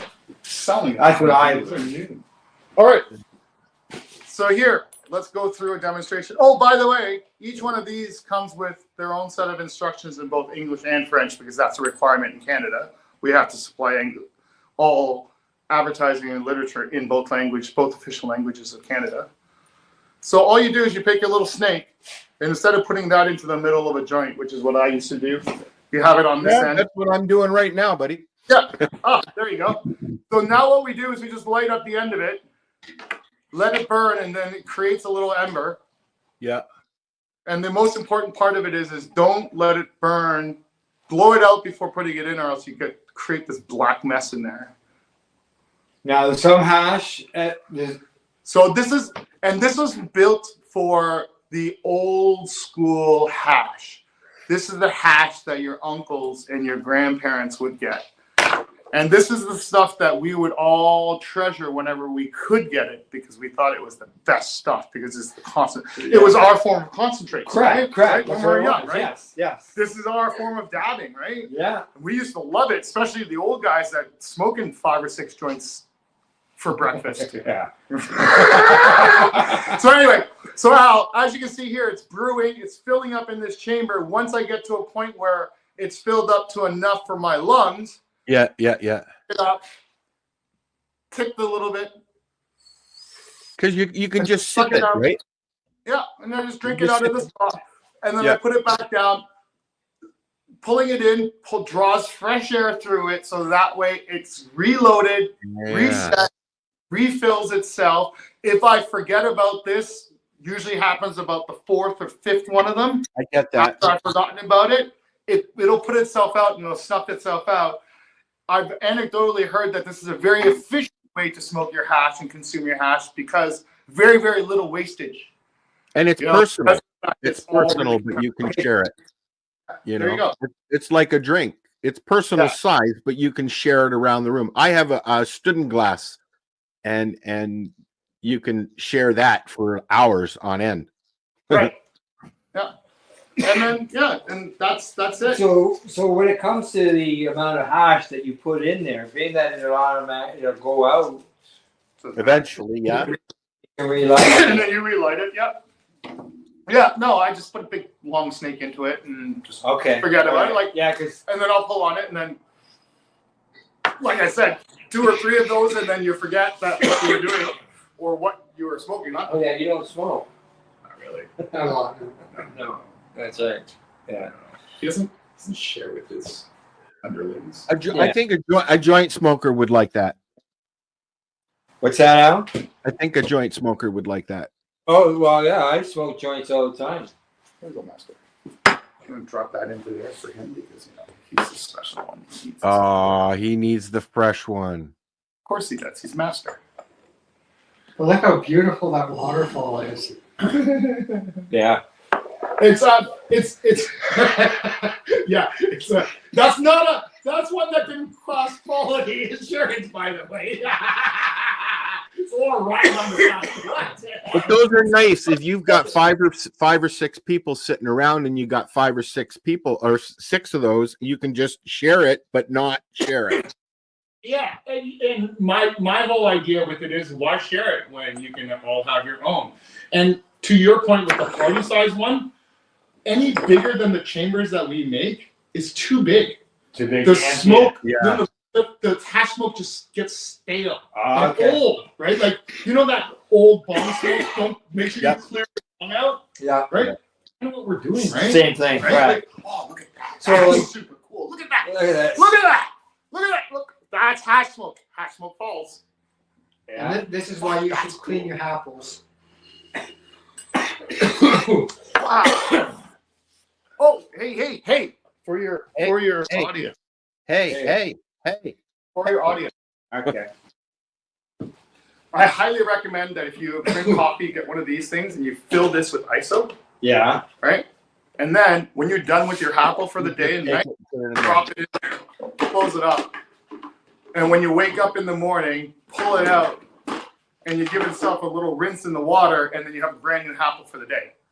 Right? It'll always be clean, right? And then you just keep the lid on this, and then your alcohol will never evaporate. That's really a cool idea. There you go. A tip. A Dave tip. An official Dave tip. Dr. Martha Stewart.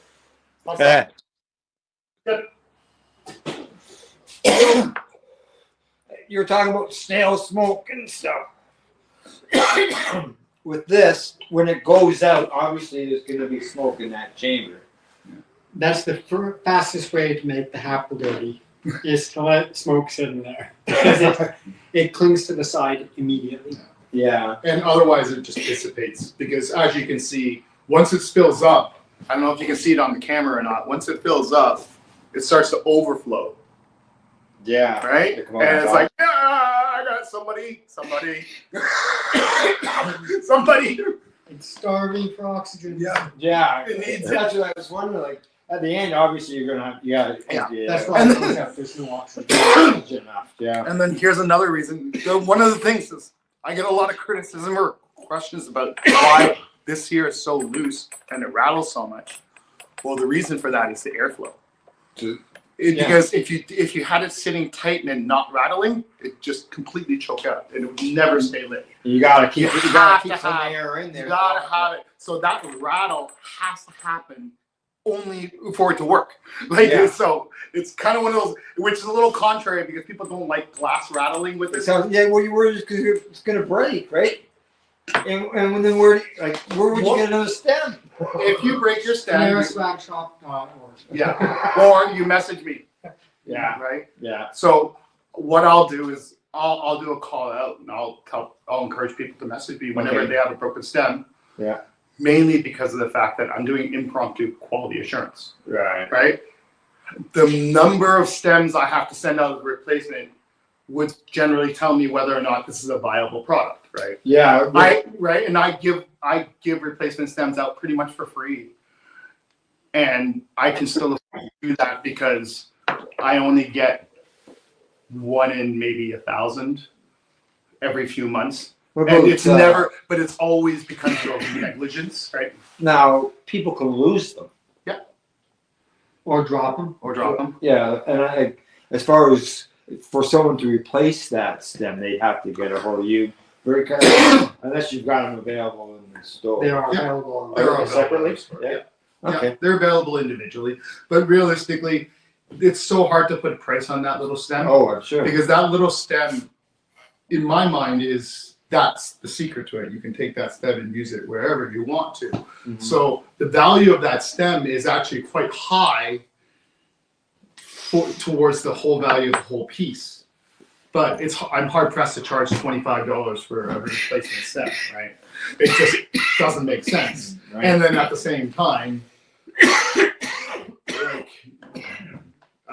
I have no idea. It hasn't, like 1 in 1,000 every few months is probably that means I'm sending out 10 or 15, right? It's not a big deal at all, right? So anyway. Crap. Hash shit's different. So it does. Yeah. This is the point of the video, Al, where you start recording faster, maybe. Jump. Yeah. Use that 30 frames per second George Miller shit.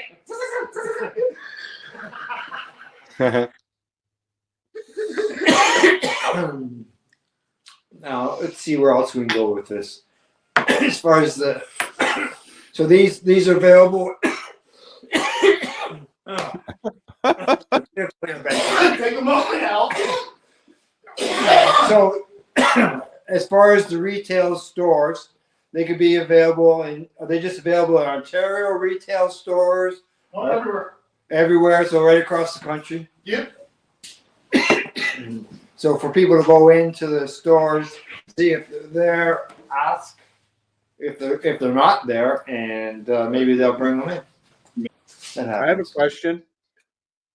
Can you bang a nail in with a apple like you did with the other thing? Sure. Let's. I'll get you that apple right now. Yeah. We'll send you that video. Yeah, definitely. Yeah. We certainly can. Yes, we do.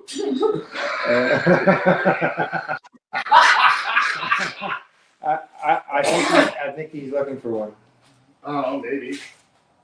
I know that I've taken my apple on the road with me quite a few times. So what's that? Now I know, and I know, Al. did the full-on block when I said I didn't want to talk about this, but I will talk about it a little bit. The next iteration that both Master and I are working on our own versions of it. Water filtered hash devices. Oh, so water filtration. Yeah. So this is particularly my design. It's called the Drew Dot, and it looks a little bit. It's supposed to look like an egg in honor of the egg farming that happens here, but nobody sees the egg. I know. I'm barely. And then I like that with the egg. With the good black drop. Black drop. You know, you gotta use the black drop. Did you think you would be modeling today, Dave? It's got the percolator in the bottom. It's got the percolator in the model. And the whole the secret with this one is that this chamber here acts as the internal HAPL. Right. Right. So that chamber is where the smoke fills up, and then you put water in the bottom so that it filters through. And bubbles. Yeah, I found it very smooth. Yeah. Yeah, we were trying it. Yeah. Well, when I received it, I waited 5 days before I used it. So my first toke, everybody got to see the first time I used it in the video when we did the broadcast. Oh, good. And it was very smooth. Oh, don't hurt yourself, please. here. Let's try this. Okay. To answer your question now. Oh, here we go. Oh, no. Okay, hang on. the I'm going to turn this. Okay. No, you're gonna cut this out if it doesn't work. Right?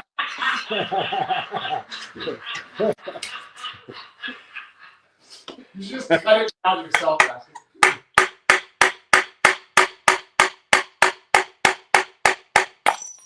Oh no! Okay, all right. It broke. But how many times?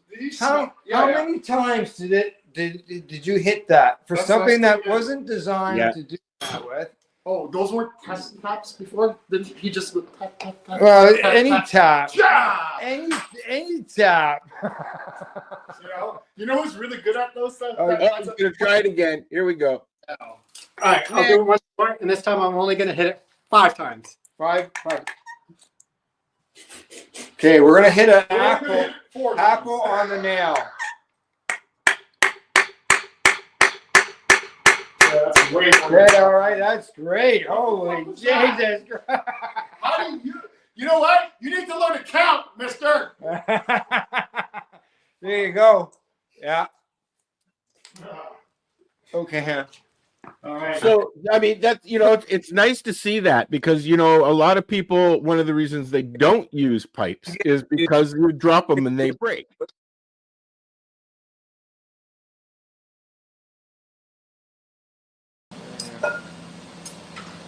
So this tube is for the HAPL body. That tube is for the mouthpiece. And this glass rod here is what I make the stems with. Cool.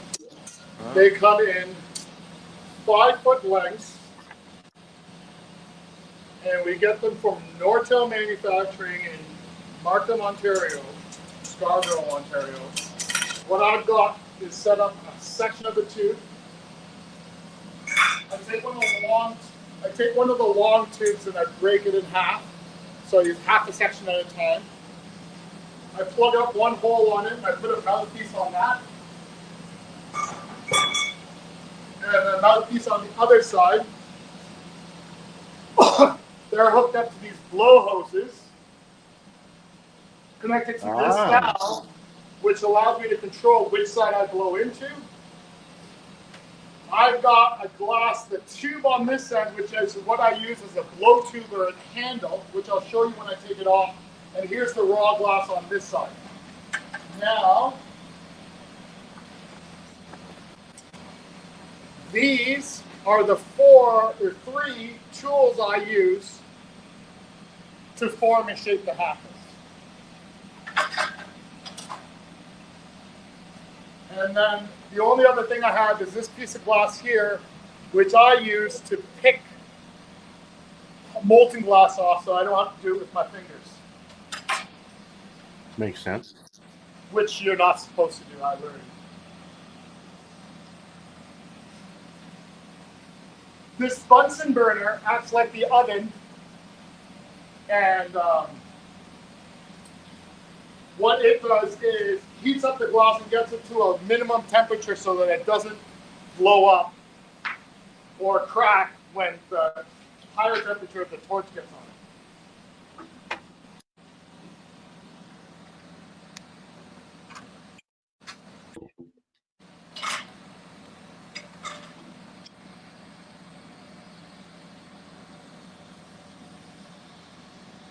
First thing I've done is open up a hole on this main tube so I can connect it to this smaller tube. At this point, the glass is heated up enough, so I'll turn the Bunsen burner off. Connect two pieces of glass together. Once it's fused, I'll puff into it to make sure that it doesn't collapse on itself. Because as glass heats up and becomes molten, it wants to condense on itself. So it's always collapsing.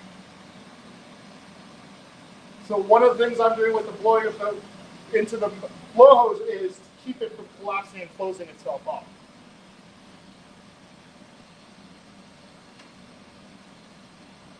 Now what I have set up right now is I have a tube with hoses hooked up on both ends, a valve to be able to control which side I blow into so that I can control which way the pressure goes in. Not as big a deal on these pieces. Becomes more important as you get into larger, complicated pieces like the dewdrop. In our shop, sometimes when we turn our bigger flame on, it creates a popping sound, so we have a tendency to say fire in the hole, fire, and I didn't create a pop, which is great. You can edit in the sound effect later. I say Roger Rabbit. Wow.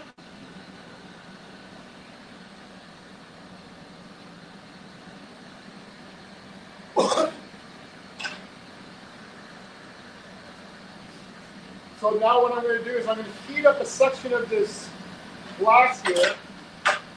And you'll see here I have a little template that I've taped here. And my template, you'll notice that this tool is the right width for the length as well as the width of the handle. So I look at that, make sure that this thing is still the same size. I do this every time because for some reason I'm worried that this tool will change size.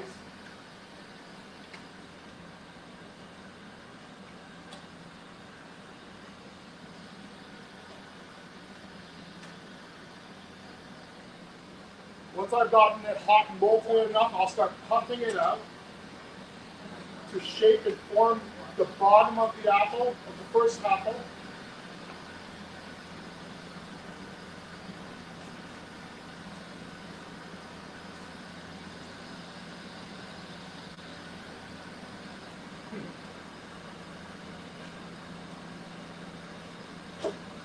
Yeah.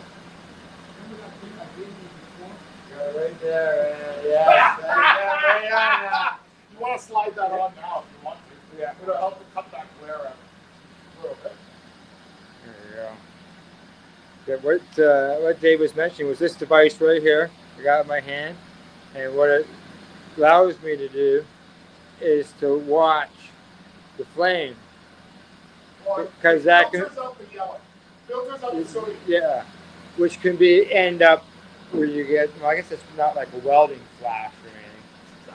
Yeah. So you'll notice here I formed the bottom half of the apple. I've made it about 2/3 of the size I want it to be. Using my template.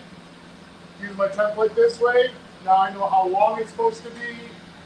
I've got that section there earmarked out for this particular apple. And then now what I'm going to do is heat up the whole piece.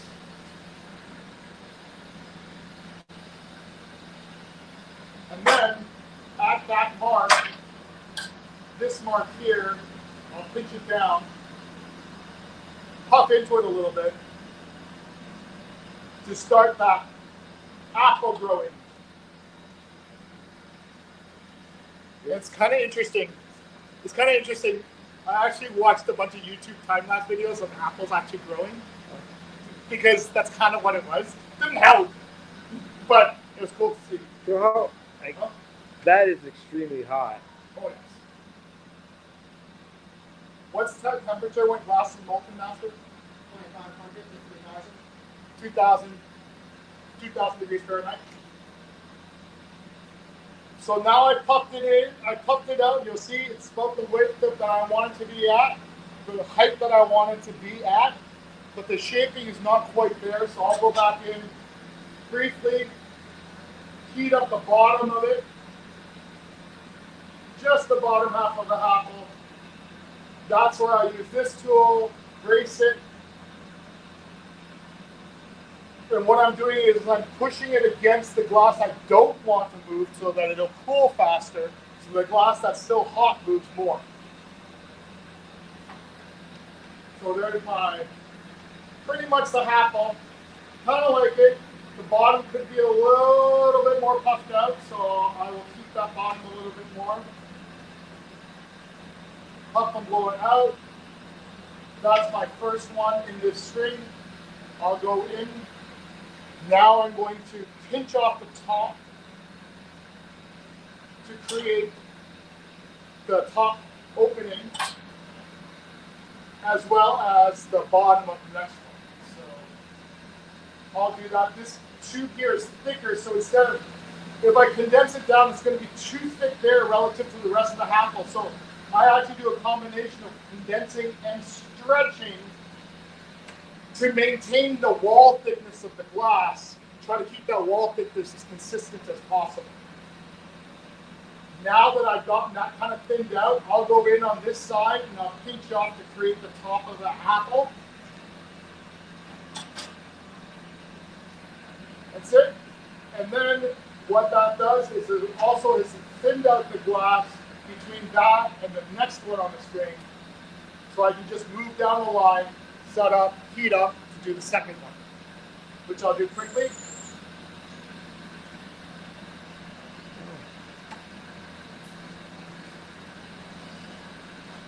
See it swelling as I watch it through this lens.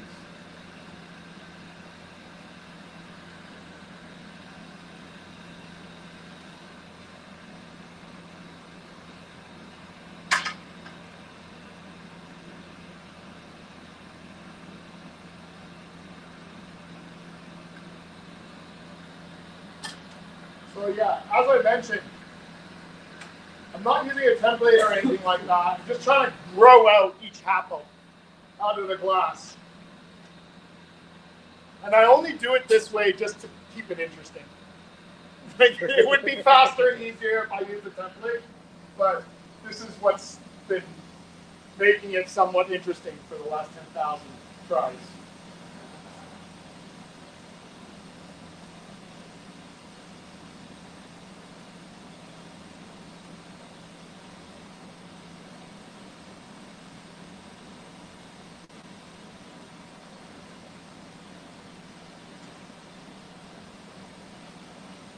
I turn down the heat and the flame size to a smaller flame because I don't want to heat up too much of this glass.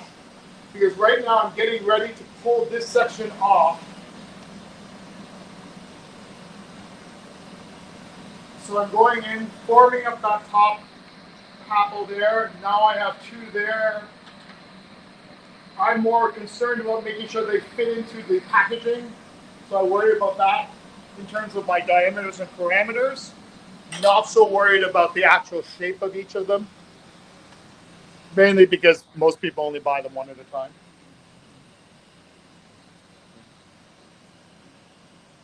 And as I said, I challenge anyone to find two apples. They're the same. No, they're the same. Now, what you'll notice I just did there was I really thinned that out, made it nice and thin, and pulled it apart so that when I rip it off and separate the two tubes, there's minimal amount of glass that's there. I'll do the same thing here. This is something that Master has asked me to do, which is to thin out that section in between the apples so that when he's working by hand, it'll be easier for him to separate out. Whereas I'm working on a machine, and essentially it allows me to take coffee breaks. Or dad breaks. So I've gone in and I've thinned out that as much as I need to, so that way when, in the next stage, when they're removed from the string, it'll be easier to cut. Finally, I'll go in on this end. I'll heat this section up here. I'll let that condense down. It's two bottoms against each other. Two top. Well, no, that's the bottom. Oh, okay. See? Apples.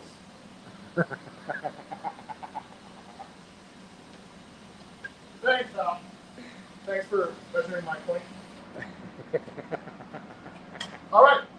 So I'll turn that off, and then I will take these two, and I'll pull them off of here, and then I'll place them over to this station here at Master. Okay, so now they're full. So we're coming over here, and we're going to come over here on this side.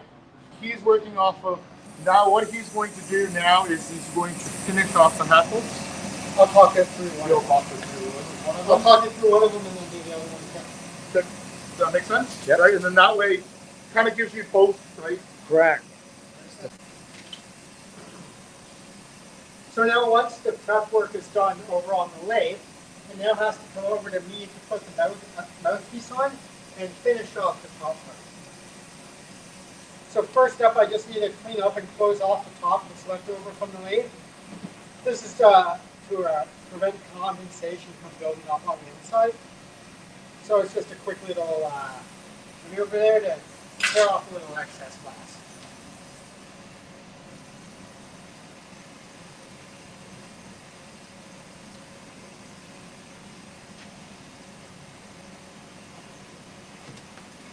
Blowing into the glass, I've popped the hole out there, and now using graphite, I use it to open the hole up to be the exact same size as the 12.7 millimeter tube that I used to attach to it as an mouthpiece.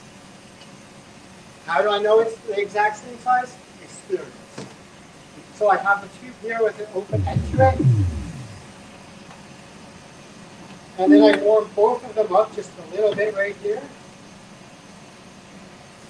and attach it, and then I position it the way I want as the glass is cooling down. Then I choose where I want to melt the glass off, the length of the mouthpiece, which typically is going to be about 0.75 to 1 inch in length from the apple. So I break that off just like that, and using stainless steel tweezers, I just clean the end off a little bit, which makes the last step a little bit easier. Now I need to make that mouthpiece fully melted in and homogeneous with the rest of the apple. This creates the strength in the apple.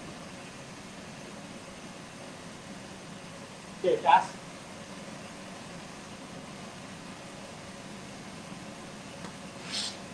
So I'm going to use a hand torch just to get the heat precisely where I want. Because I don't need to heat very much glass here, I just need a very small section at a time. And I'm just going to work around slowly, get it all melted in, getting tiny little puffs between heats to put the glass to the position I need it to be.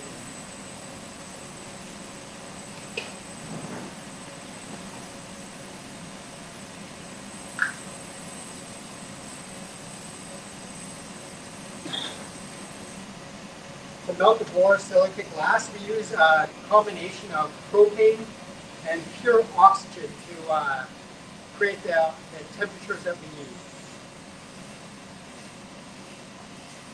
So I'm just warming the glass up just to make sure that it's all the same temperature again. This is just to prevent cracks from forming.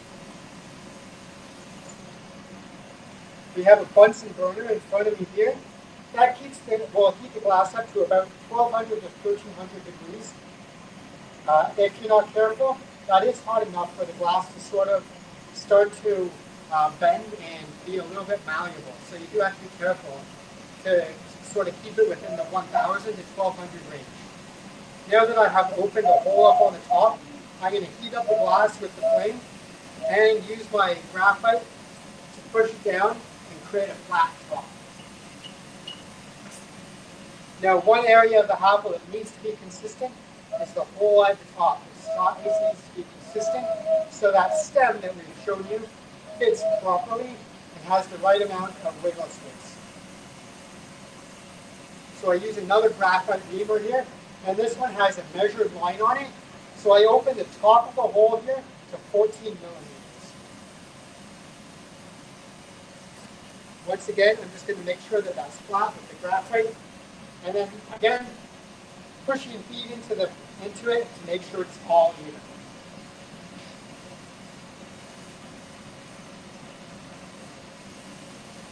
Now, what I need to do is open up the mouthpiece and make it functional. So to do that, I'm going to heat up a different piece of glass that's in my right hand now. I'm going to get it to be molten hot, whereas the glass that's in my left hand is going to be technically cold, but really it's going to be like 1,000 degrees. But compared to the 2.5 or 3,000 degrees that this side was, this side was cold, relatively speaking.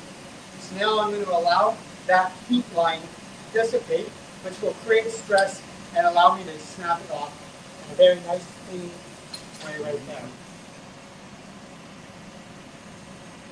Now, if I just left that, it would have been razor sharp. So a little bit of flame goes a long way. Now, once again, bring heat in, introduce it to the glass, bring it all up to the same temperature. And then when I'm ready, I'm going to use tongs covered in Kevlar to hold the piece of work and melt it off. This is why the step that Dave took earlier for me is so important. I'm not able to manipulate the glass very effectively in the tongs, so the less amount of turning that I can do, the better off I am. Now I need to make the bottom flat, so I'm going to spin it around, and once it's all hot here, I'm going to once again use graphite to bring it down and flatten it off.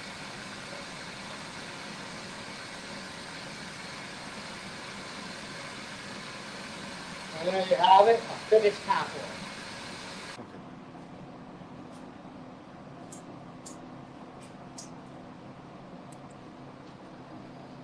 Thanks, Master. I'm going to go through making stems.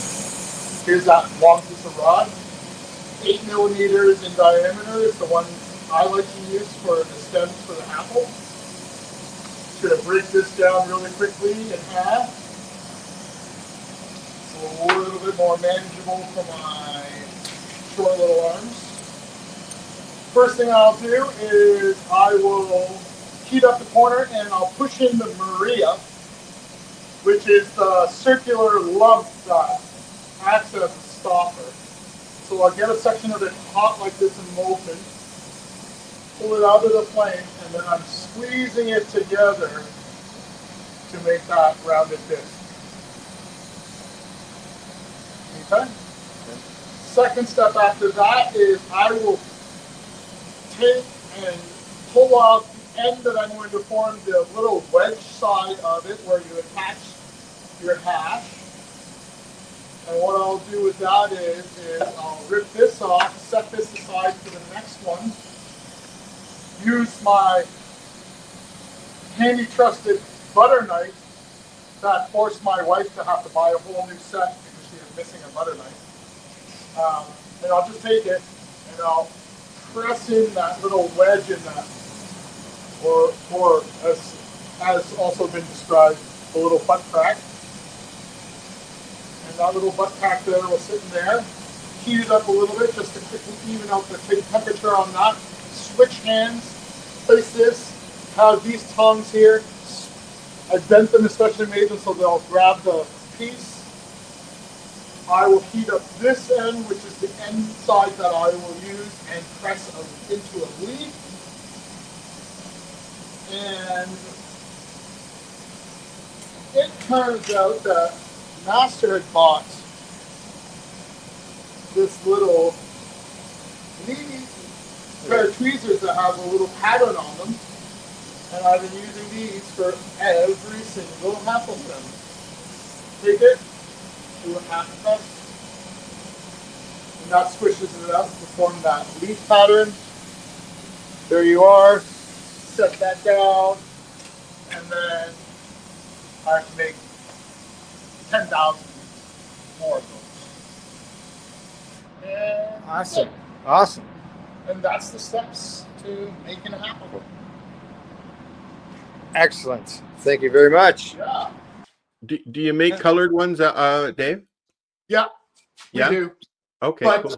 the colored ones and the colored ones, we don't make very many of them because of the fact that the price point changes. Yeah.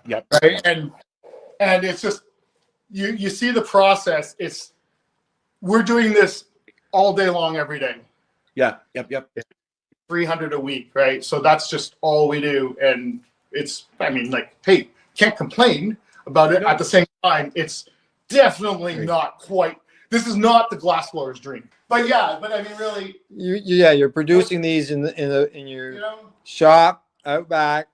we waited till we hit 10,000 before announcing the licensing agreement, because you know what? At 10,000, I think I'm allowed to do whatever the fuck I want. You sold 10,000 then. We've made way more than that, but we've sold out the door. Correct. 10,000. That doesn't even account for masters, hash kettles, and hash lanterns. We're only talking about the nugs haffle. Right. We're not even talking about the haffles before the nugs. These are strictly just the ones Just for the overlord. the hackle. Just the ones for the overlord. Right. Which is wonderful, right? Mhm. Love them. I love my overlords very much. Overlords. And as we haven't really mentioned, as you can see, you can use, this is the dewdrop. You can use it as an E now. With an E now. A dab rig. Yeah. And the point of the dewdrop was to provide that option for the consumer who doesn't dab very often. Right? It's for those people who prefer hash, prefer joints, but they'll do the occasional dab and things like that. That's why we built this, and that's why we released this, is because we want to give that option to people without having to outlay a lot of money. Now, did I see a video as well that you can do hash in there? Yep. You can do dabs. Yep. Now, did I see you put a banger in there as well as a bowl? Yeah. For smoking herb? Yeah, but sure. But I argue you're going backwards. Sure, you can smoke flour out of this thing. But why when you can smoke hash? But it's the multi-tool. It's the Swiss knife. We're trying to make it to be that way. Yeah. Right? It's just a daily driver. But most people have a preference. Right? They have their preference on how they like to consume.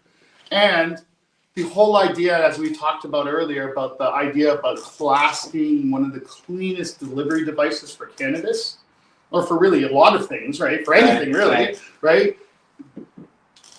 We're really hoping that this the Drew drop is going to be something that gives that person their regular option, in addition to all of the other things for once in a while, right? Because very rarely do people smoke flour, hash, and dabs out of the exact same piece. Well, because yeah, the taste exactly. is really weird. It tastes really and weird. if you're doing it in a vaporizer, especially some of those old style ones, that was a mess. Right, it's a mess, and so therefore, right, so that's why I'm like, no, you don't want to. But this gives you the base. People have to have their own adapters. Is it the ideal dab rig? Possibly for the right person, right? But there's so many different designs out there. This is really just meant to give, you know what? In a pinch, here you go. This is your daily drive. It's your daily smoker. That's what I was going to say. Yeah. Right. It's going to retail for $100. It's a bigger investment than the Happel is, but with the water filtration and the fact that you can use it for any form of consumption, we're hoping that that'll justify the pricing for it. Yeah. Right. And really, right now, the last thing people need is a fancy marble on the side of it that they don't need to get high. Okay, well, guys, I'd like to take this opportunity to thank Master and Dave for allowing us to come here today in order to film you guys doing your work, as well as learning all the history behind the Happel and how to see how the Happel is created. We really appreciate you allowing us to come in here today. film you're doing your thing, what you love to do. That's blowing glass, answering some questions, and you've had a great success, and we wish you continued success. Thanks so much. Thanks, Als. Al, you got anything you'd like to say? Enjoy. Thanks. I enjoyed watching it. I watched the whole thing. I just sat here because I've always liked that stuff, but I've always avoided going near it. It's scary. So don't forget, go to your cannabis store in your area, whether you live in British Columbia or Newfoundland, and you can go in there, check to see if they've got the apple. If they don't, request that they bring you one in and enjoy your hash. You got a website where people can go directly? www.canarisswag.shop. It's the Overlord's website. Okay. Instagram, Masterglass, and I'm Dave, Earl Electric Dave. Thanks, everybody. Okay. Thanks again. Bye-bye. Bye.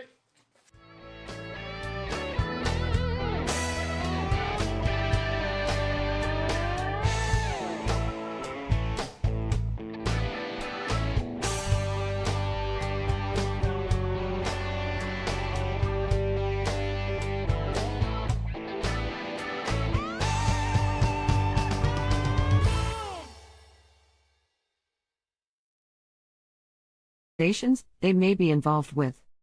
All medical advice during our broadcasts is not a medical opinion and should be checked with your medical physician.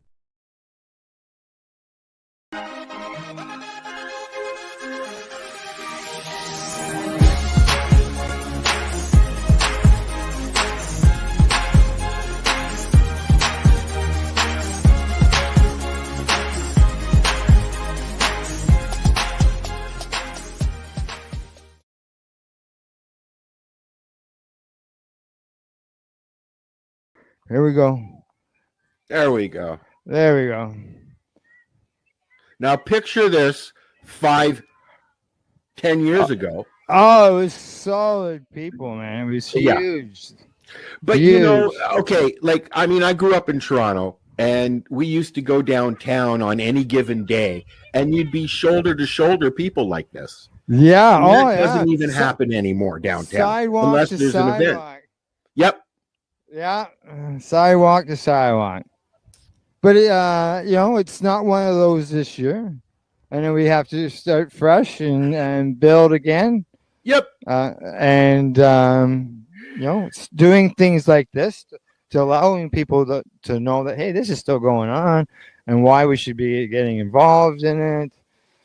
And we like to air these things so that people like myself who can't do this anymore, get a.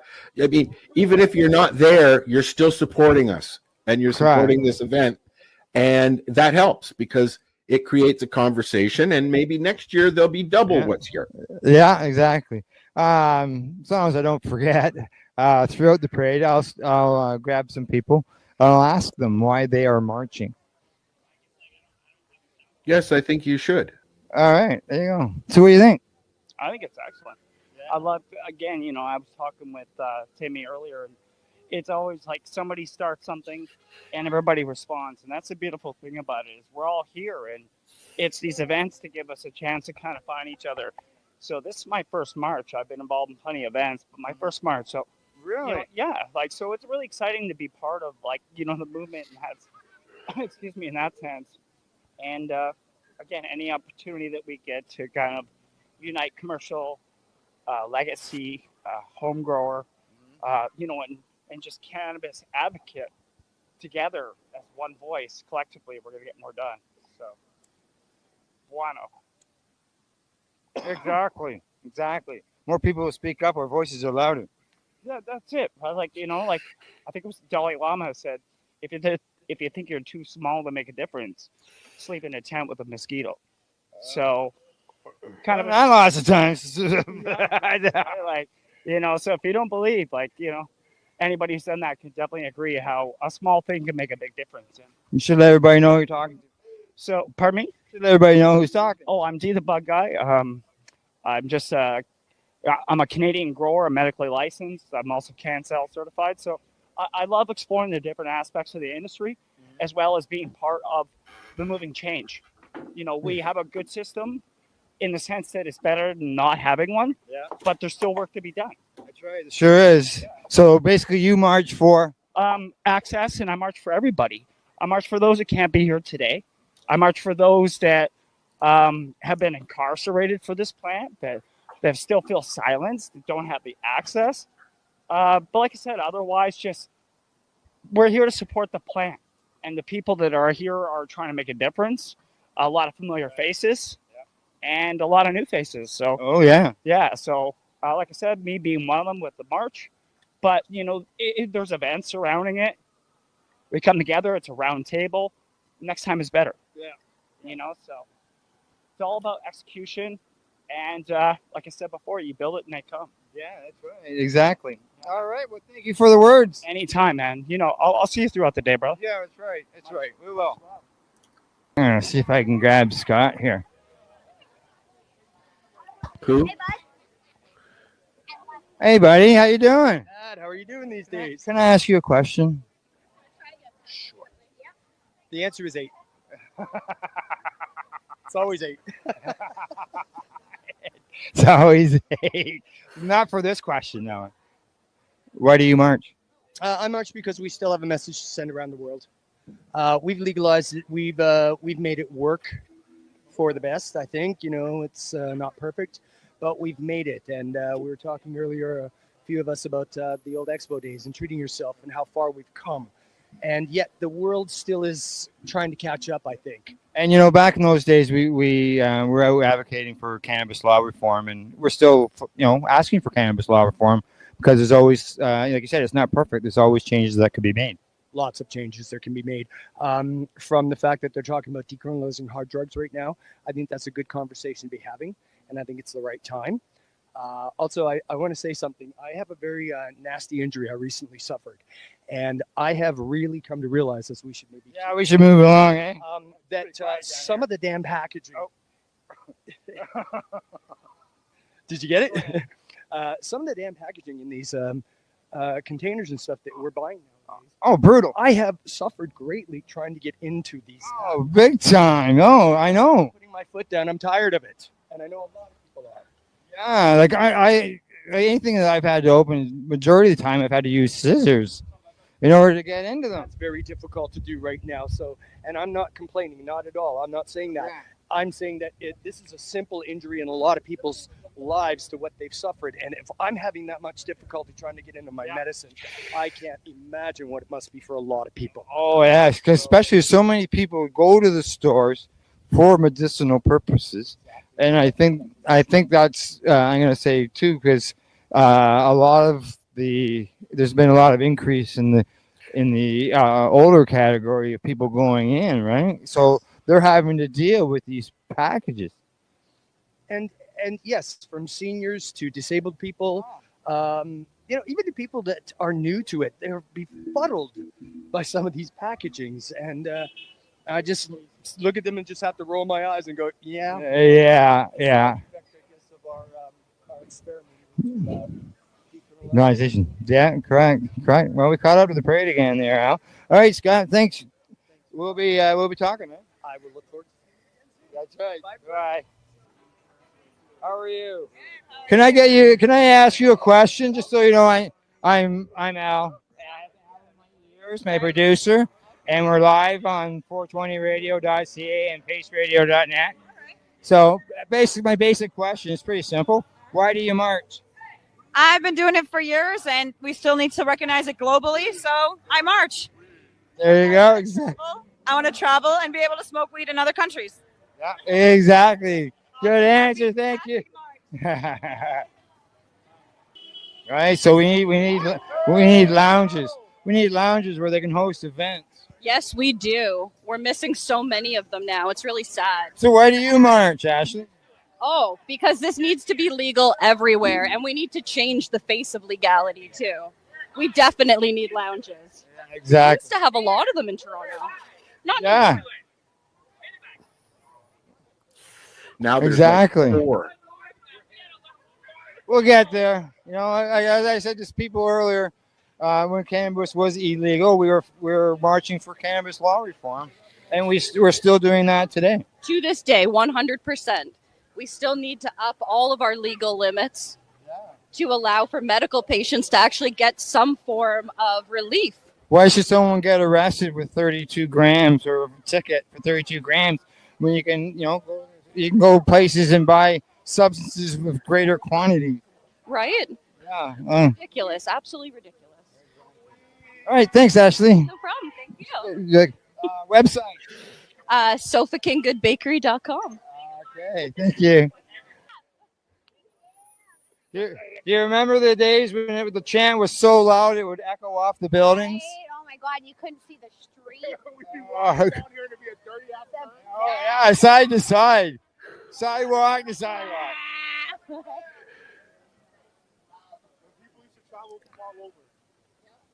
Yeah. Oh, yeah. Yeah. I have a simple question for you. I'm asking everybody as we go along here. Why do you march? I march because just because cannabis is legal here doesn't mean it is in other parts of the world. People are jailed for this everywhere. Yeah. And even with legalization, there's still there's still a legal system that's attached to this. Like Legalize we can only have 28 grams cannabis of cannabis. everywhere. It's a little crazy. And there's people suffering around the world, jailed, facing death sentences for cannabis. A year ago, there was a couple of guys in Singapore that got hung. That exactly. I think And so this there's is why we somebody do else this. waiting to be Our hung as crowd's well. a bit smaller than it has been in other years, but the message is still the same, and it will still be the same until cannabis is legalized and it's legal and accepted. Exactly. Stigma needs to be removed as well, right? So Exactly. we're working on that. I mean, we're 5 years here legalization, and it's still stigma's still attached to it. Exactly. So it's not going to be a quick fix, but we keep this up and we keep normalizing it. It's like 90 years of prohibition. That ain't going away. Exactly. And we think it's just because now we have stores everywhere. It's just going to be, hoity-toity and fun and it's not. People still have are still, brainwashed. The reefer madness, that generation is still around. So, Yeah, exactly. And their kids. So we just need to change the way cannabis is viewed. And again, not just here globally. This is a global march. This isn't just in Toronto. This is Toronto's section of this global march. Yeah, exactly. So we just need to, keep fighting the good fight. Yeah, There's a big exactly. thing going on in New York right now too. Al says there's one going on in New York right now. I love it. Well, it is global, right, guys? That's right, global. All right. Oh, we got a poll there. All right, thanks, Amy. Take a poll. Put some rap music on. I'll stop and ask Church a question. I'm asking everybody the same question. Okay. All right. Okay. Why do you march? I march to spread awareness and to show my experience along with having a good time and hanging out with some friends. That's right. Yeah. Awareness is good. That's right. Okie dokie. Thank you. Bye. The Hamilton Hey, Police Headquarters. I've got 11 here, and I've got a question for 11. Okay, you go All ahead right? and And I asked this question of everybody I've been talking to during the march. Okay. Why do you march? 7.5 inches. Oh, sorry, what? Why do you march? I thought it was something else. I thought you were gonna ask me something else. I mean, one, it's just great to see everyone. Let's be honest. Should we keep walking? Let's not lose the herd. So it's definitely a community thing. It's definitely a beautiful energy, but we got to show up, just like with the podcast, as the different manifestations as we are as like consistent cannabis users and community members, to show how diverse. Like, you got to show up for it to kind of like share the colors inside of the community and kind of just like represent. So I think it's rewarding, definitely, to be part of it. But yeah, like, to show up and to march, I think you gotta give that respect to the plant by like presenting yourself as part of something that is involved with cannabis. So I feel like it was just representing, but also, you know, it's totally selfish. It's 100% selfish because I just get to hang out with a bunch of stoners. Yeah, dual purpose. You know, fight for cannabis law reform and hang out with friends. Yeah, I feel like like we even just shifted the energy to like fun. I mean, it feels protesty because we have a chant, but it's like, you know, me, I prefer to kind of focus on the, you know, on what's working, on what the positive is. So if we can all just constantly live a good example, like by checking ourselves first, and then what people notice of the community is positive. Like, look, everyone's just goofing around, laughing, being creative, colorful bunch. Like, you know, it's about the opportunity to, you know, offer that impact as like what collectively as a group a stoner's supposed to like be. Not that it's period after this group. It's just like here's a bit. Here's like a Toronto vibe. Yeah. And in this march are some people who've been here since the beginning, and it's good to see that, you know, this year's a bigger march than last year. And you know, last year was sort of it wasn't really much promo or anything, and this year there's some promo done, and we got more people out. Just keep moving with it, man. That's it. Let the momentum build. Do it all again next year. Just try to build again, rebuild. It's always a fun time, you know, and it gives you the opportunity to probably try some new shit or smoke a joint with someone you ain't never smoked a joint with before. Somebody maybe you only knew through Facebook. Well, that's what I said. I was joking about that when I was getting the chance together. I'm like, it's like this is a fucking bunch. Like I see a bunch of faces that I only see online. Yeah. Well, it's true. It's true. So, all right, 11. Well, let's shout out to where people can find you, man. Disciplined Stoners. Me and my wife, Winnie Clark, have a podcast called Disciplined Stoners, and I mean, a bunch of people who are here have been on it and will be on it. And yeah, we just are lucky enough to be documenting this time period in history and going at it through the lens of mindfulness. So that's like what we talk about. And yeah, we do canna covers, all sorts of stuff like that. So you can check us out. Discipline. We'll have a show about the march. And after, yeah, I don't know. I don't know. Yeah, maybe a song. Yeah. Damn, didn't someone catch the ball? I think Spliff McKenzie, we just made history. I was just freestyling, and then a homie comes up and starts freestyling next. It was awesome. And like we, you know, there's always those moments that happen authentically and when you exist in the cut, you know. Yeah, exactly. All righty. You're documenting it. Oh yes. Been doing it for years. We used to just do it in audio. Now you got the cameras going. So yeah, that's right. Cannabis. There we go. All right. Thanks, 11. Yeah, buddy. Thank you. Good to see you. I got a question for you, Val. All right. Why do you march? Because we can. Yeah, we can. That's right. It's allowed in our country. We sure can. There's a lot of countries where you can't.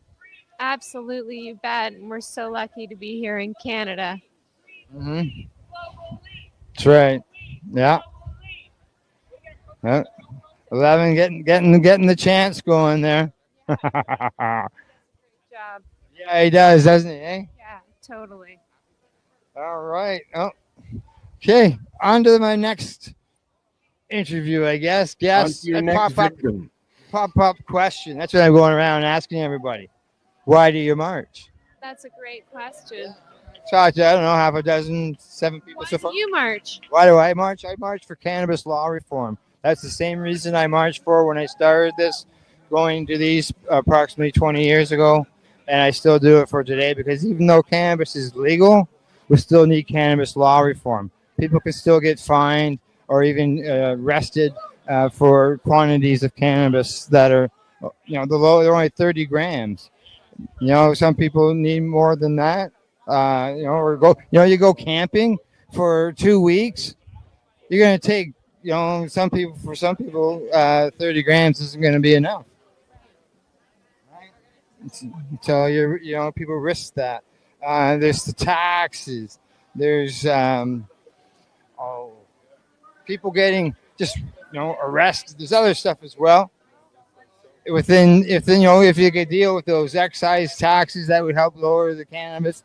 Maybe make it so that you don't have to climb a mountain and swim through the ocean in order to get to the regulatory part of it all. Yeah, agreed. So, all right, Val. Good talking to you. Hooray. Hey, Thomas, how you doing? Good. I got a quick. Yeah, that's right. I got a quick question for you. Ask away. All right.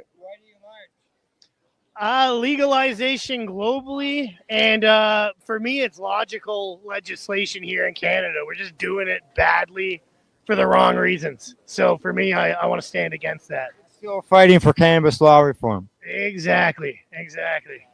What a way to say it. Yeah, that's what I thought. 'Cause I was thinking, well, why do I march? And I thought, well, why did I march in the beginning? And it had to do with to change the cannabis laws because cannabis is illegal, right? This is the second march for me to in the 25. I think I went 20 years ago when I moved way too much weed to be out here openly. I never went again. Now back then I was marching for cannabis law reform, and today I still march for cannabis law reform because there's things that could be changed.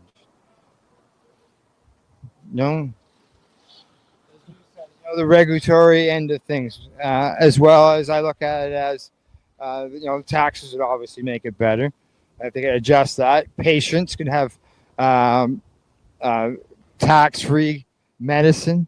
Why not a location where a patient can actually go into and get their medicine and talk to somebody who's, Well, I would just take the boot off the neck of the industry. It's stifling innovation. Nobody can move. It's a stranglehold in favor of monopolizing for corporate interests that do not care about the average Canadian, doesn't care about the medical patient, doesn't care about the recreational user.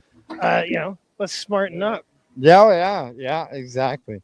And some countries use us as an example of way to do things, and we're still fighting in order to make change. Yeah, well, one punch at a time, right? That's right. Exactly. All right, Thomas. Thank you. All right, keep marching. We will. I think the newbie is burning up the tires on the little Nugs cart here. Last time I checked, I don't even know if the baby's still in there. Oh, really?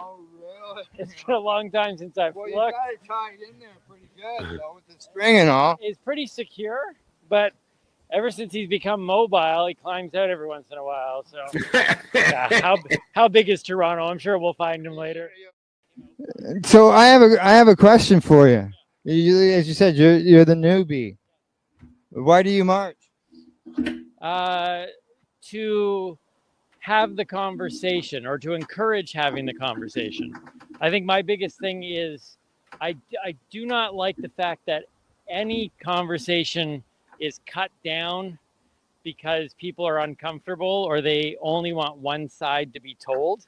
And I think that the conversation regarding cannabis isn't fully being told or fully allowed to be told. And I think that's both the positives and the negatives. I'm not even advocate that it's, the miracle. I don't think anything is the one and all thing, but people have to at least be willing to do the studies on it, have the conversations. What is it actually doing? Where does it help? Who can it help? And allow people to find that personalization that I've really come to understand. Like I used to think that weed equals weed. And now I've become fully aware that it's so personal in terms of how you take it, how much you take it, what you take it for.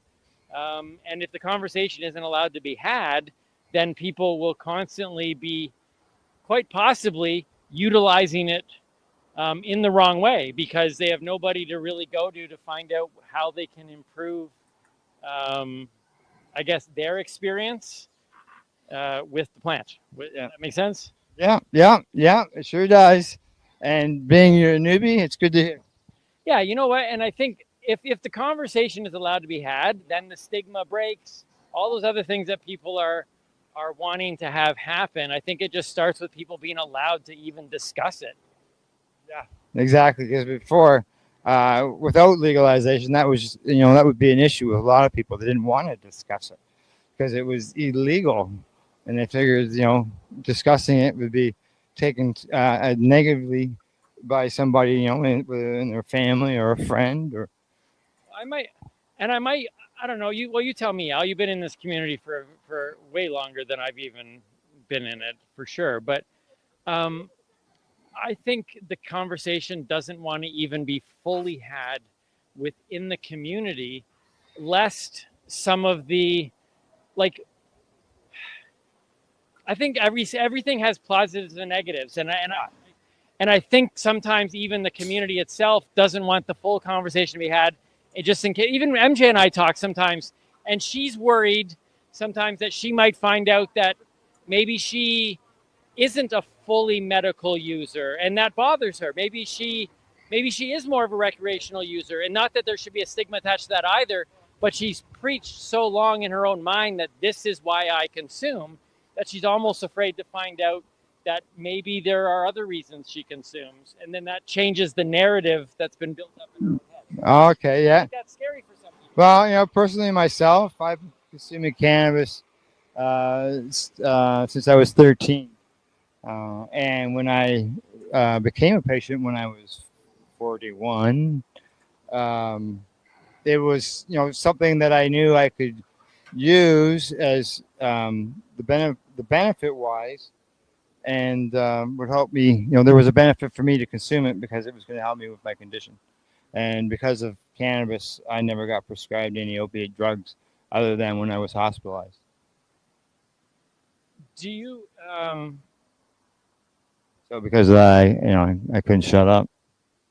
So let me ask you this, just because we're talking conversation, or having the conversation. Yeah, and we're stuck here.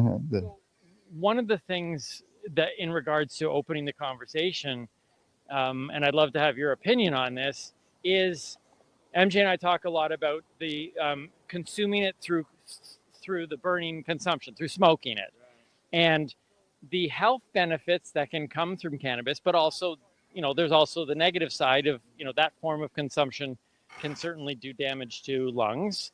And I think that's the conversation that even people in the community are afraid to have, because everybody just wants to talk about it as if it's this perfect thing. How do you feel about that concept of that form of consumption? Oh, I've been a toker all the way along, but I push and discuss the non-smoking methods, because I don't expect somebody who, let's say, is 75 years of age and is going to start using cannabis medicinally, who has never smoked anything in their life.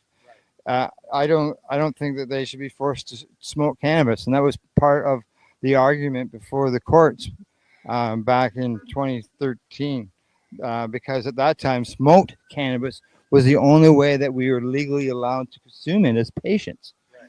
And so it went battled through the courts, and we had like a 5-year-old lad whose mother was making him cannabis oil, but that at that time was illegal, and she was risking arrest. Do you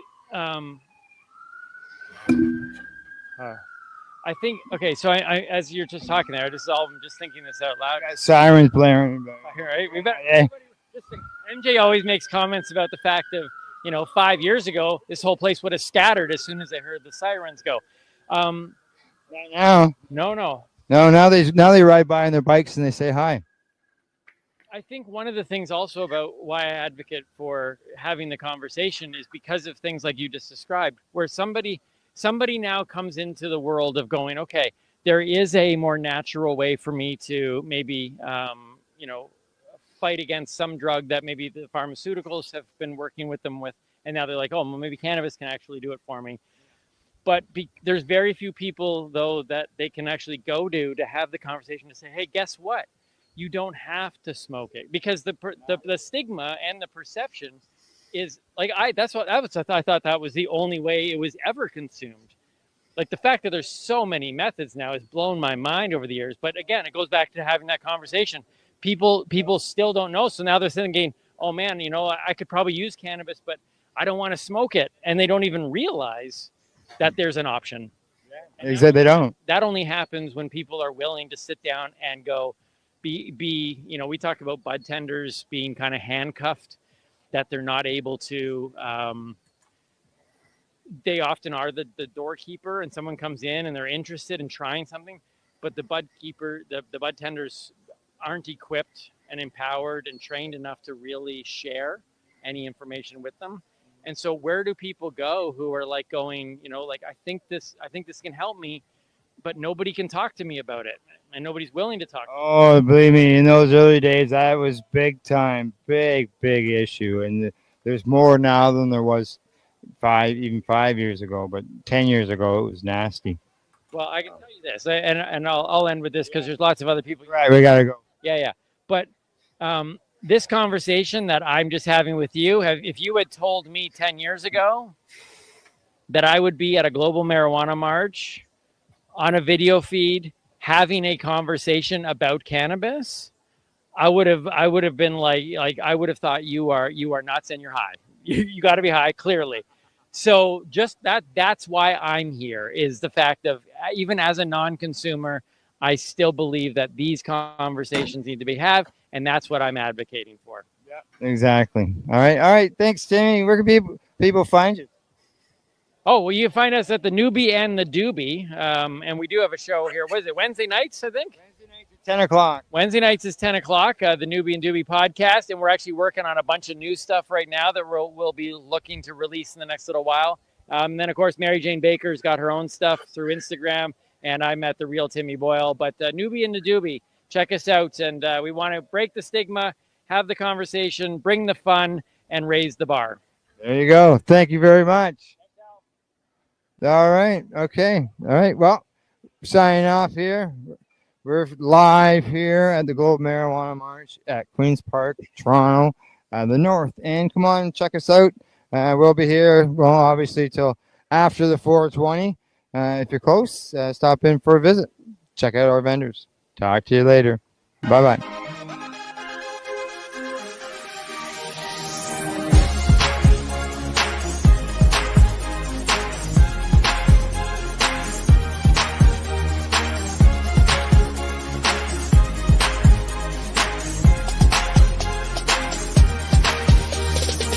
The opinions of the individuals during this broadcast are their own, and may not be the opinions of their group or other organizations they may be involved with. All medical advice during our broadcast is not a medical opinion and should be checked with your medical physician. You're watching the 420 Pace Network, found at 420radio.ca and paceradio.net. Are you looking for non-stop, continuous cannabis and psychedelic programming? If you are, then turn your browsers to 420radio.ca or paceradio.net, where you will find the 420 Pace Re-Rolled Saturday. Everything gets started at 8 a.m. Eastern Saturday morning.